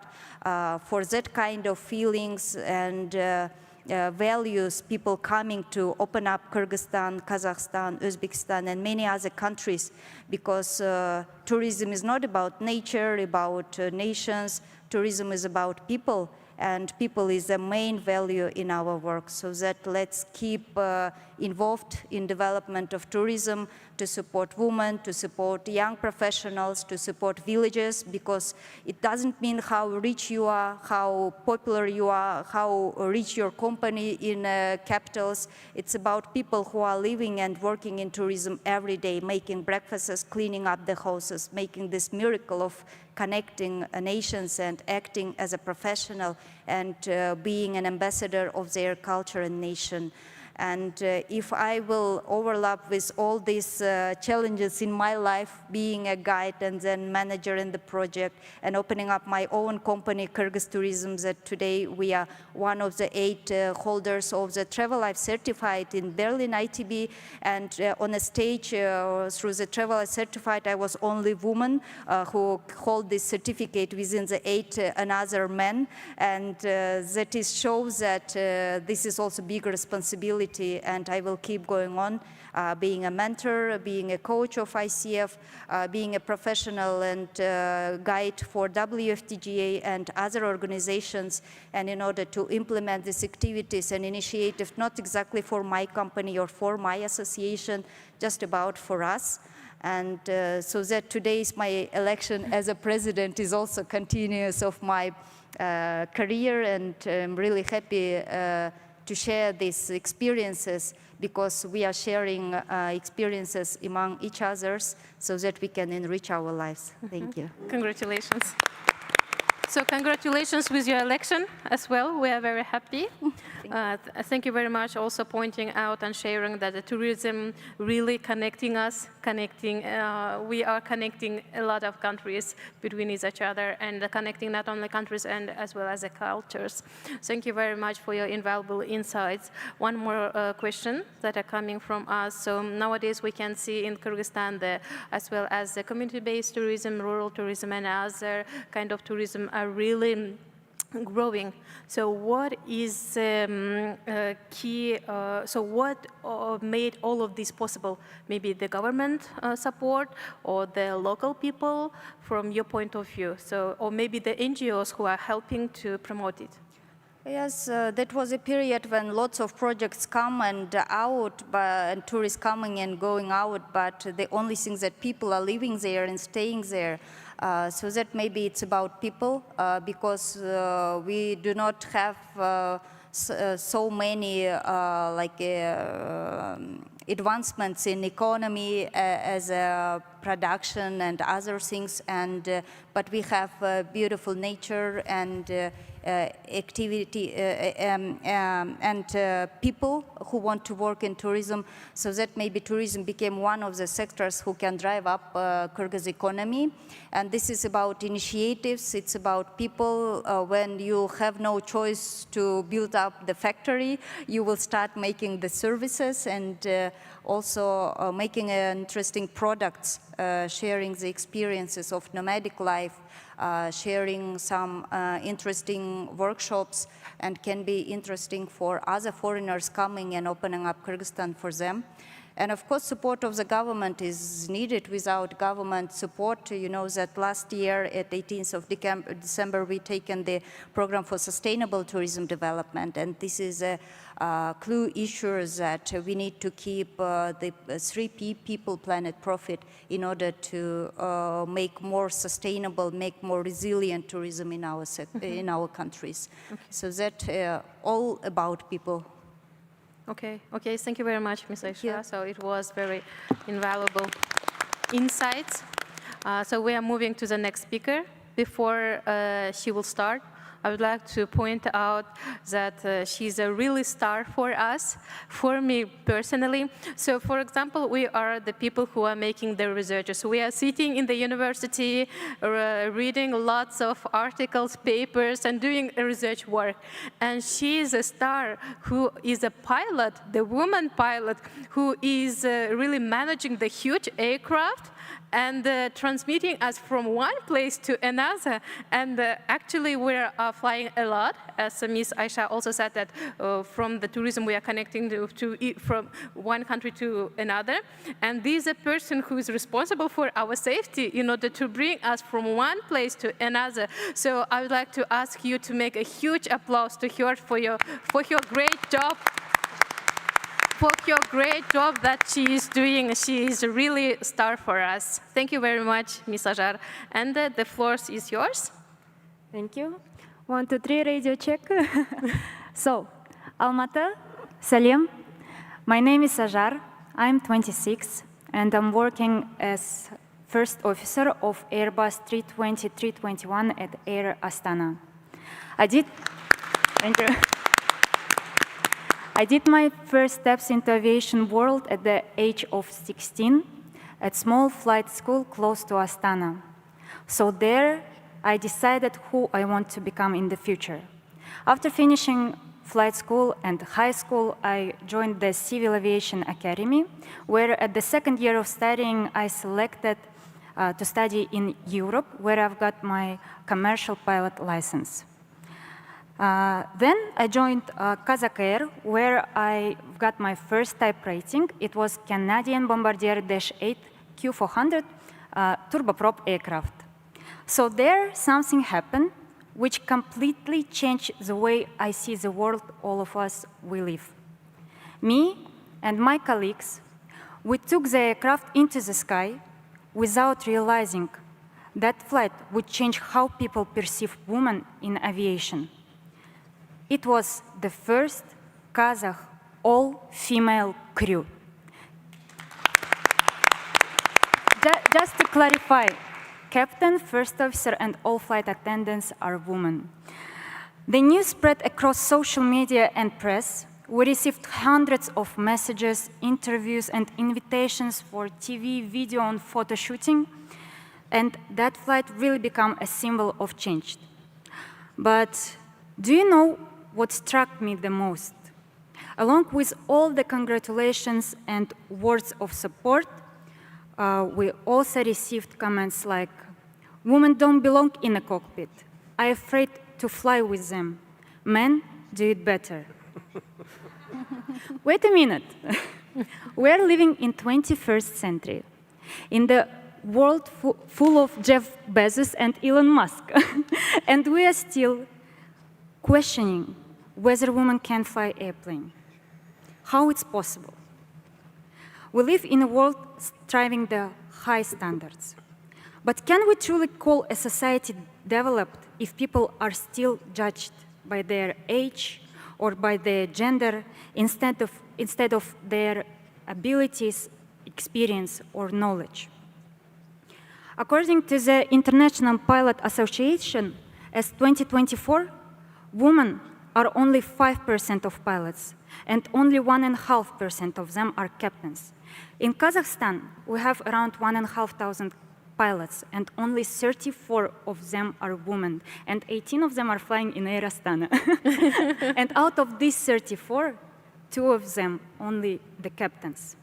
So, this is not about equality. It's about opportunities we have. And those numbers speak for themselves. In the cockpit, there are no any gender. There are only captain and first officer. We undergo the same selection and training. We pass the same exams. We hold the lives of hundreds of passengers in our hands equally. But while men are often seen as the norm, women still have to prove that they're capable to fly. And this is not just about aviation. It's everywhere. In every field where women take a step forward, they have to break through a wall of stereotypes. So, to the women among you who go against everything, know that you belong here. And to the men who believe in equal rights and opportunities, know that you are part of changes. Let's build an aviation where knowledge, skill, and experience matters, not gender or stereotypes. The Kazakh sky is huge enough. There is always a place for men. So I think there definitely will be a place for a woman.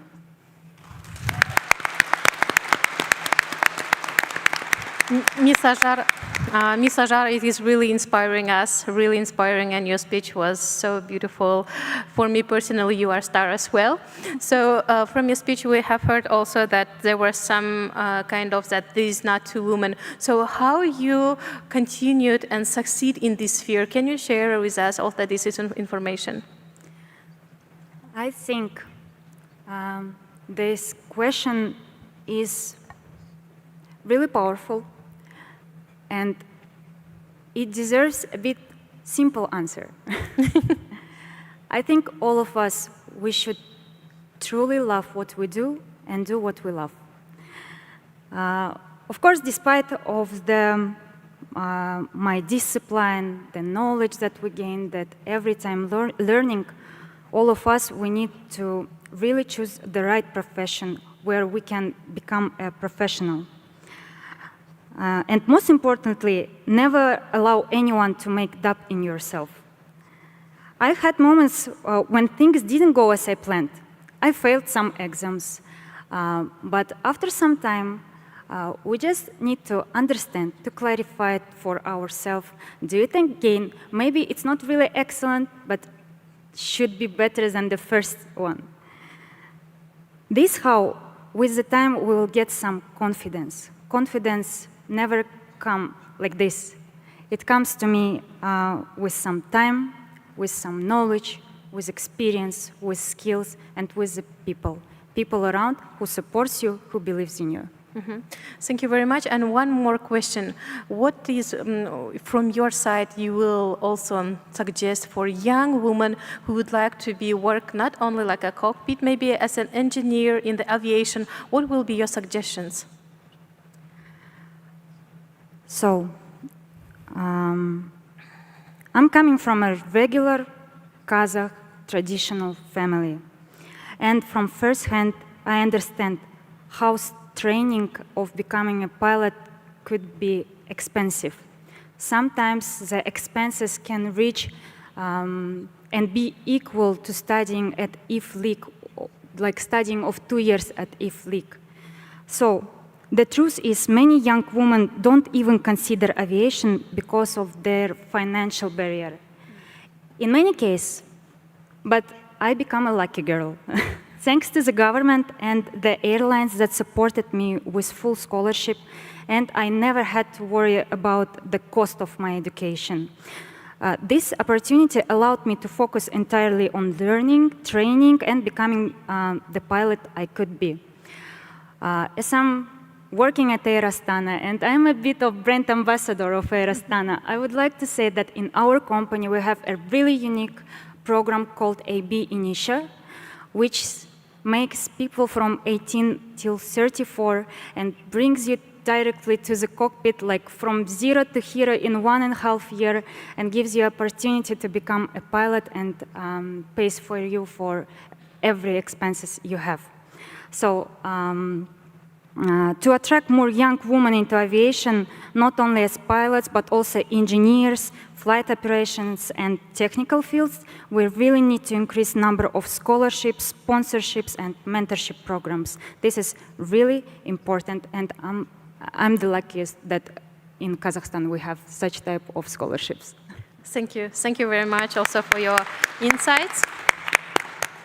And now we are moving to the common discussions. We have several questions to all the panel speakers. So the first question is about the digital transformation and new opportunities for women.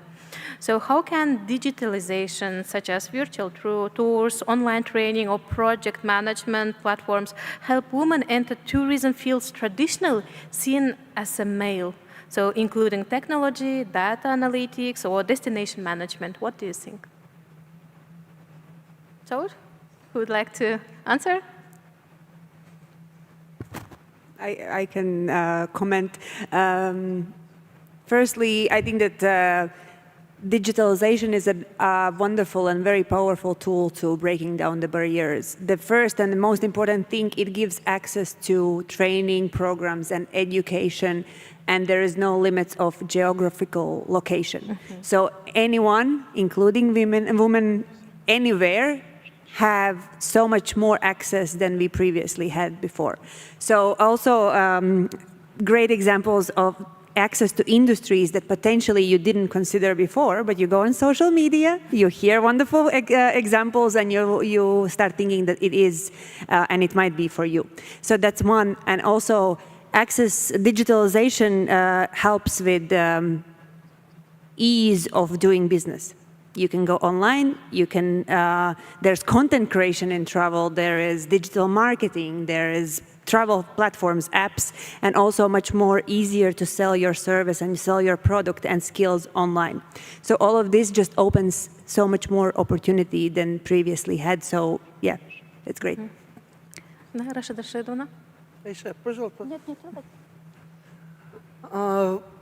Rashida Shaykenova. The necessity, and today it's a reality, as the IT, marketplaces, and internet, etc., that became our reality. But today at the Kazakh market, the tourist sales, there is a conflict of interests when the classical tour agents that were working for dozens of years with the tourist by promoting, selling, offering. Today they face those serious challenges, and that creates the resistance. And they deny some marketplaces that today offer tours online and selling tours online, first of all. And secondly, promoting and creating opportunity for tourists sitting at home, of paying for this. And that reminds me of our recent history when in Germany they were breaking the machines, the workers at factories, in order not to improve technically their work. And today at our market I see this situation, unfortunately, and I understand that unfortunately the part of the market when the people that do not grow every day die fast. and a large segment of players would have to leave the market because they either do not want or cannot cope with new reality. Thank you so much. I would say that I agree with colleagues, and I believe that you need to adapt, because these are tools that help us to live easier, to do our operational routine. But at the same time, as I said before, tourism is an area where you need human presence and a human touch, and it's precious, and there is competitive edge when the value is about people, and it's the challenge of our time for us to combine these two realities and to make interesting, appealing products and experience for our visitors. Ajar? Digitalization. So I know that all of us, we have different roles. Now I'm a young woman and working as a pilot, but definitely in the future I hope I will be a young mother who will go to her maternity leave. So being a pilot, it's not only the theoretical knowledge, but you also need to have some experience. And this digitalization can help women. So I can continue studying online, take some flight online simulator sessions, or virtual operational some trainings. That means that I can keep on track and to take my knowledge being even better without any stagnation, and then smoothly return to work when time comes. Thank you very much. So it is a very good point that you have shared with us about the maternity leave. So it has some advantages and disadvantages as well. So in order not to drop off some things, as nowadays we can see the time, as Rashida Rashidna said, the time is really going fast and the things are changing very fast, and we should be on time for everything. So according to that, in your opinion of the speakers, I would like to ask, so what policy measures or community initiatives, for example, mentorship programs or grants or quotas, could help to accelerate gender equality in tourism, including the maternity leave situation as well? What joint steps can governments or universities and the private sector take to create a supportive ecosystem for women in tourism?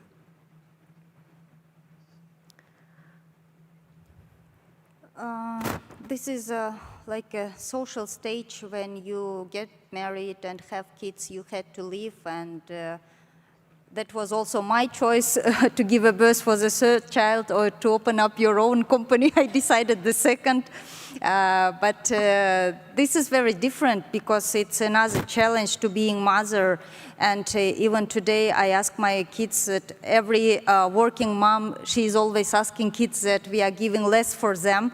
And I'm asking whether I'm giving less time for you and efforts. And they told that, no, mom, it's better you to be happy and coming to us happy and showing us a role model of being a mother businessman. And they are very proud of me.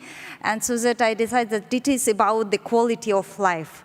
And there is no rules how to do it, but every person can choose and decide the priorities on that proper moment. And of course, society needs to be very supportive for especially young mothers, young couples, not exactly young women, but also young men also. This is very challenging in our society to be the head of the family and to take a responsibility for everyone in a family as a mom of a teenage boy, I'm saying. And also, this is about support, and I have today Jamal. She is my manager on tour, and they just get married. I understand that I need to lift up a bit her salary because she now is she has a family and need more money than a single person. So that kind of support from the government, from the society, from the community, from the neighbors need to be especially given for people who are working not exactly in tourism, not exactly in our countries, but all over the world. And this is really like a human-loving surrounding. That's being more kind and patient. So, thank you very much to all our speakers for your invaluable insights. And now we are moving to the audience. So we'd like to ask if in the audience you have some questions to our speakers. Егер де сұрақтарыңыз болса, біздің спикерлерге. If you have any questions, you can take a mic, introduce yourself, ask who do you want to ask a question to. Принесем вам микрофон. We can bring you a mic.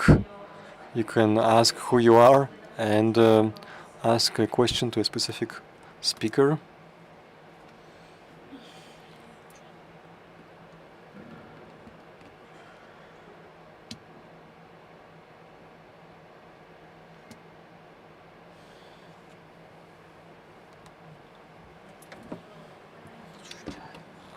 Меня зовут Анна. And thank you so much for the interesting panel. It was, all of you are really the role models in your own way, so it was very inspiring to listen to you. Thank you very much. I have one question to answer. Because in our work, we engage a lot with private sector, and what you were talking about is how we see private sector changing, like gender mainstreaming changing, bringing in policies on women's empowerment, connecting more women to the supply chain. And one thing which you mentioned, which caught my attention, when you were talking about gender-responsive procurement, you said that we do it and it's very easy.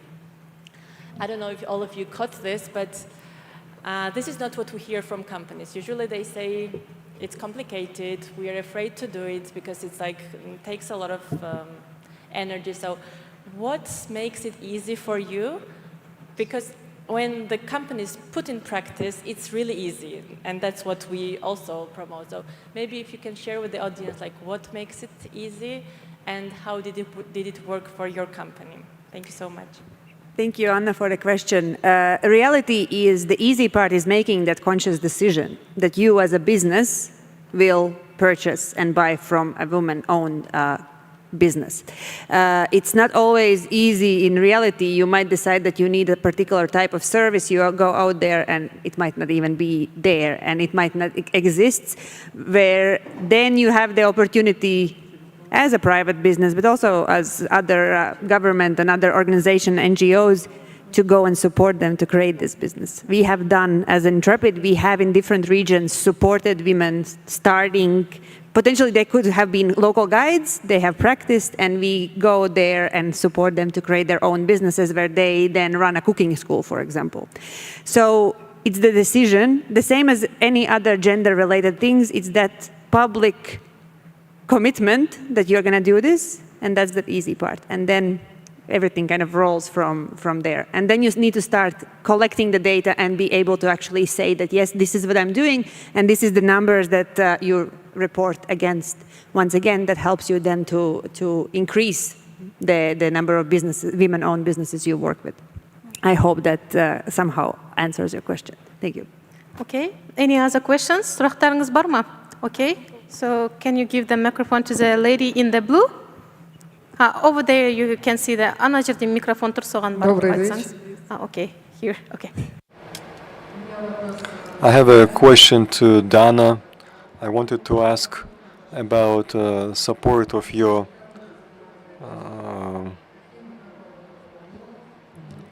preparation for your flight. Did you do any sports? Did you do any additional physical training? Well, that flight was not extensive, and the physical pressure was not so extensive. I do alpinism, I do mountaineering, I often go to the mountains, I keep myself fit, but for that flight there wasn't much physical preparation required. It was more about mental preparation, to be focused. It's the mind condition, it's the mindfulness when you are in a unknown space, when you are in the unknown condition. And another question to both of you, Ajar and you, because you've seen our Earth, you as a pilot and you from the space. How do you perceive the Earth preservation? Did you have any insights when flying? And what can you recommend? What can you offer as an insight to Kazakhstan to make our country even more beautiful, to make it better and more safe, environmentally wise for people and animal? Maybe you can answer this first. Thank you for this question. Yes, I see the birth from the bird's eyes 380, that's the maximum echelon, and we understand how little we are and how different we are, how there are so many people living on our earth. I came from Japan recently and I was surprised how people are different there. The Japanese people, they amazed me that it's regardless who stands in front of them, where they are, they have very much respect to their land. I was amazed, and I shared this story with my colleagues, that when you walk on the streets, you won't find any trash bin to deposit trash. People are collecting all the trash, all the waste, and when they go to a shop, they do waste separation, waste sorting, and if we start with that, we can make our beautiful earth even more beautiful. And I started waste sorting myself.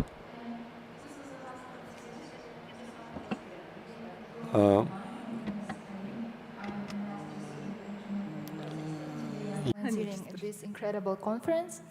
Actually, I have a question to Ms. Ajar, because I can relate to your ambitious career goals and to your other goals in your realization. So, I am a young married girl, and I can feel this pressure from the society when they say that no, girls should marry or no, girls should work. And did you feel that pressure while you were growing on your career path? And how did you handle it, if you felt it really? Thank you. Thank you for the question. So I truly understand you. But despite of everything, I need to say that again, that I'm a lucky girl. I married a pilot, and his father is pilot, and his brother is pilot, and my brother is pilot. So his brother's wife is flight attendant, and we're really flying family. And even here is sitting my cousin, my little brother, who really wants to become a pilot there and supporting me today. So truly saying, I never faced with such type of problems maybe in my life, because always there have been people who really supports me. Of course, I understand that today all of us, we said that there should be a good networking, that there should be a sisterhood, that we should build a really big programs of supporting women and etc. This is the truth. But my sisterhood and my supporting people was always around me. It's my father, it's my brother, it's my sister, and my mom, who always told me that you can become a pilot, even if they are not from aviation. My personal family are not from the aviation industry, but the husbands, yes. So, as I said, I'm just like a girl, but today we're sitting here and building a new society, and with all these people sharing today's experience with the other people, I think we can build such society where you will never face with such type of questions. Thank you. Thank you very much. Any other questions? Okay. Can you... Здравствуйте, меня зовут Юлия Золотых, скорее не вопрос. Yulia Zolotych, not a question, but I'd like to express my deep thanks to organizers, to UN Tourism for making such events. I'd like to share with Dana and Ajar, you flew to the space, you are flying in the sky, and I am one of the first people to design vertiboard. It's flying Jeep aviation, flying taxi, And we have registered this company in US. We had received tremendous support, and I, as a woman founder of this company, I'm very proud for Kazakhstan. Thank you so much. Thank you. Hello, I am Aygul Aguilera. I represent Kazakh Academy of Sport and Tourism. I participated myself in creating alternative report from NGOs for UN of the Convention to liquidate discrimination towards women. And I participated in a sociological research on the women's opportunities to govern the state. And unfortunately, I see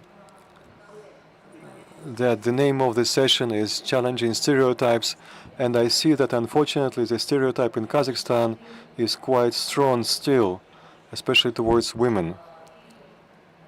And in many regions they are much stronger than in other regions, and even in Almaty, even in my institute, in my university, I see unequal attitude towards men and women performing the same job.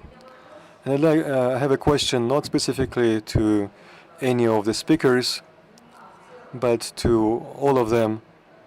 Do you see any recipe or a way out how to overcome challenges, how to overcome stereotypes in our society, especially in Kazakhstan? Thank you for this question. Maybe Ms. Rashida Shekenova or Ajar Nisibaeva can tackle this. Thank you for this question. It's a difficult one. And to answer this at a large scale, probably I won't be original to say that education is the key.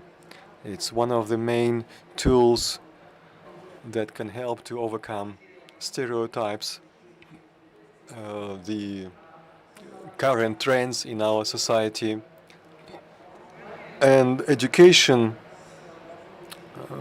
which can accommodate our culture, our uniqueness, because that's what we've collected throughout our life.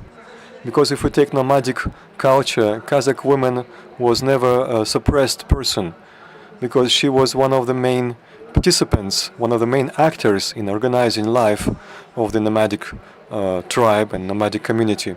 So that we received much later. And I believe that this is superficial to our community. And this was brought, I don't want to be criticized, but that was brought by religion, I believe, I think. And in order to overcome it, we can do this through enlightenment, through education. That's the only way. You'd like to comment? I'll try to answer or to share my impression. Our countries and our cultures are traditional, and we don't have to go far when we talk about gender equality, when we talk about sustainable tourism and ecology, environment. It seems to be Western-minded, or it came with certain projects or trends, but honestly, actually, this is deep inside of our cultural code. If we talk about our countries, it's the nomadic code, so we need to go back to our roots. We need to take everything, all the best from this, from our history. We were meeting two brothers from Germany. They were traveling from Uzbekistan to Kyrgyzstan, and they said that we've seen a family, we've seen the family values quite differently, because when we sit at one table, first it's the elders, and you respect your elders. We haven't seen our parents for 8 years. I haven't seen this. We are missing our parents. And if through this we pass our values of our cultures to other cultures, that's what we should strive for. That's why we should live and work. And we need some time to acknowledge this. And as Ms. Rashid Shekenova mentioned, we need education and equality and open society and democracy. that we enjoyed in the steppe democracy when a woman could assemble a yurt and leave this place in half an hour while men are busy at herding or fighting. And I hope that we would have some resolution as a result, because we need to come to some single opinion. We need to develop a strategy of how to empower women, including tourism. I'd like to share an observation that often I travel and I work in the Western world, and the trend towards women is developing rapidly. In the Western world, women representation is not equal, but it sometimes surpasses men's representation. And women empowerment is represented in all areas, including the strength, education, knowledge, and any other new creative industries. And I believe that this wave would reach us and is going to strengthen the consciousness of our society that you can trust women, big endeavors, and that women can cope with everything. And I believe that evolutionarily we are going to arrive there, and our government would have to support this, as well as our society would have to accept the energy of the new world. Thank you so much. On to this, that we have been speaking about different statistics and different representation today. One very important and very positive, I believe, statistic that I want to share is and highlight is that globally, 80% of travel decisions are made by women. 80% decide where we go, how we go, when we go, what we do when we get there. Means we own the market. It's clear. So we should be making the decisions on all levels, and like we run this industry. So that's a positive thing. Thank you very much. And we have a question. Yes? Hi everyone, my name is Ardakh. I also work in the airline as a salesperson. Ms. Aisha, I really liked your inspiring speech about human connections and being kind in this short amount of time that we have in life. I think we really have to be more kind in this life to each other. So my question will be short. We're all human, and sometimes we feel down, sometimes we feel a little sad, depression maybe sometimes. So how do you deal with it, or how do you deal with your emotions? That's the question. Thank you. Thank you. Yes, coming from the private sector and being a real worker in this sphere, I want to be real so that I didn't make preps, and that was in my heart. And it's sometimes stressful. Before that, I think, even in these days, I think that I need to do more and more, and for the education, for example, I have a basics in English language and literature. I'm not a business, like an MBA person, so that when I decided to go to enter for my MBA or some other masters in foreign country, my husband said that you cannot go because your son is 17. Next year, he had to go to the university and you would be competing your son. And I said that, you know, son has his own life, but I also want to have like a foreign degree in order to be more professional. And my mentor said, no need to be more professional, you are already professional. But still, this is, you know, things. And when I go and pass my achieving scholarship, but I didn't pass, and I was really near to cry because I think that it was my last chance to be educated in foreign university. And in that case, I always remember about my previous stories about these villagers who are working in tourism, who has less opportunities than me. And so that another thing about gratitudes that I have my own company, I have family, I have friends. And through the gratitudes and positiveness, I'm trying to come up from this burning out from this tourism things. And when we open up the company, you know, I've never been a managing director from the corporates, and so that I have also another fear that I cannot manage very well my my business. Then it was about mission. We have a strategy session when with the team we make our own mission, and when sometimes I upset rewriting the programs, calculation, all this logistics, when I fed up of all this thing, I go to my mission and understand for what sake I'm working. And then it's not about money, it's about values, and the main idea of our company to keep the traditional Kyrgyz life and to show the real Kyrgyz life to our, not foreigners, not tourists, but guests, as we say, and to show the real Kyrgyz hospitality. And that kind of inspiration keep me going on. And of course, having a family and kids, being a role model. And also I work a lot with villagers. I have mentees from the villages, and I strongly keep in contact with them to share my expertise. And I'm really happy that I have this chance to be here. Thank you. Thank you. Thank you very much. We have one more question. So can you introduce yourself, please? Yeah, hello. My name is Jana Berganalibi. I'm like fourth-year student in tourism at Kaznu. And as a newcomer to tourism industry, as a man, I want to ask how men can become a better ally for a woman in tourism industry. Very good question. What was it? I think that you have already done it, firstly, with just coming up and asking that question. Yes, well done. you. I think whoever is his teacher, he passes. As I started talking, if I can just add from my perspective, you already used the word, be an ally. So support, consider the gender representation in anything you do. If you are organizing an event, or if you are organizing a conference, whatever it might be, consider this balanced gender representation on panels, in situations, all of this. So just be conscious of it.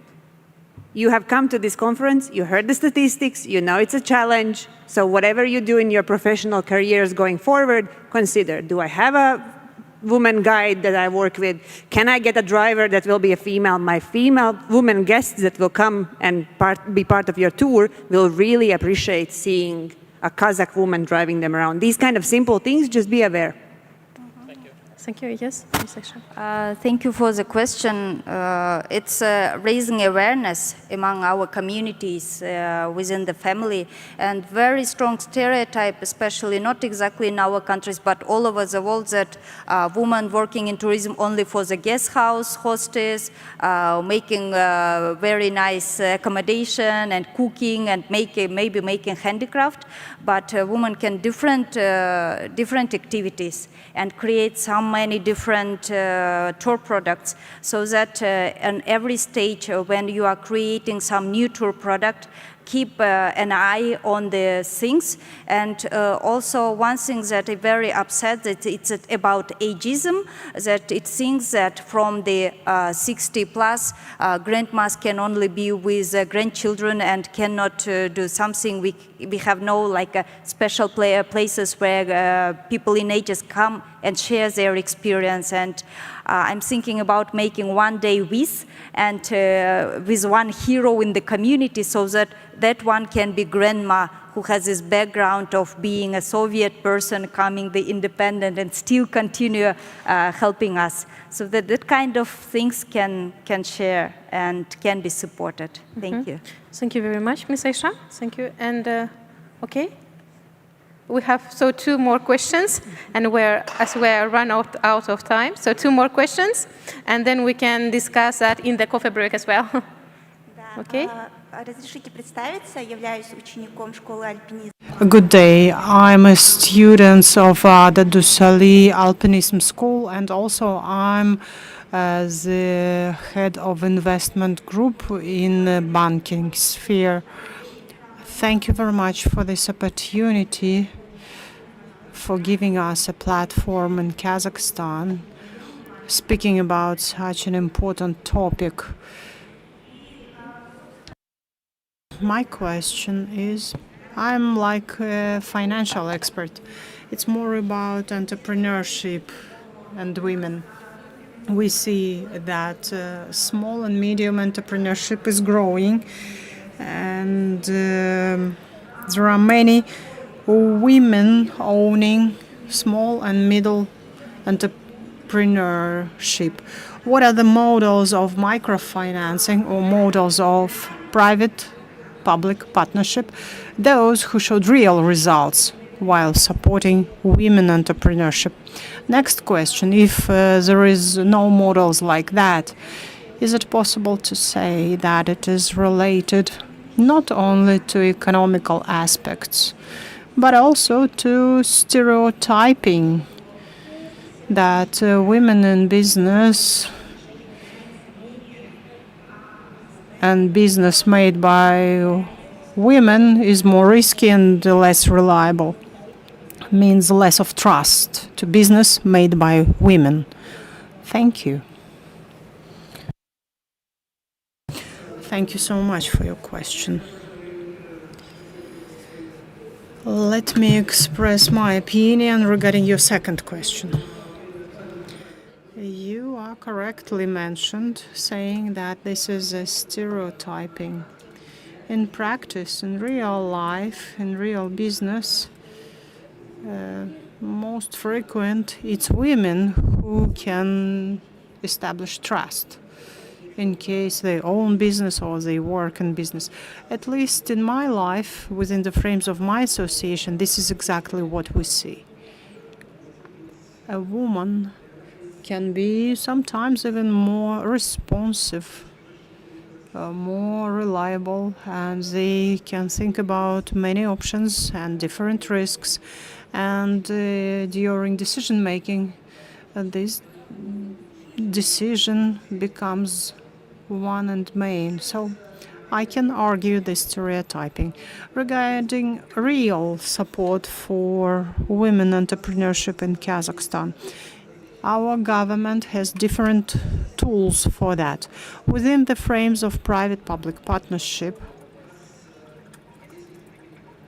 if an entrepreneur would like to build some hospitality facility, government can reimburse a part of that, and all the infrastructure communications should be linked by government to a point of tourism. This is a big support from government. Even more, it is not focused only for women entrepreneurship, but for entrepreneurs in general.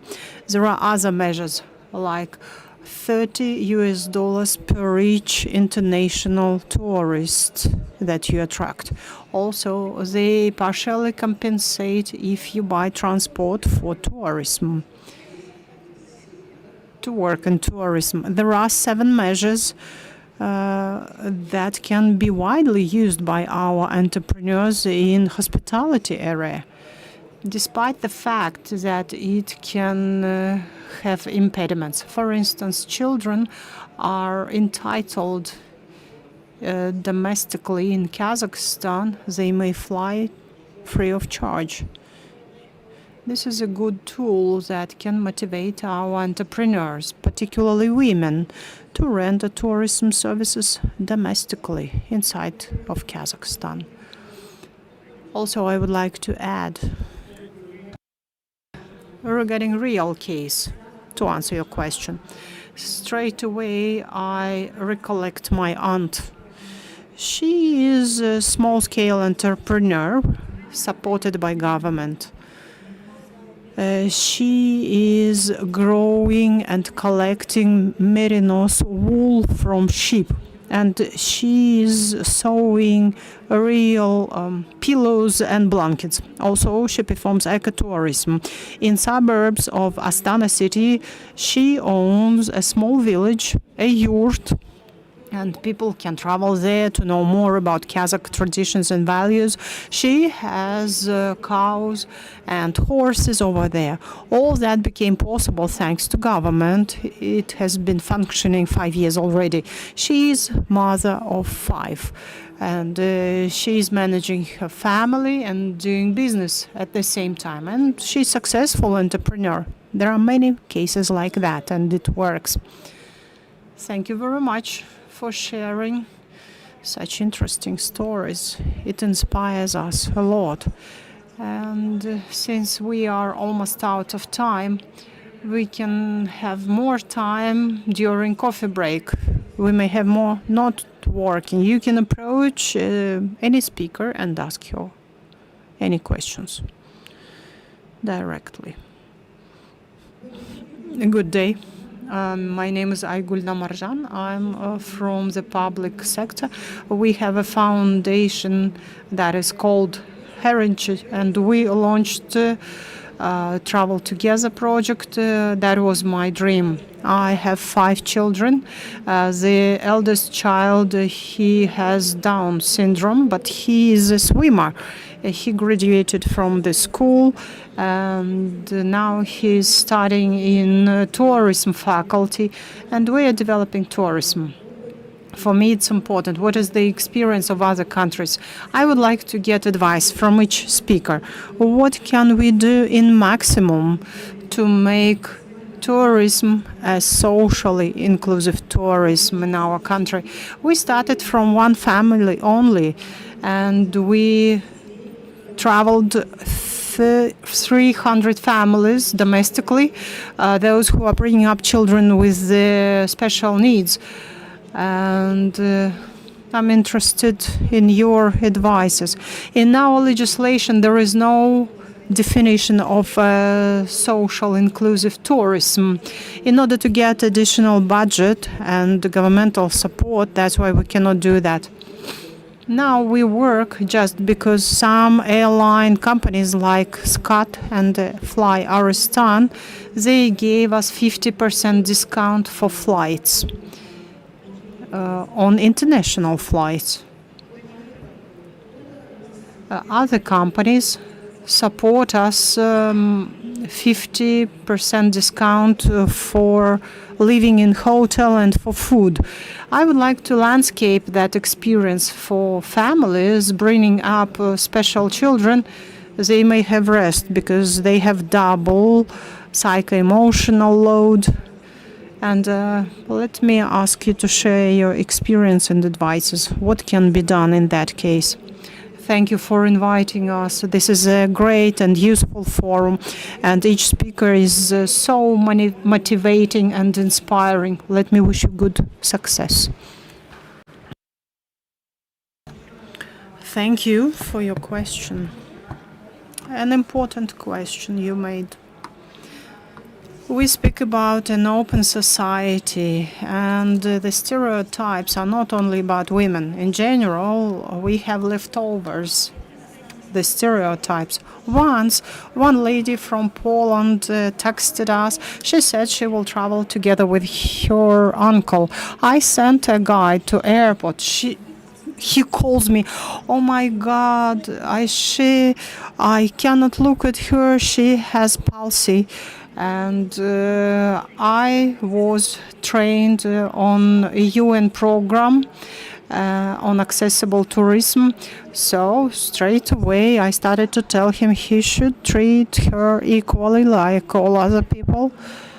And this is normal. They're same like us. So I sent him materials from UN training. And also we spoke about the safety needs and some particular assistant needs. The tourism should be same accessible like for others. And this lady visited a track. She was riding a horse. And finally, that was a big transformation for each of us. And that guide man said, that was the best tour because I was able to make an interesting tour for this lady, that she managed to ride a horse without anybody's assistance. And her mother said, I finally can rely on someone who can accompany my daughter to go to the mountains, and I can relax. And one insight from that guest, that was for the first time when man touched my body, and I did not feel that I'm ashamed or harmfulness. I just felt a human support.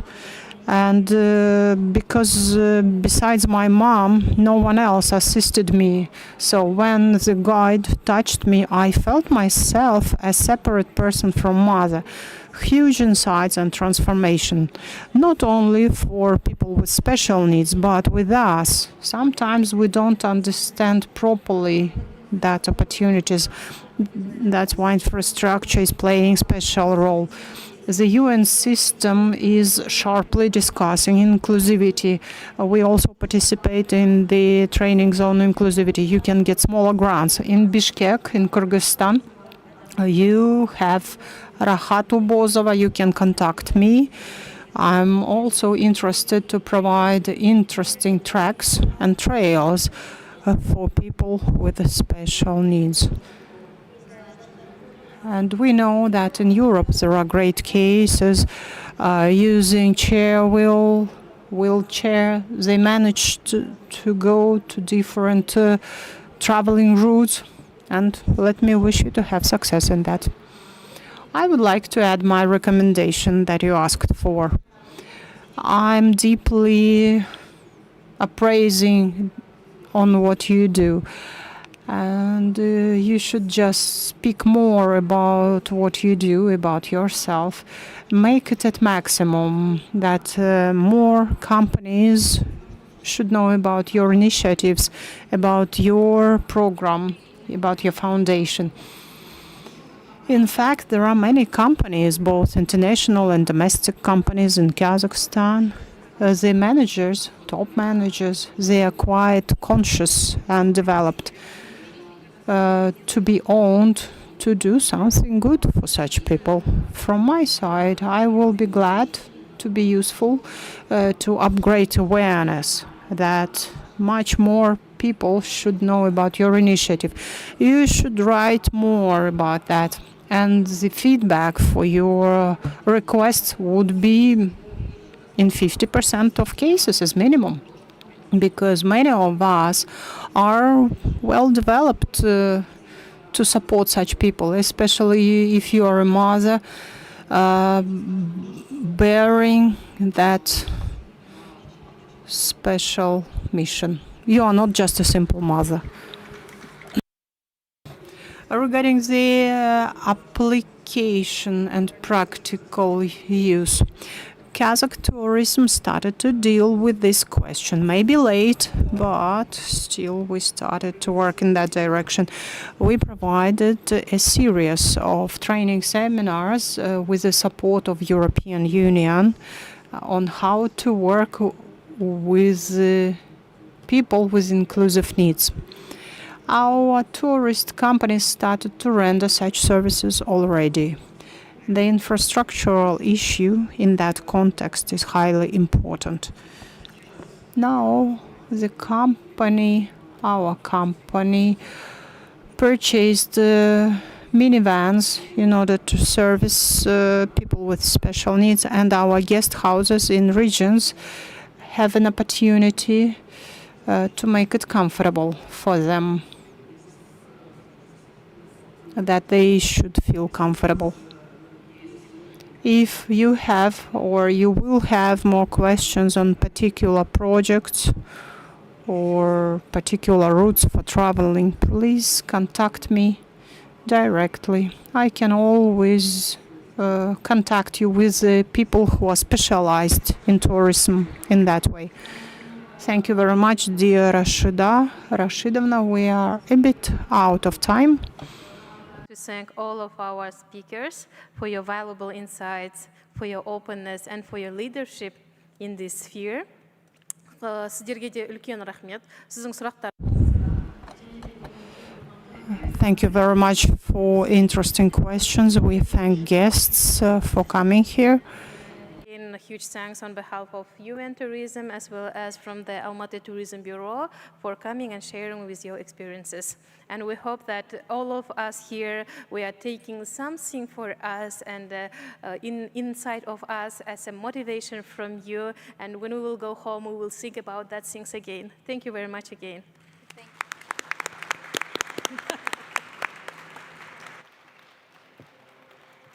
Thank you very much. Thank you. Wow, that was very natural, I guess, the conversation and the dialogue between the audience.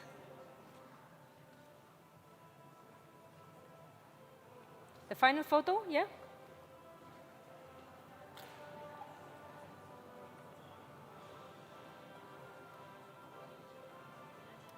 And meanwhile, our panelists are taking photo. I would like to also invite you for a coffee break and then reconvene in 15 minutes.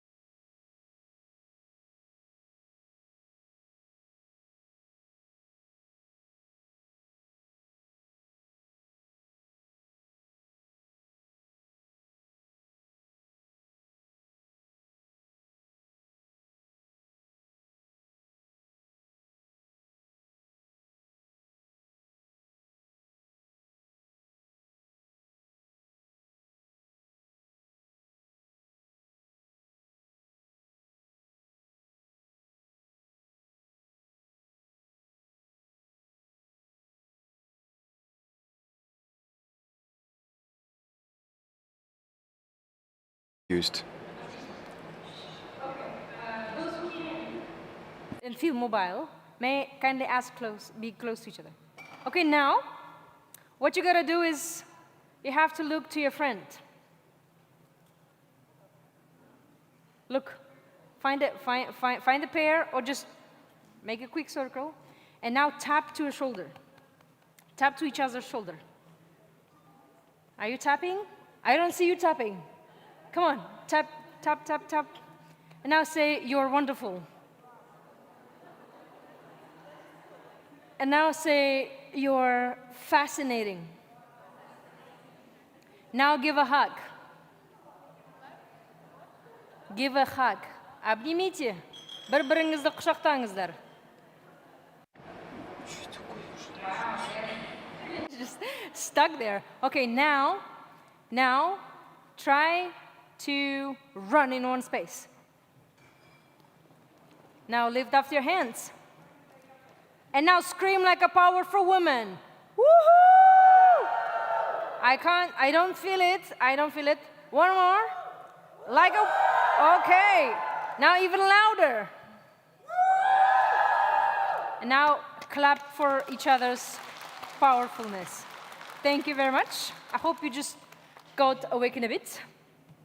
Now we continue our session, the last for today. This session focuses on a crucial issue, the digital divide. Just like the chairs between you, it's also a divide. And its impacts on women's empowerment and opportunities in tourism. This session will be moderated by Ms. Amina Berdebekova, Senior Manager, Department of International Markets, Kazakh Tourism National Company. Please.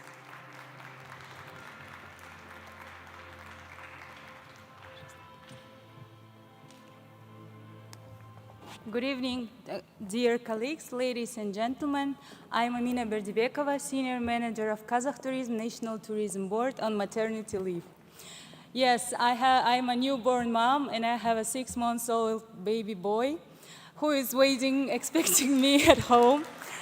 But we are still here, and I'm so happy that this event is happening, because I remember that 1 year ago, me, Aliya Sagandikovna, Gulbara Mamantayevna, the previous moderator, we were discussing the possibility of this conference coming to Kazakhstan, to Almaty, and we thought that it would be a fascinating idea for it to become a reality. So we are here, and I'm so happy to see you all.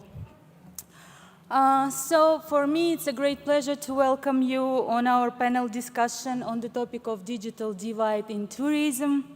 We all know that technology is transforming the way tourism works, how travelers book and plan their travels and trips, how destinations promote themselves, and how small businesses reach international markets. But while the digital world brings new opportunities, not everyone has some equal access to it. And across many parts of Europe and Central Asia, women, especially in rural and remote areas, remain on the wrong side of the digital divide.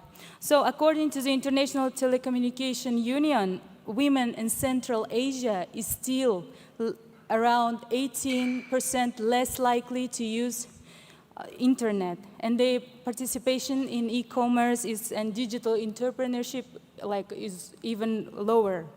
This means that many women working in the tourism can fully benefit from the tech, and they can benefit from the online marketing, from the trainings, e-platforms, and that are driving the industry today. And yet, we've seen that a lot of women gain access to digital tools and skills. We can see the prosperity of this industry, and because of that, we should advocate for more women in this field and for women in tech specifically.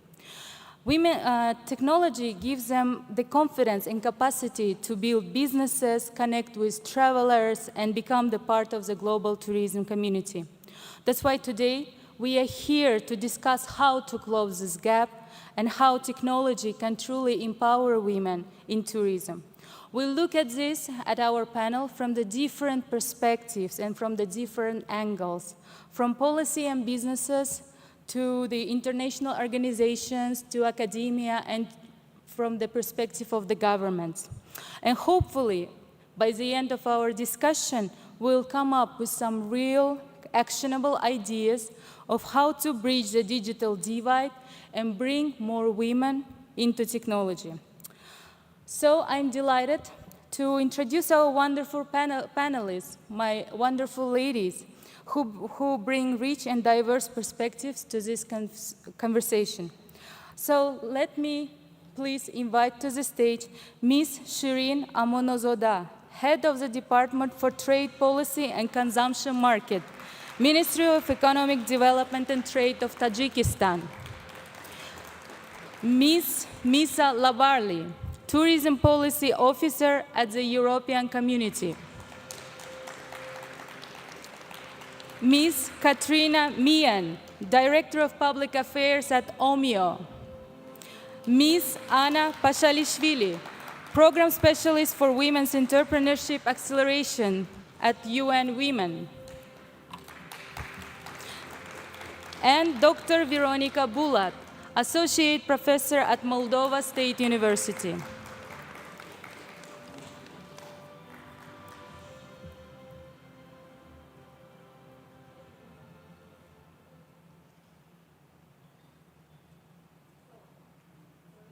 Is it working? Yeah, sorry. Let me continue from here. So thank you all for joining. Thank you all for coming to Almaty, to Kazakhstan. I really hope that you enjoy your trip here and your time in here.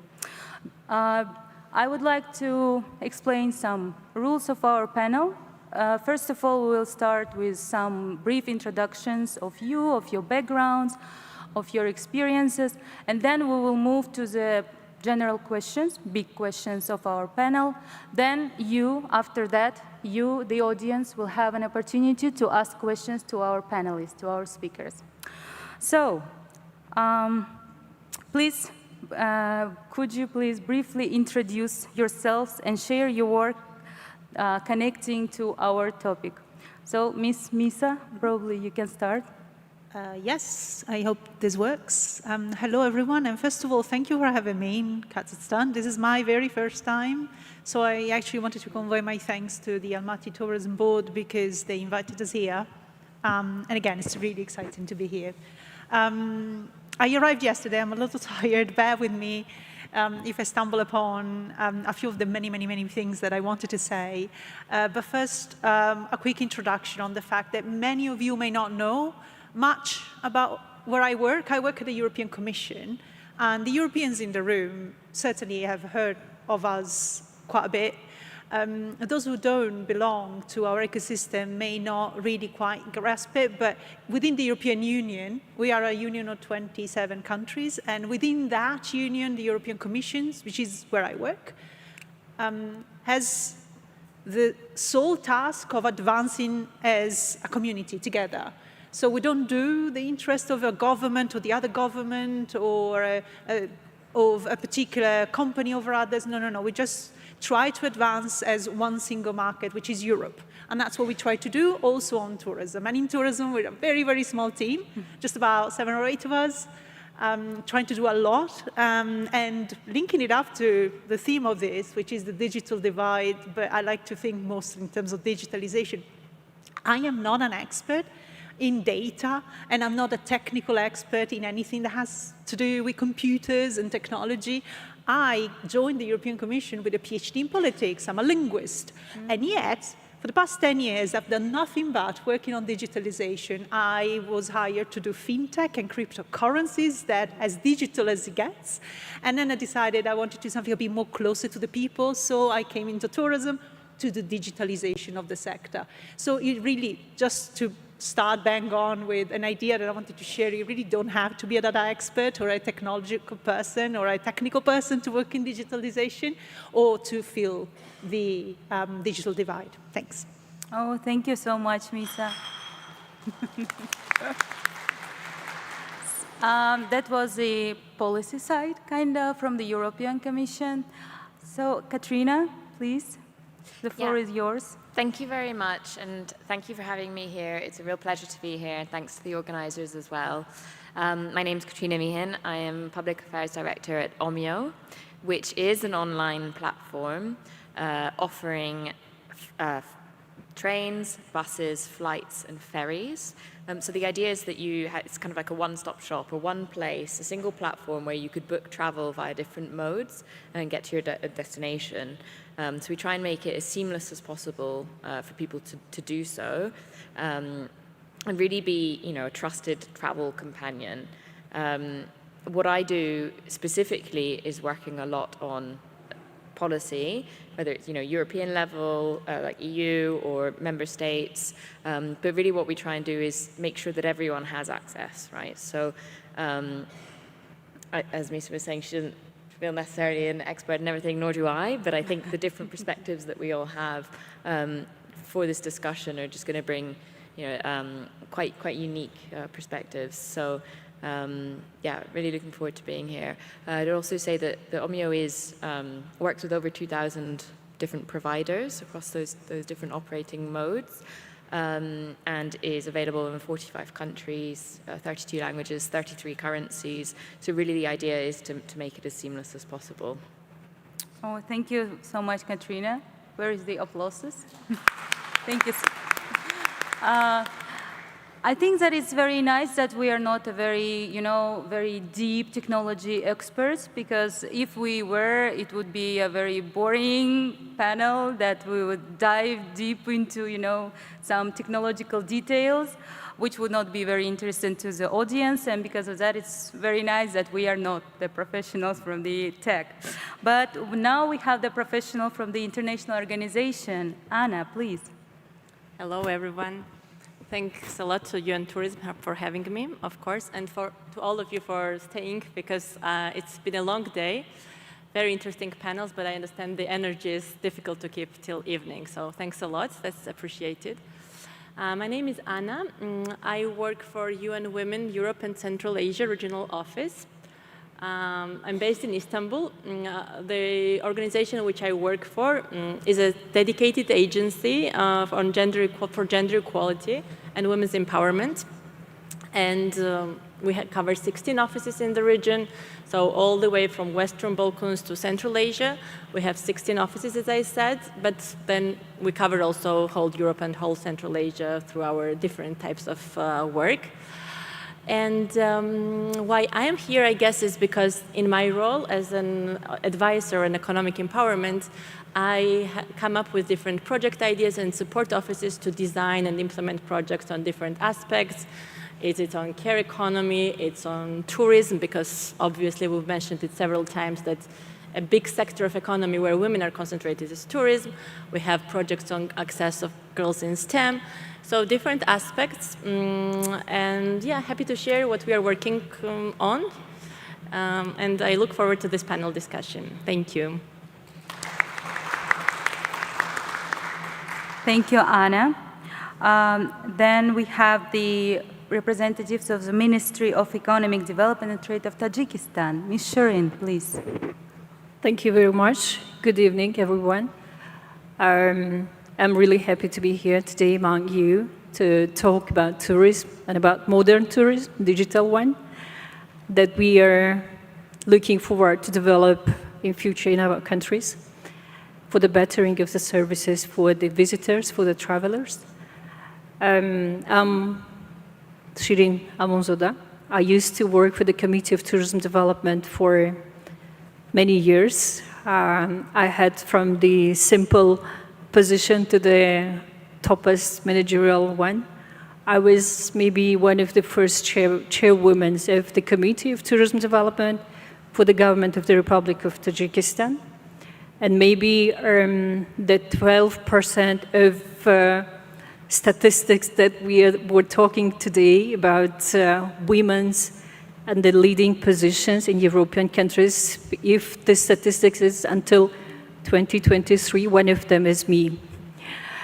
After that, I moved to the Ministry of Labor and Migration, and I served as a Minister of Cabinet also. For the time being, I'm working for the Ministry of Economic Development and Trade for the Department of Trade Policy and Consumption Market, where we are also carrying the, in frame of the trade policy, service development for tourism, and the main policies of the government are designed by the Ministry of Economic Development and Trade. Why I am here, I am one of the youngest specialists of my government, which used the special, let's say, scholarship of the government of Japan for the government of the Republic of Tajikistan, where I studied and pursued my master's degree on public planning policy and tourism development in small economies like my country in Tajikistan. And the result of my master's degree was proposing to the government to design the special strategy for tourism development in the country, where by the end they appointed me as a head of this committee. Thank you very much. Thank you, Shireen. And Dr. Veronica, please. Good evening, everyone.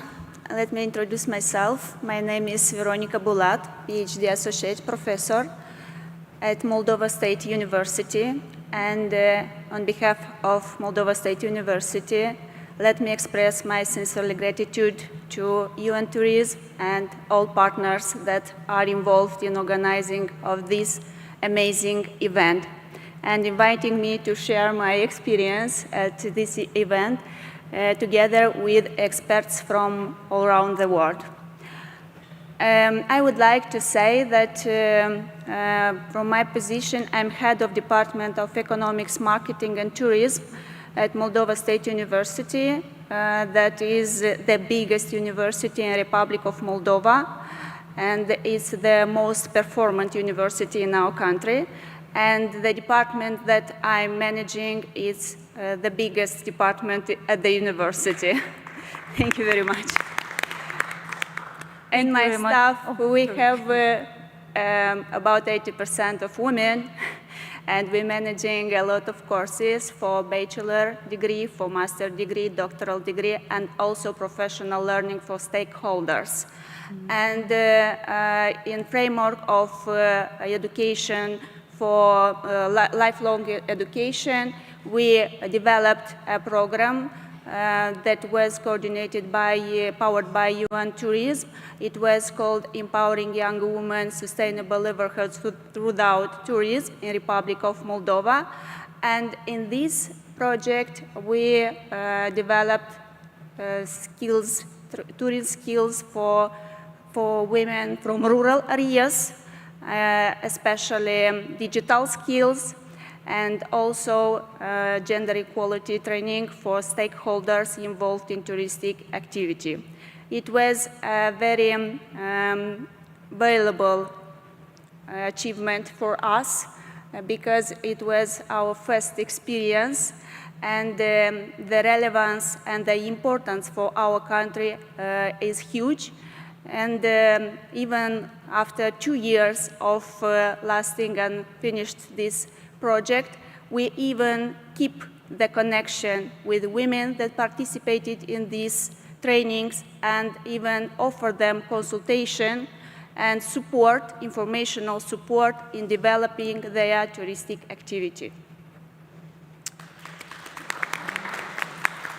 Thank you very much to all of you. It was great to hear your backgrounds and perspectives. Now let's move into our main discussion. So basically I will pose a few discussion questions and to guide our conversation, but please feel free to respond, add your insights, react to each other, because I want it to be more like dynamic, very vibrant. So let's start. Many women, especially in rural and remote areas, still struggle to access or use digital tools. So, in your experience, what does the digital divide look like in tourism? And what are the main reasons it still exists? Like, what are the reasons, in your opinion? Anyone? Yeah. Okay. A lot has been said today, so I wanted to just unpack a little bit what we learned today, and let's see if I forget something. But what I've understood from everything that's been said from those who sat before us was, and I'll get to the part where you said, oh, I mean, women in rural areas don't have access. I wonder if that's a connectivity problem. I think it's a different issue. Unpacking what we learned makes me think that the digital divide is more of a care divide, because women have so much else to go on. That they need to follow through with, that they need to do. So it's like a fatigue thing. And it's a confidence divide, because in the end, who's ever taught women to take the bull by the horns and go with it? And I think this has been mentioned a little bit. So that's a confidence problem. So there's fear and there's fatigue.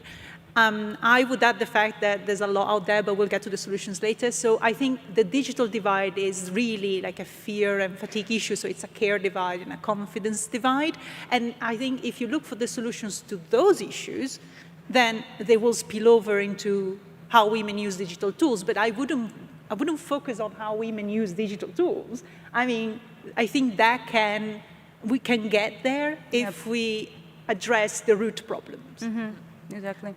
I would agree with that as well. And Omnia being a digital tool, I think it's important that the tools are available, right? So that we make sure that it's there for people to use, whether men or women, but available to everyone, so that the opportunity is equal. And I think that's really important, to make sure that the possibilities are there, being able to show different routes for people to be able to travel. We also know that a lot of different operators might not be shown on sort of the main channels, right? So if you're trying to get somewhere, you might only know of your national rail company. You might not know about a smaller local provider, say a bus company that could be women-owned as well. So really making sure that the consumer has access to all the options, I think, is really important. So yeah, as Misa said, not necessarily focusing on how people use these, or getting, maybe even if it's sort of telling women to use them, that's, I don't think, the point, right, that anyone wants to do. It's just having that availability there. It's important. Ms. Shirin, you are so much nodding. Would you like to add something to the discussion? Yes, I think our digital divide will exist, because this is, let's say, this is new phenomenon in tourism also, because we faced to turn into the digital tourism since the lockdown after the COVID-19. And especially the countries which were not ready for the better services during the COVID, they seemed more like challenges. And then even if we started talking about digital tourism and digitalization of services in tourism, starting from 2020 or even early 2019, yet lack of the capacity building in rural areas, in remote areas, and especially in mountainous areas, especially in my country, where the population, more than from 60 to 70% of population are living in rural, remote, and mountainous areas, where it's ranged, the altitude ranged from 2,000 to 7,000. So we have to take into the note also infrastructure development. It's not only time-taking, but also it demands special investment for the infrastructure, and it's not time-consuming, but also it's collaborative and joint cooperation of the government and our donor community, let's say, who are the beneficiaries of tourism and travel, for the travel market. If I come up with the special points from my country, I can say that despite all the public planning and public policy measures that have been taken by the government, that were really proactive steps towards digitalization. Even the Special Agency of Innovation and Digitalization, the economy, was established under the president of the country. Yet this is the stage of policy designing and policy making, but not removing all the barriers or all the existing challenges in the sphere. That's why it is the issue of wider cooperation, technical, financial, investment cooperation of the governments and investors. And also here we have to focus more, first of all, for the digital divide and for, let's say, for removing the existing challenges. First of all, skills development, and then enhancing the skills into the employability, successful employability to the sector, within the sector, how the, digitalization, or how digital tools, or how the skills learned within the digital tools can be adapted, can be applied, or can be used for bettering the services in tourism. This is the issue. And another thing that I can add here, while I've been working at the Ministry of Labor and Employment, within the state employment programs, there is a special adult learning centers where mainly women are engaged for getting more, new skills to be employed for the labor market.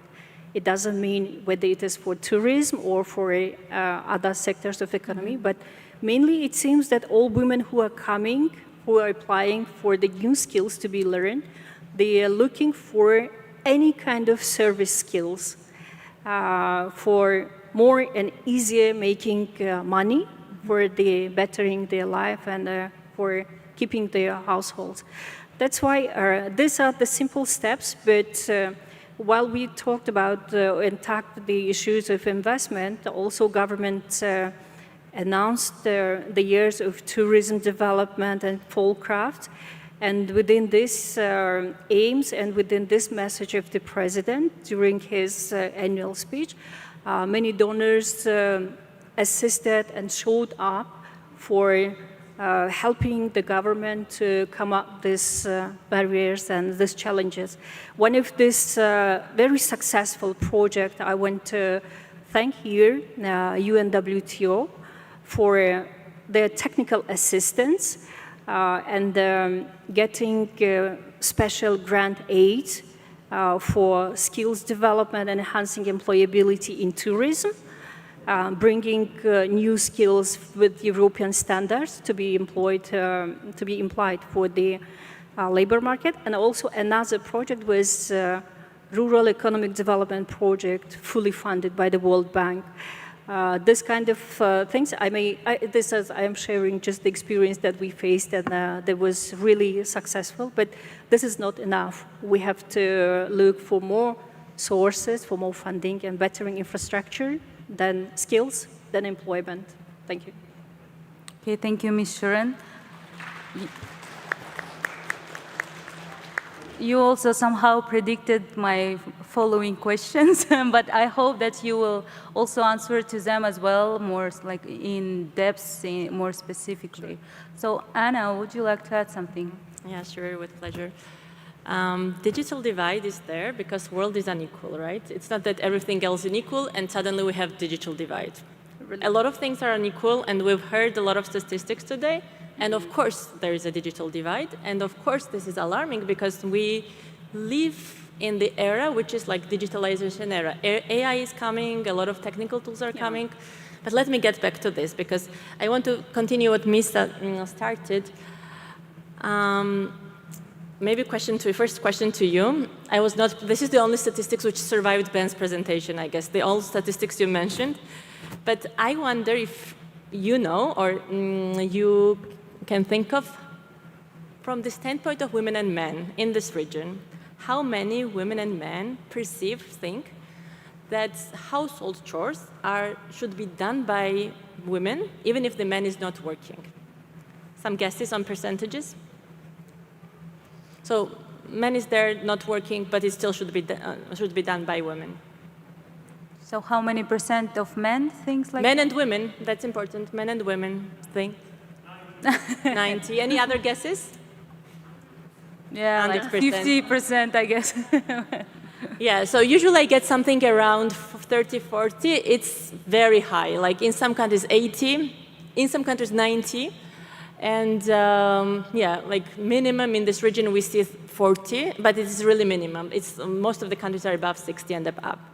I'm bringing this because when we've mentioned like 21st century a lot of times today, we've mentioned like new eras, etc. The social norms against women, like societies are convinced, and this is global trend, right? Are convinced that when you are born as a woman, you have to clean, wash, do dishes, etc., etc. And this is somehow perceived as a local, like family issue, but it is not.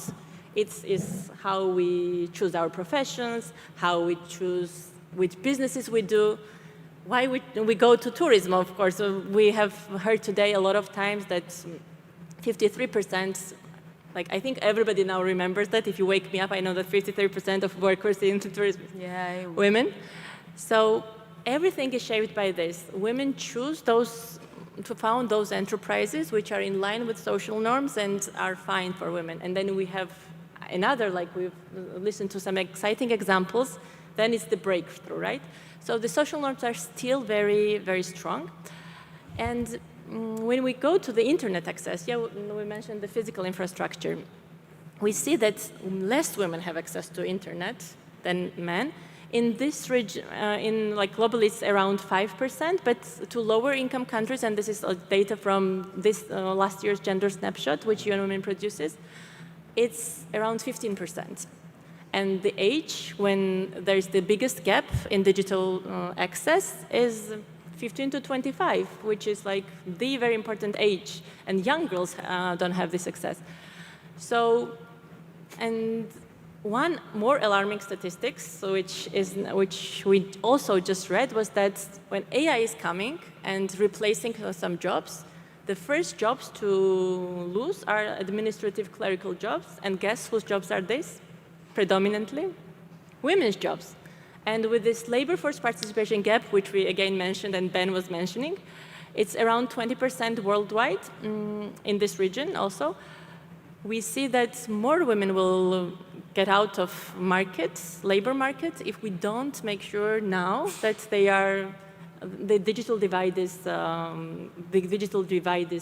covered or fulfilled. Yeah, do I have more time, or like I'd like to stop here and I'll continue. Okay. Dr. Veronica, would you like to add? I would like to add from an educational perspective, because we in university experienced different kinds of groups of students that participate in our trainings, and we could say that after pandemic of COVID, digitalization has increased very, very fruitful, and young generation of students improved it very, very well, and digital skills were very good. From other sides, in Republic of Moldova, in rural areas, this field was not so well developed. So touristic activity and stakeholders, businesses that were developed there had a gap. And in this situation, firstly, that we decided during the project of empowering young women, we did the trainings in rural areas. So we went in rural areas, different villages in different regions of our country, and there concentrate local community to participate and to be involved in trainings to get digital skills. And from other sides, we involved our students, young generation, in internships to these businesses, because they are more flexible. From one side, for them, it's important to share a business experience. From other side, businesses is fruitful to gain more knowledge on digital skills. So as a result, Instagram pages of the businesses have been improved very well, as well TikTok, that they didn't know about this. They developed a lot of virtual tours that were disposal on. We have a national site with all these tours, virtual tours, and also stakeholders invited young students that are enrolled in tourist programs to participate in their international projects. Some of them are volunteers, some of them get maybe some financial, I don't know, it depends on projects, but What is important for us is sharing the knowledge, it's gaining the skills, practical skills, and mostly importantly for our university is increasing of number of employers in real and private activity. So enrolling the students in labor market on their field of education. So they studied to hotel service, tourism and leisure, and they, after the graduation, are involved in private sector or and are working on their specialty. This is a very important index for our university. Okay, thank you very much, Dr. Veronica. And you started a very, deep question and regarding the stakeholders. Because digital divide and the closing this gap or digital divide isn't something that only one actor or one organization can do alone.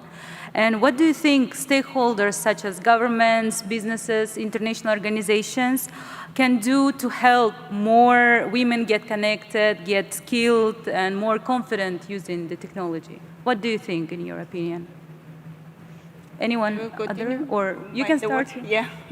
Okay, I will continue my mind in this way. In our country, the touristic activity is in Ministry of Culture and the National Office of Tourism, that, by the way, is managed by a woman. And also, we have a very active association for national and inbound tourism. Antrim, it's called in our country, and it's an NGO association that gather more than 100 stakeholders, private sector.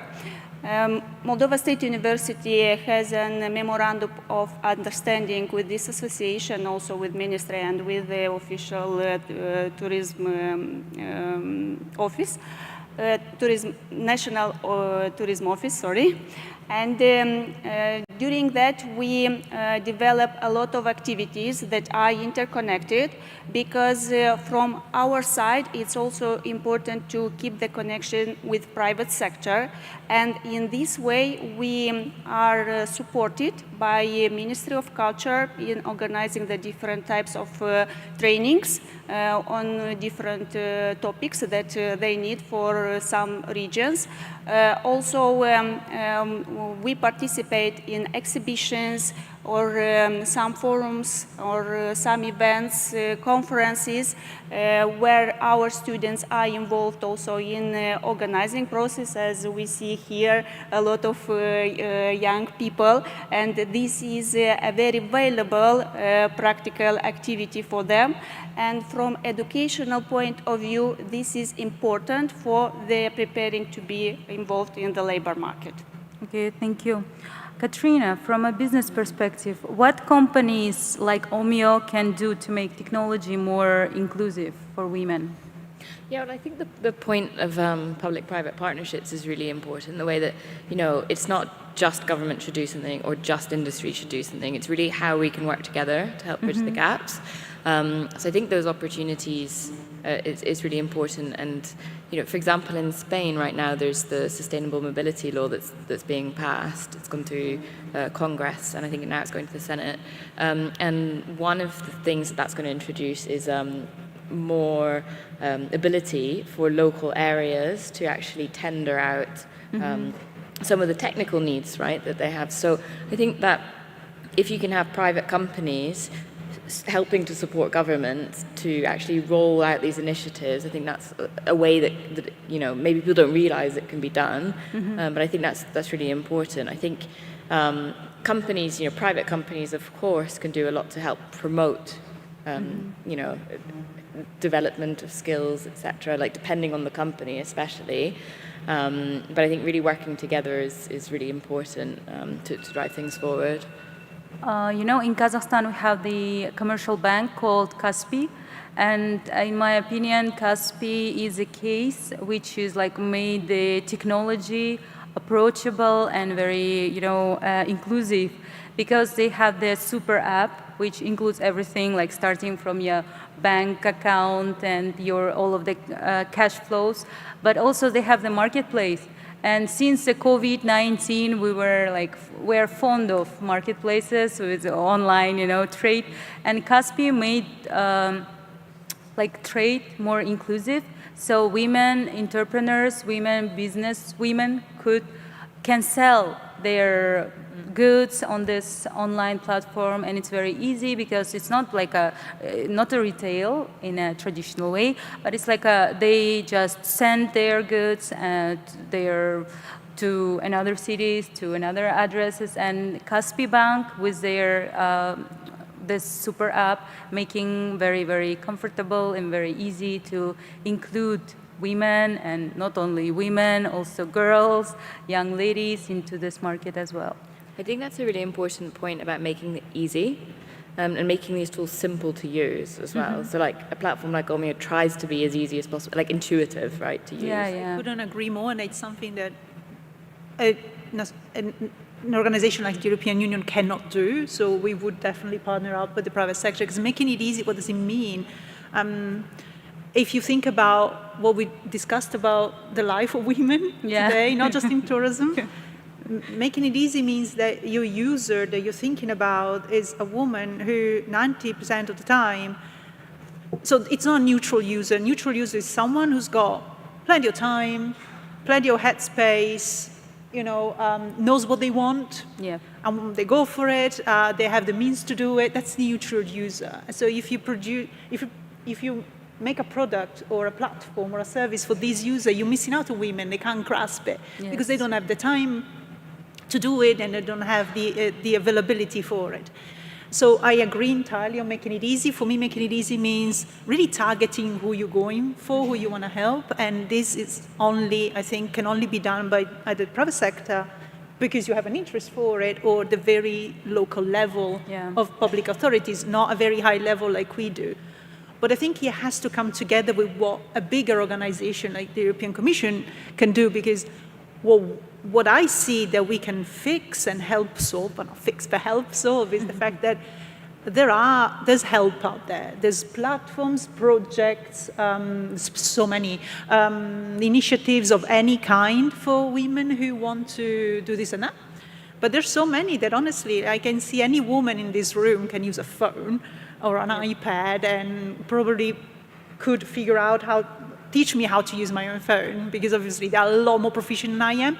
But where do they go? Which platform, which link do they click so that all the information's there? And you nailed it earlier, right, with that example you raised. And I think this is what the European Union is trying to do.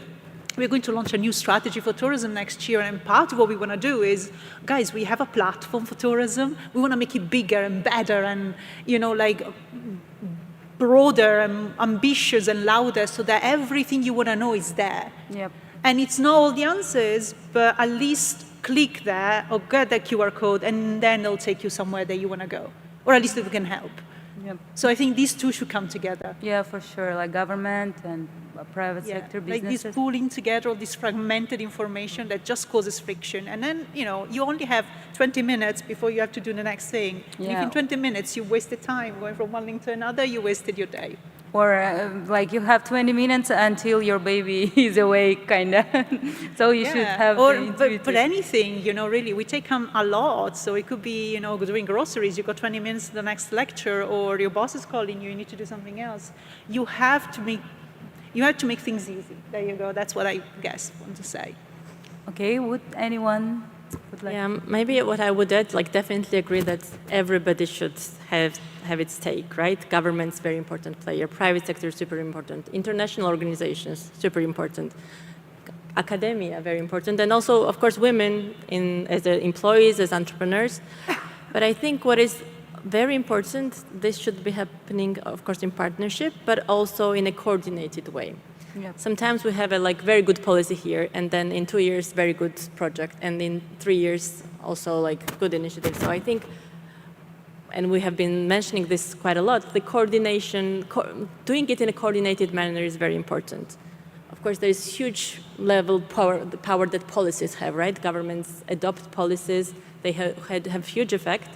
And UN also always tends, I'm sure UN Tourism and UN Women too, we always tend, and Commission, we always tend with the governments to adopt policies which are gender transformative, which are focused on tourism. So this is very important. Private sector, huge role. Like private sector is the biggest employer worldwide. Also self-employed women are, the entrepreneurs are also private sector. And how they work on gender, we have a lot of tools. So we have very specific tool. Antje was mentioning Women's Empowerment Principles tool, which is like 7 principles coming with over 300 tools, additional tools. So if a private sector wants to make a change, there's a lot of tools available. We will not have time. I'll bring some examples a bit later, but if you are interested how to change a company inside or outside, please approach, because there's already a lot of knowledge on this. Of course, academia's role is huge. We need data, we need education, we need information, so a lot, but also community and women, asking them, bringing their voices is very important. So when we design these programs, when we implement these projects, when we develop apps or something, to have their voice inside. And I think, like, I see very much our role as UN Women, and all of you, I think, to bringing this voice together and doing this in and with them, because there's nothing that works if we don't engage end users and the women in them, right? Yeah, for sure. Can I just add to that as well? So I think that is a really good point about private sector basically walking the talk. So it's like, if we're relying on, you know, if private companies have a big role to play in this, then we also need to encourage private companies to actually hire, you know, a balanced workforce, right? So if we're building, the people building the tools also need to, you know, incorporate a large, like, female percentage. And that's something at Omeo we're trying to do. I don't think we're at 50% yet, but we're really close, like between 40 and 50%, which, and also in senior positions. So it's not just all the juniors, and then also in engineering positions, tech. I think it's really important, just that point of having that balance, like, from the get-go as well. So just wanted to add that. Okay, thank you. Yep. Shall I add some? I just want to mention that tourism is very specific among all other sectors. I think this is one of the very important and specific sectors, which has really strong chain.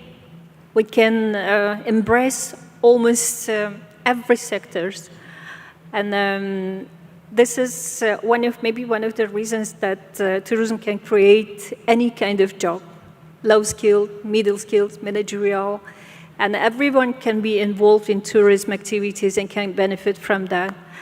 And if you look into the statistics, maybe, I mean, that 90% of the jobs within the businesses are created within tourism, and then despite this fact, we see that the governments are playing pivotal roles here, because designing, making concepts, making strategies, special programs, the special roadmap of all activities that then engage all stakeholders together in one chain, and then give them the special task to make the special direction of their activities within, I mean, for this business, I mean, because tourism is business. It is not just hospitality. Hospitality is also business. We are providing services and getting money.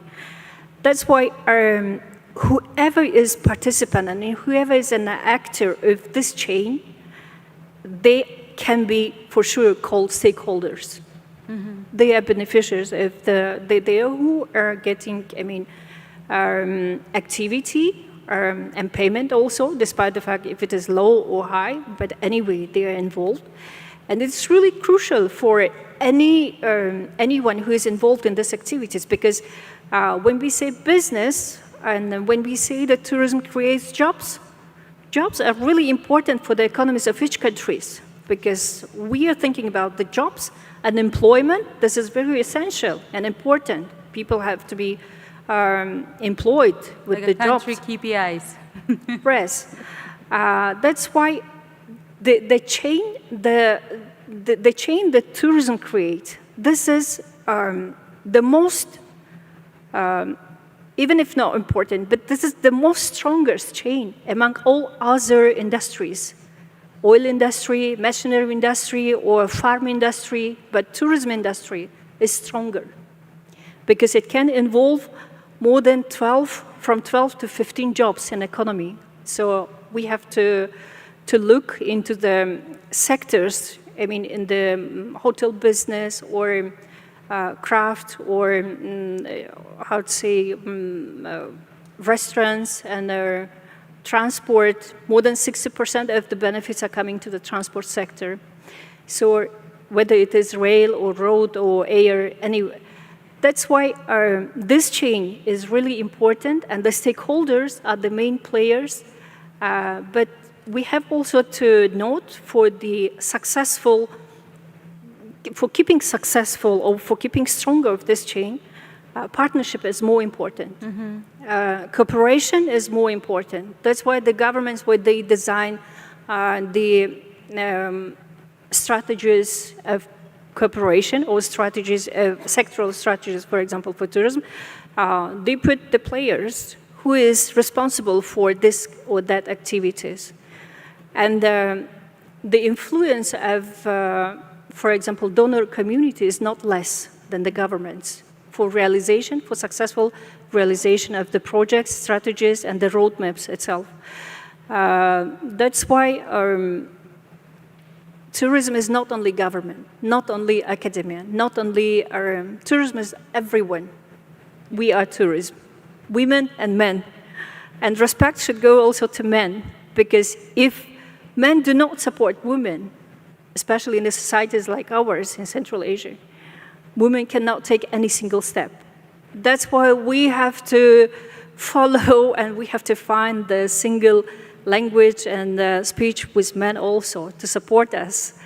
The success of, or behind every successful woman, there should stay 7 men.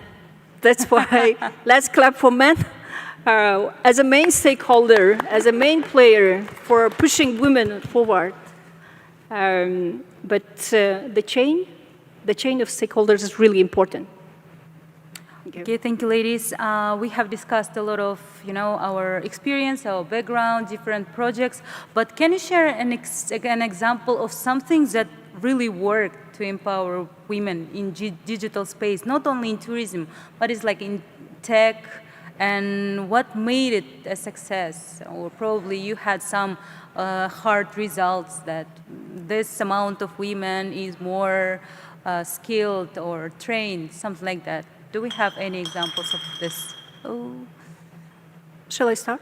And again, I'm sorry, of course, but as we mentioned, one of the important steps here is education and literacy, digital literacy, and in modern era, for example.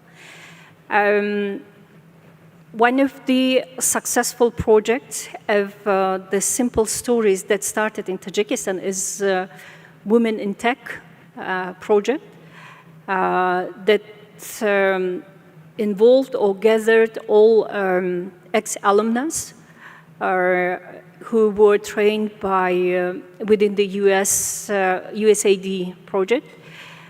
So all the women came together, and now this platform is run every year in October, the first week of October. They gather and they start talking about different projects proposed for bettering the types and the new approach of the new projects for bettering the entrepreneurship among women. Not only for, digital, for their digital, let's say, life, but also for, in general, for bringing more women to the chain of entrepreneurship. But this year, especially this year, and it was end of September, that the Women in Tech gathered all women who were involved in digitalization and AI system, who were involved in bringing new curricula for the young generation, short-term courses. The platform played good enough. It was really successful. It collected really successful stories. This is not just only one case or one project, but also with sorry, Shuren, for interrupting, but we are running out of time. Yeah, so and can we focus on one project? Yeah, please? This is also important to be noted. This is also in partnership with UNICEF. The project is called Upshift, shifting the girls starting from school age. Giving them the birth of ideas for behaving themselves within the next 2, 3, or 5 years, how to make themselves stronger steps in entrepreneurship. I'm sorry. Thank you. Okay, thank you. Anna, perhaps you can share one of the UN women's success stories. Thank you. There are several stories which come to my mind. When we talk about entrepreneurship, for example, and entrepreneurship development, how we take is not like to have the complex approach, right? Skills development is very important. Education is very important, and I'm highlighting business education because we've heard that women are more educated, like they have higher achievements than men. So we're giving first business education skills. Then very important is networking, and we've heard this also. With bringing women together with experts or together with private sector companies, which is them networking not only to get connections, but to increase sales, right? And connecting women as suppliers to the buyers, what we call gender-responsive procurement. Then mentoring them, and then ensuring that they have access to private investors. So we cooperate with the European Business Angel Network, and opening them basically spaces to private investment or to financial institutions which can offer them financial products. In some countries, and then, for example, in Georgia, we had this project where women, and you mentioned now just similar type of project, connecting to commercial platforms and creating digital platforms for women entrepreneurs was a very successful project. What the team did, they mapped out agro-touristic objects, so rural women entrepreneurs, like equipped them with, like gave them, some of them had, of course, Instagram, Facebook, and websites. Some of them did not, but they created a platform like booking.com, but for agro-touristic places. And they only mapped out women-owned rural agro-touristic destinations and put them on the website. This is agrogate.world, and this was done in partnership with a private sector company, MasterCard. So a good example how private sector can also come in and support. And then this was not only just mapping and putting them together, but also creating payment systems, taking good photos, giving them like all the tools which are necessary to make it work. And big part is also promotion. And sometimes, and very often, we partner with private sector because the power of communication of private sector is limitless. And I have to admit that it cannot compare to like I'm talking about. Or ours. Yeah, yeah. So private sector is much better in communication or marketing.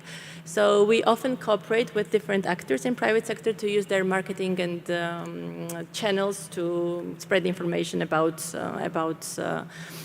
women-owned businesses. And I don't want to overlook the gender-responsive procurement example. This we are doing across countries. But the EASY, which Ante was mentioning, I'm referring already twice to your speech, the informing private sector that this as a tool exists and you can find women entrepreneurs and regularly procure from them, buy from them, is like securing buyers from them, and they're one of the best tested tools for growth because they have regular buyers and they can concentrate on their business growth. So, although if I may step in, I agree entirely that all of those components coming together are a big success. But if I had to pick one, for me, the game changer was when you said that this project, I forget the name, mapped out women entrepreneurs, because I don't, certainly different from region to region, but in the EU, I don't have the number of micro enterprises owned by women. And if I don't have that number, what am I doing? Yeah. Even if they gave me 20 million euros tomorrow to place, to support women entrepreneurs, yes, but how much, where? And I think for me, one project that would really work would be giving me that knowledge so that I can make a policy decision based on evidence. And we are getting there. Slowly but surely, we try to build a space where data can flow within the EU for tourism, and then also for travel, and then also for any other sector that comes together, because tourism is everything. So hopefully we'll get there. You know, it will take a little bit of time. It won't be happening tomorrow, but for me, that would be a game changer already. So yes, I could add our example. In Republic of Moldova, as a continuity of empowering young women, we have now a new project that is intitulated InterSmarts platform. It's a database that gathered the digital content of all touristic destinations from our country. And as we've seen that the digital content that is displayed on communication channels of our stakeholders and businesses have been improved very well in the last 2 years, we decided to gather them in a platform with our partners from Greece, from Bulgaria and Turkey. And it's a project that is financed by European funds, the project Next Black Sea Basin. And we are very proud about this digital tool because it's disponible also on our official site, and students can use this, and our stakeholders and partners could complete it consequently if they have new digital content. And this is an important tool also in educational process.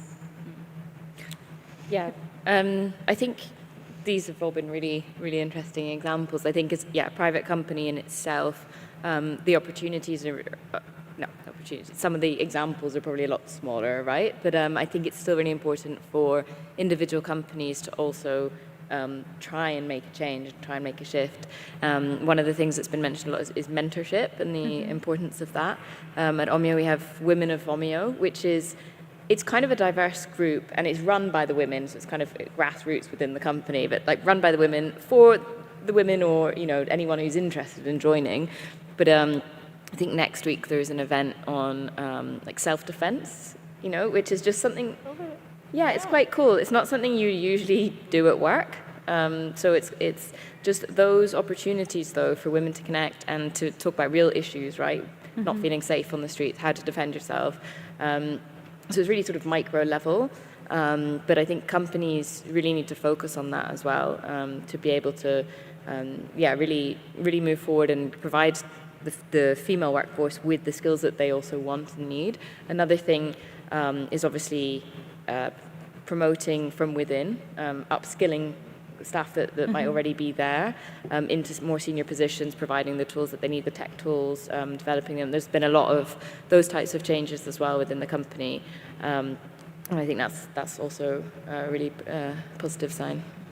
Sorry, as a representative, the only representative of Kazakhstan, I will give my examples as well. As far as I know that recently the Halyk Bank, again, our commercial bank, organized a project which is called She's Next, together with Visa jointly. The main aim of this project was to empower women and get women into tech. So it was the same project like financing entrepreneurs, like a very little projects, small businesses, but the main aim was, for example, the how to say it, like encourage to speak Kazakh, for example, like promotion of Kazakh language, native language of Kazakhs, and then promotion of women in tech. So because they should have either create an app, or they should have create a podcast, video, something, and post it and broadcast on YouTube and something like that. So it is so interesting that the banks mostly are more interested in Kazakhstan into empowering women and engage, getting more women in tech. than any other companies. Although I would still, and I go back to what I said at the beginning, I would still divide empowering women and getting them in tech. Because if you want to become a coder fabulous, then you should use all of these programs as much as you can. But you don't have to. I think you're empowered as a woman when you have an environment that really supports you do what you want. Yeah. And that's how, when you're empowered, not when you become a hacker. I mean, or a coder. People tell women that they cannot become IT specialists. Because that's the thing. Digital tools are tools for you to do what you want. You want to feel comfortable in the digital world, of course. And I agree that we don't have many women travel tech innovators that are women, I mean to say. But maybe they don't want to be. Yeah. These, I don't have the number, I don't have the figures, I don't know for sure. And that's my frustration. It's like around 20% ICT professionals. And the problem for me here is that it's not that they want and they don't choose. It's that society tells them that this is not for you. So whenever it's like, I'm fine, it's really my choice. When it's really my choice, it's fine to be a housewife. It's fine to be ICT. Like, it's fine to be, but we should understand what is the real choice, right? Is this choice which I made as Anna, or this is the choice which society told me to make, right? So when we take out of this society part, then it's fine. We can be anything. We can be at home. We can change the world. But the pressure is too high to call it like choice. But also I'd add to that as well that even if, when and if a woman does decide to be an entrepreneur or innovate, then getting the funding, right, is a whole other story. So that's also another part of this, why we don't see as many, entrepreneurial women in travel tech, for example, because the funding's not there. I think it's, 10% of the funding goes to women in VC funding versus the rest to male-led companies. So, there's several different dimensions. Yeah. Thank you so much. So it leads to my final question. If you could name one, let's leave it with one concrete step that would help to close the digital divide, what would it be in your opinion? How can we make sure that technology truly improves women's lives and creates equal opportunities in tourism and beyond? What do you think? Who'll start? Mentoring. For me, it would be mentoring, making it available as much as possible. What else? Are we going in order? I wanted to have a bit more time to think about it. But I think, continuing, I think public-private partnerships are really important. Having, the technical skills, but then also the power of government and policies working together, I think is key. Okay, Anna? I should cheat and say ecosystem approach. It's one, but then it takes whole ecosystem. So it's very complex issue. It's not simple, but ecosystem approach in engaging everyone. Shirin? Everything depends on literacy, digital literacy. And then with the digital literacy, another approach, the next steps, but the initial steps should be literacy, education, are designing special programs, curricula within the schools and universities to prepare the short-term and medium-term and then long-term for the different kind of experts, to bring more digital tools, making them more available, because one of the reasons is lack of the access. So we have to think about the literacy and then bringing everything. Literacy brings everything. Let's talk about it. Like a pillar. The main. Bridging. Here, in the countries like mine, literacy is really essential. Yeah, for sure. And awareness. But awareness is also coming from the literacy. Thank you. Dr. Veronica? From my side, I could mention innovation and open-minded approach because we need to identify creative solutions. Templated solutions are not worked very well, especially in our country. So we encourage young people and also businesses to find an authenticity and to be creative in presenting their offer and their product, their destination, because tourists are visiting some destination for memories, not for consumption. That is why storytelling and creativity and different approach in presenting a touristic offer is very important. Okay, thank you very much. And we are running out of time, and we don't want to waste your time like at the evening. So we would like to take 1 or 2 questions from the audience. So who would like to ask? There are 2 microphones on both sides. Yes, we have 2 questions. Thank you.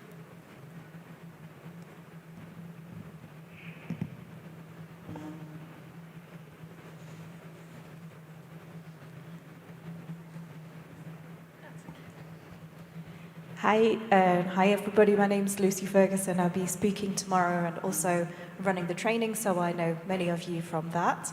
Thanks for a really interesting panel. I think the gender-responsive procurement aspect is really important, and I think everything that's coming out of the panel is making me reflect on the broader power of the procurement power of the tourism sector. So it's not just about what do tech companies do for women entrepreneurs, how can tech companies support women entrepreneurs. It's about how do we hold the technology that we procure, the technical services that we procure as the tourism sector to account for gender equality. So with tools like using the women's empowerment principles, the gender responsive procurement, but what we ideally want to do is harness the procurement power of the tourism sector to hold the companies accountable for this. So how do we, it's not just about what do we do for women, or how do we buy from women entrepreneurs, women-owned tourism businesses. We have a lot of power here. It's a huge industry, and there's an opportunity to begin changing the way we think about procurement in the tourism sector, and we only buy from companies that are gender responsive. There are tools to do this, we have the models, we know how to do it, so we have the power to do this. So I think I would just add, in terms of this ecosystem approach to everything here, let's also think about the bigger picture of procurement. How can we use the power of what we buy as a sector to change these tech companies and hold them accountable? So if anyone's got any comments or experience on working with gender responsive procurement in that way, I know it's something that UN Women's doing, but I really think we shouldn't overlook this side of the power that we have to hold to make this change. Thank you. Shall I respond? Comment? Thank you, Lucy. That's a very important topic, and yeah, as I said, one of the very fast, to say so, ways to grow women-owned enterprises. There are a lot of tools, and it requires engagement with private sector buyers, but also it requires a lot of work on women's side. So we work quite a lot with entrepreneurs themselves to make sure they produce regular quality and quantity, because that's a challenge, to be honest, and I think all of us here know. We sometimes have an ideal business, find an entrepreneur who is excellent, and then today she delivers like 10 rings, for example, and then tomorrow she can only do 2, which is a problem for the company. So it's a lot of work on both sides, and there are, again, a lot of programs run and then initiatives. But the thing which it requires is really decision to do it, goodwill to do it, and then it becomes easy. So again, if anybody is interested in how to do it, you mentioned, Mr. databases.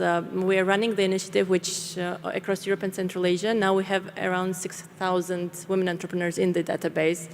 On 19th and 20th November, we will have 300 of them online. They will have virtual booths like to present. So this information is out there. Yeah, again, like maybe we find after this forum the ways to coordinate better. Thank you. Thank you, Anna. Anyone? Can I ask a question? My name is Ainura, and I have actually technological background. I've been working at venture financing for about 6 years. But I have a question regarding like the prolongation of what Amina mentioned about the Kaspi. So we have this giant technological platform called Kaspi KZ, and along all the wonderful features that we have. We can pay with Alipay, with QR code and everything. Kaspi KZ is also working as a travel agent.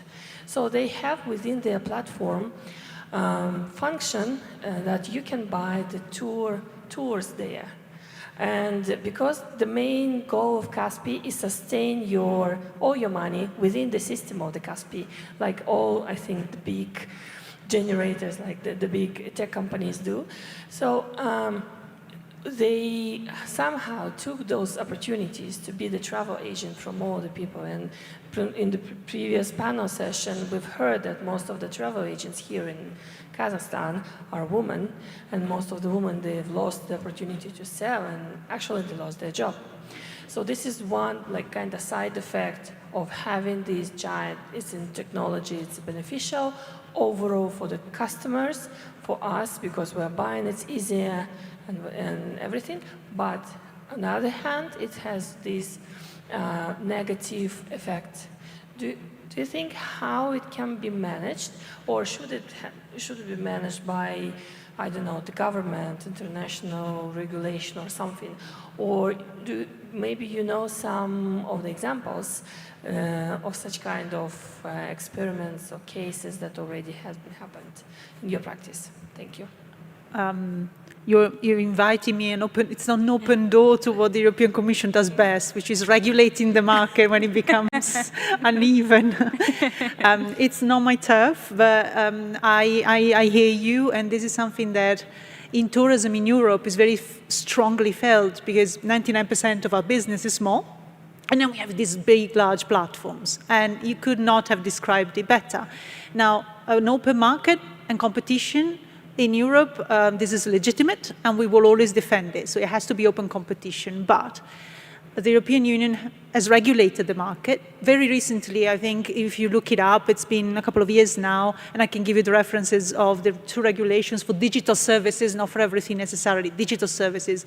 So you want to Google DSA and DMA, and I won't go into what the acronyms are, but the idea is to make the market a level playing field, so that the big giant platforms follow the same rules as the small ones. And when you're really, really big, you become a gatekeeper.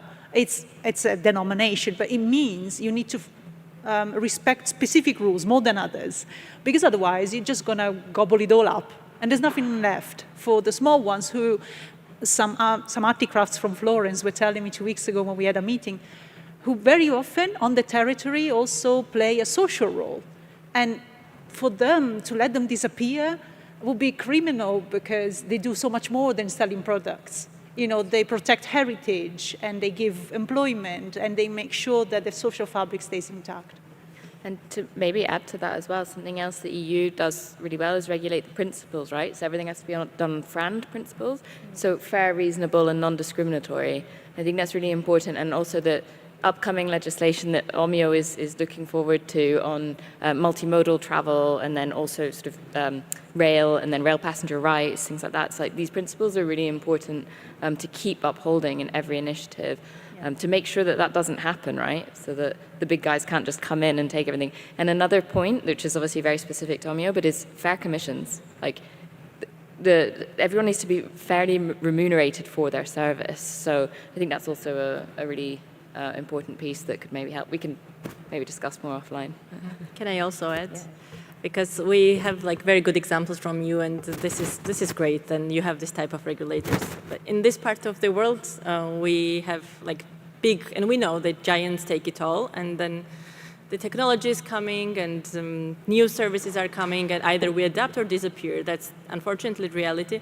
I was just now talking about how AI will take a lot of jobs, which is bad if you look from this perspective, but it increases productivity, right, as it's predicted. And then we have big economic modelings, right, like how it will boost economy, how it will make world richer, So I think adjusting and requalifying will be the skill and necessity, which we live in this era when you have to be very agile and requalify. If, for example, Kaspi, right? If Kaspi increases sales of those women-owned guest houses, for example, I think it's great, right? Then you will, more guest houses will appear, and before Kaspi noticed them, the small agents will have their, so I think it's not necessarily very bad. These technologies are coming, and I think what we can do is really to learn how to benefit from them and how to link, maybe become agents of Kaspi, who will link this. A lot of like mapping we said, right? So Kaspi does not know if in rural Kazakhstan this woman is doing what, so maybe we create the company who is taking I can answer on that. They actually did recently. So about 6 months ago, they has been added the feature for like hostels or some hotels which are in the rural areas outside of the main cities. So they can like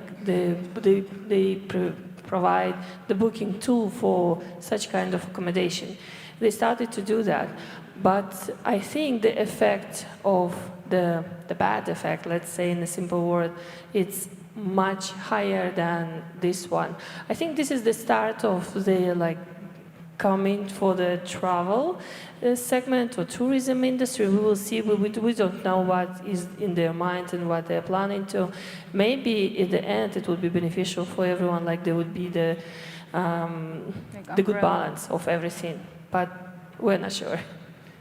It will be interesting to observe in long term, like it will bring more tourists to Kazakhstan, or it will, like, I think it should be more beneficial to entrepreneurs themselves, so it will be interesting to follow this.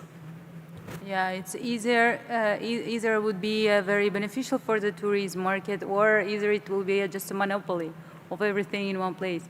So I guess we can thank you all for your questions, and we can move to the end of our panel session. So today we've seen that bringing the digital divide isn't just about giving people access to the internet. So it's not just turning on the Wi-Fi spots everywhere.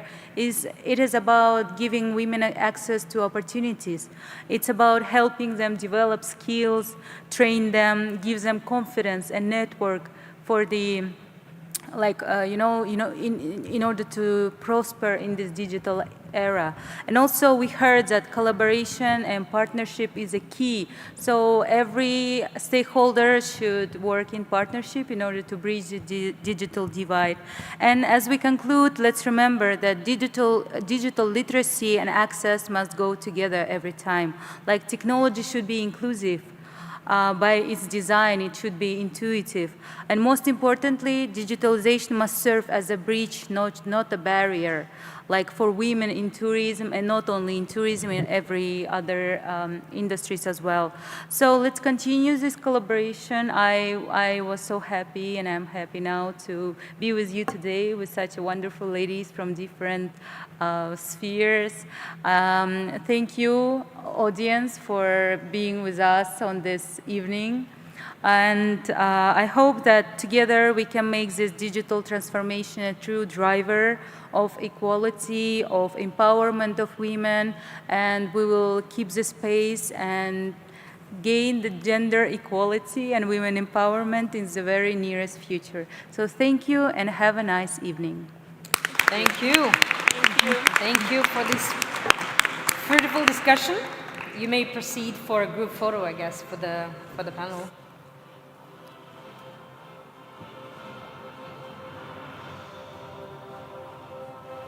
Can we have a round of applause?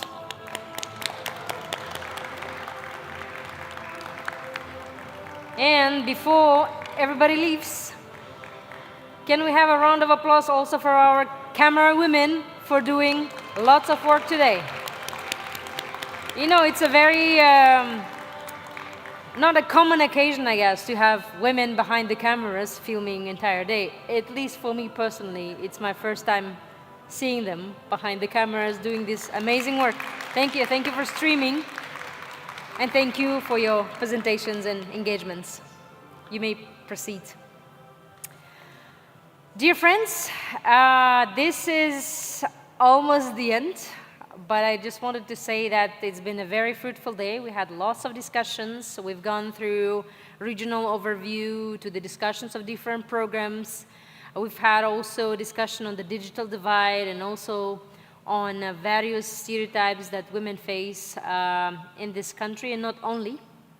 And I hope that we tomorrow will have more deeper discussions on how to answer and do actionable choices and approaches in our decision-making, our daily lives, as an assistants, as leaders, as managers in different positions. I hope that we'll be able to do what we really need to do in order to make this world a better place. Let me say that this day is closed. Thank you very much for your time. We will see you tomorrow here. Please enjoy your beautiful evening in Almaty. Enjoy these trolleybus rides, metro, and all this kazmyasa and whatever basically you need for your stomach. I guess you're all hungry for this evening. Bye and see you tomorrow.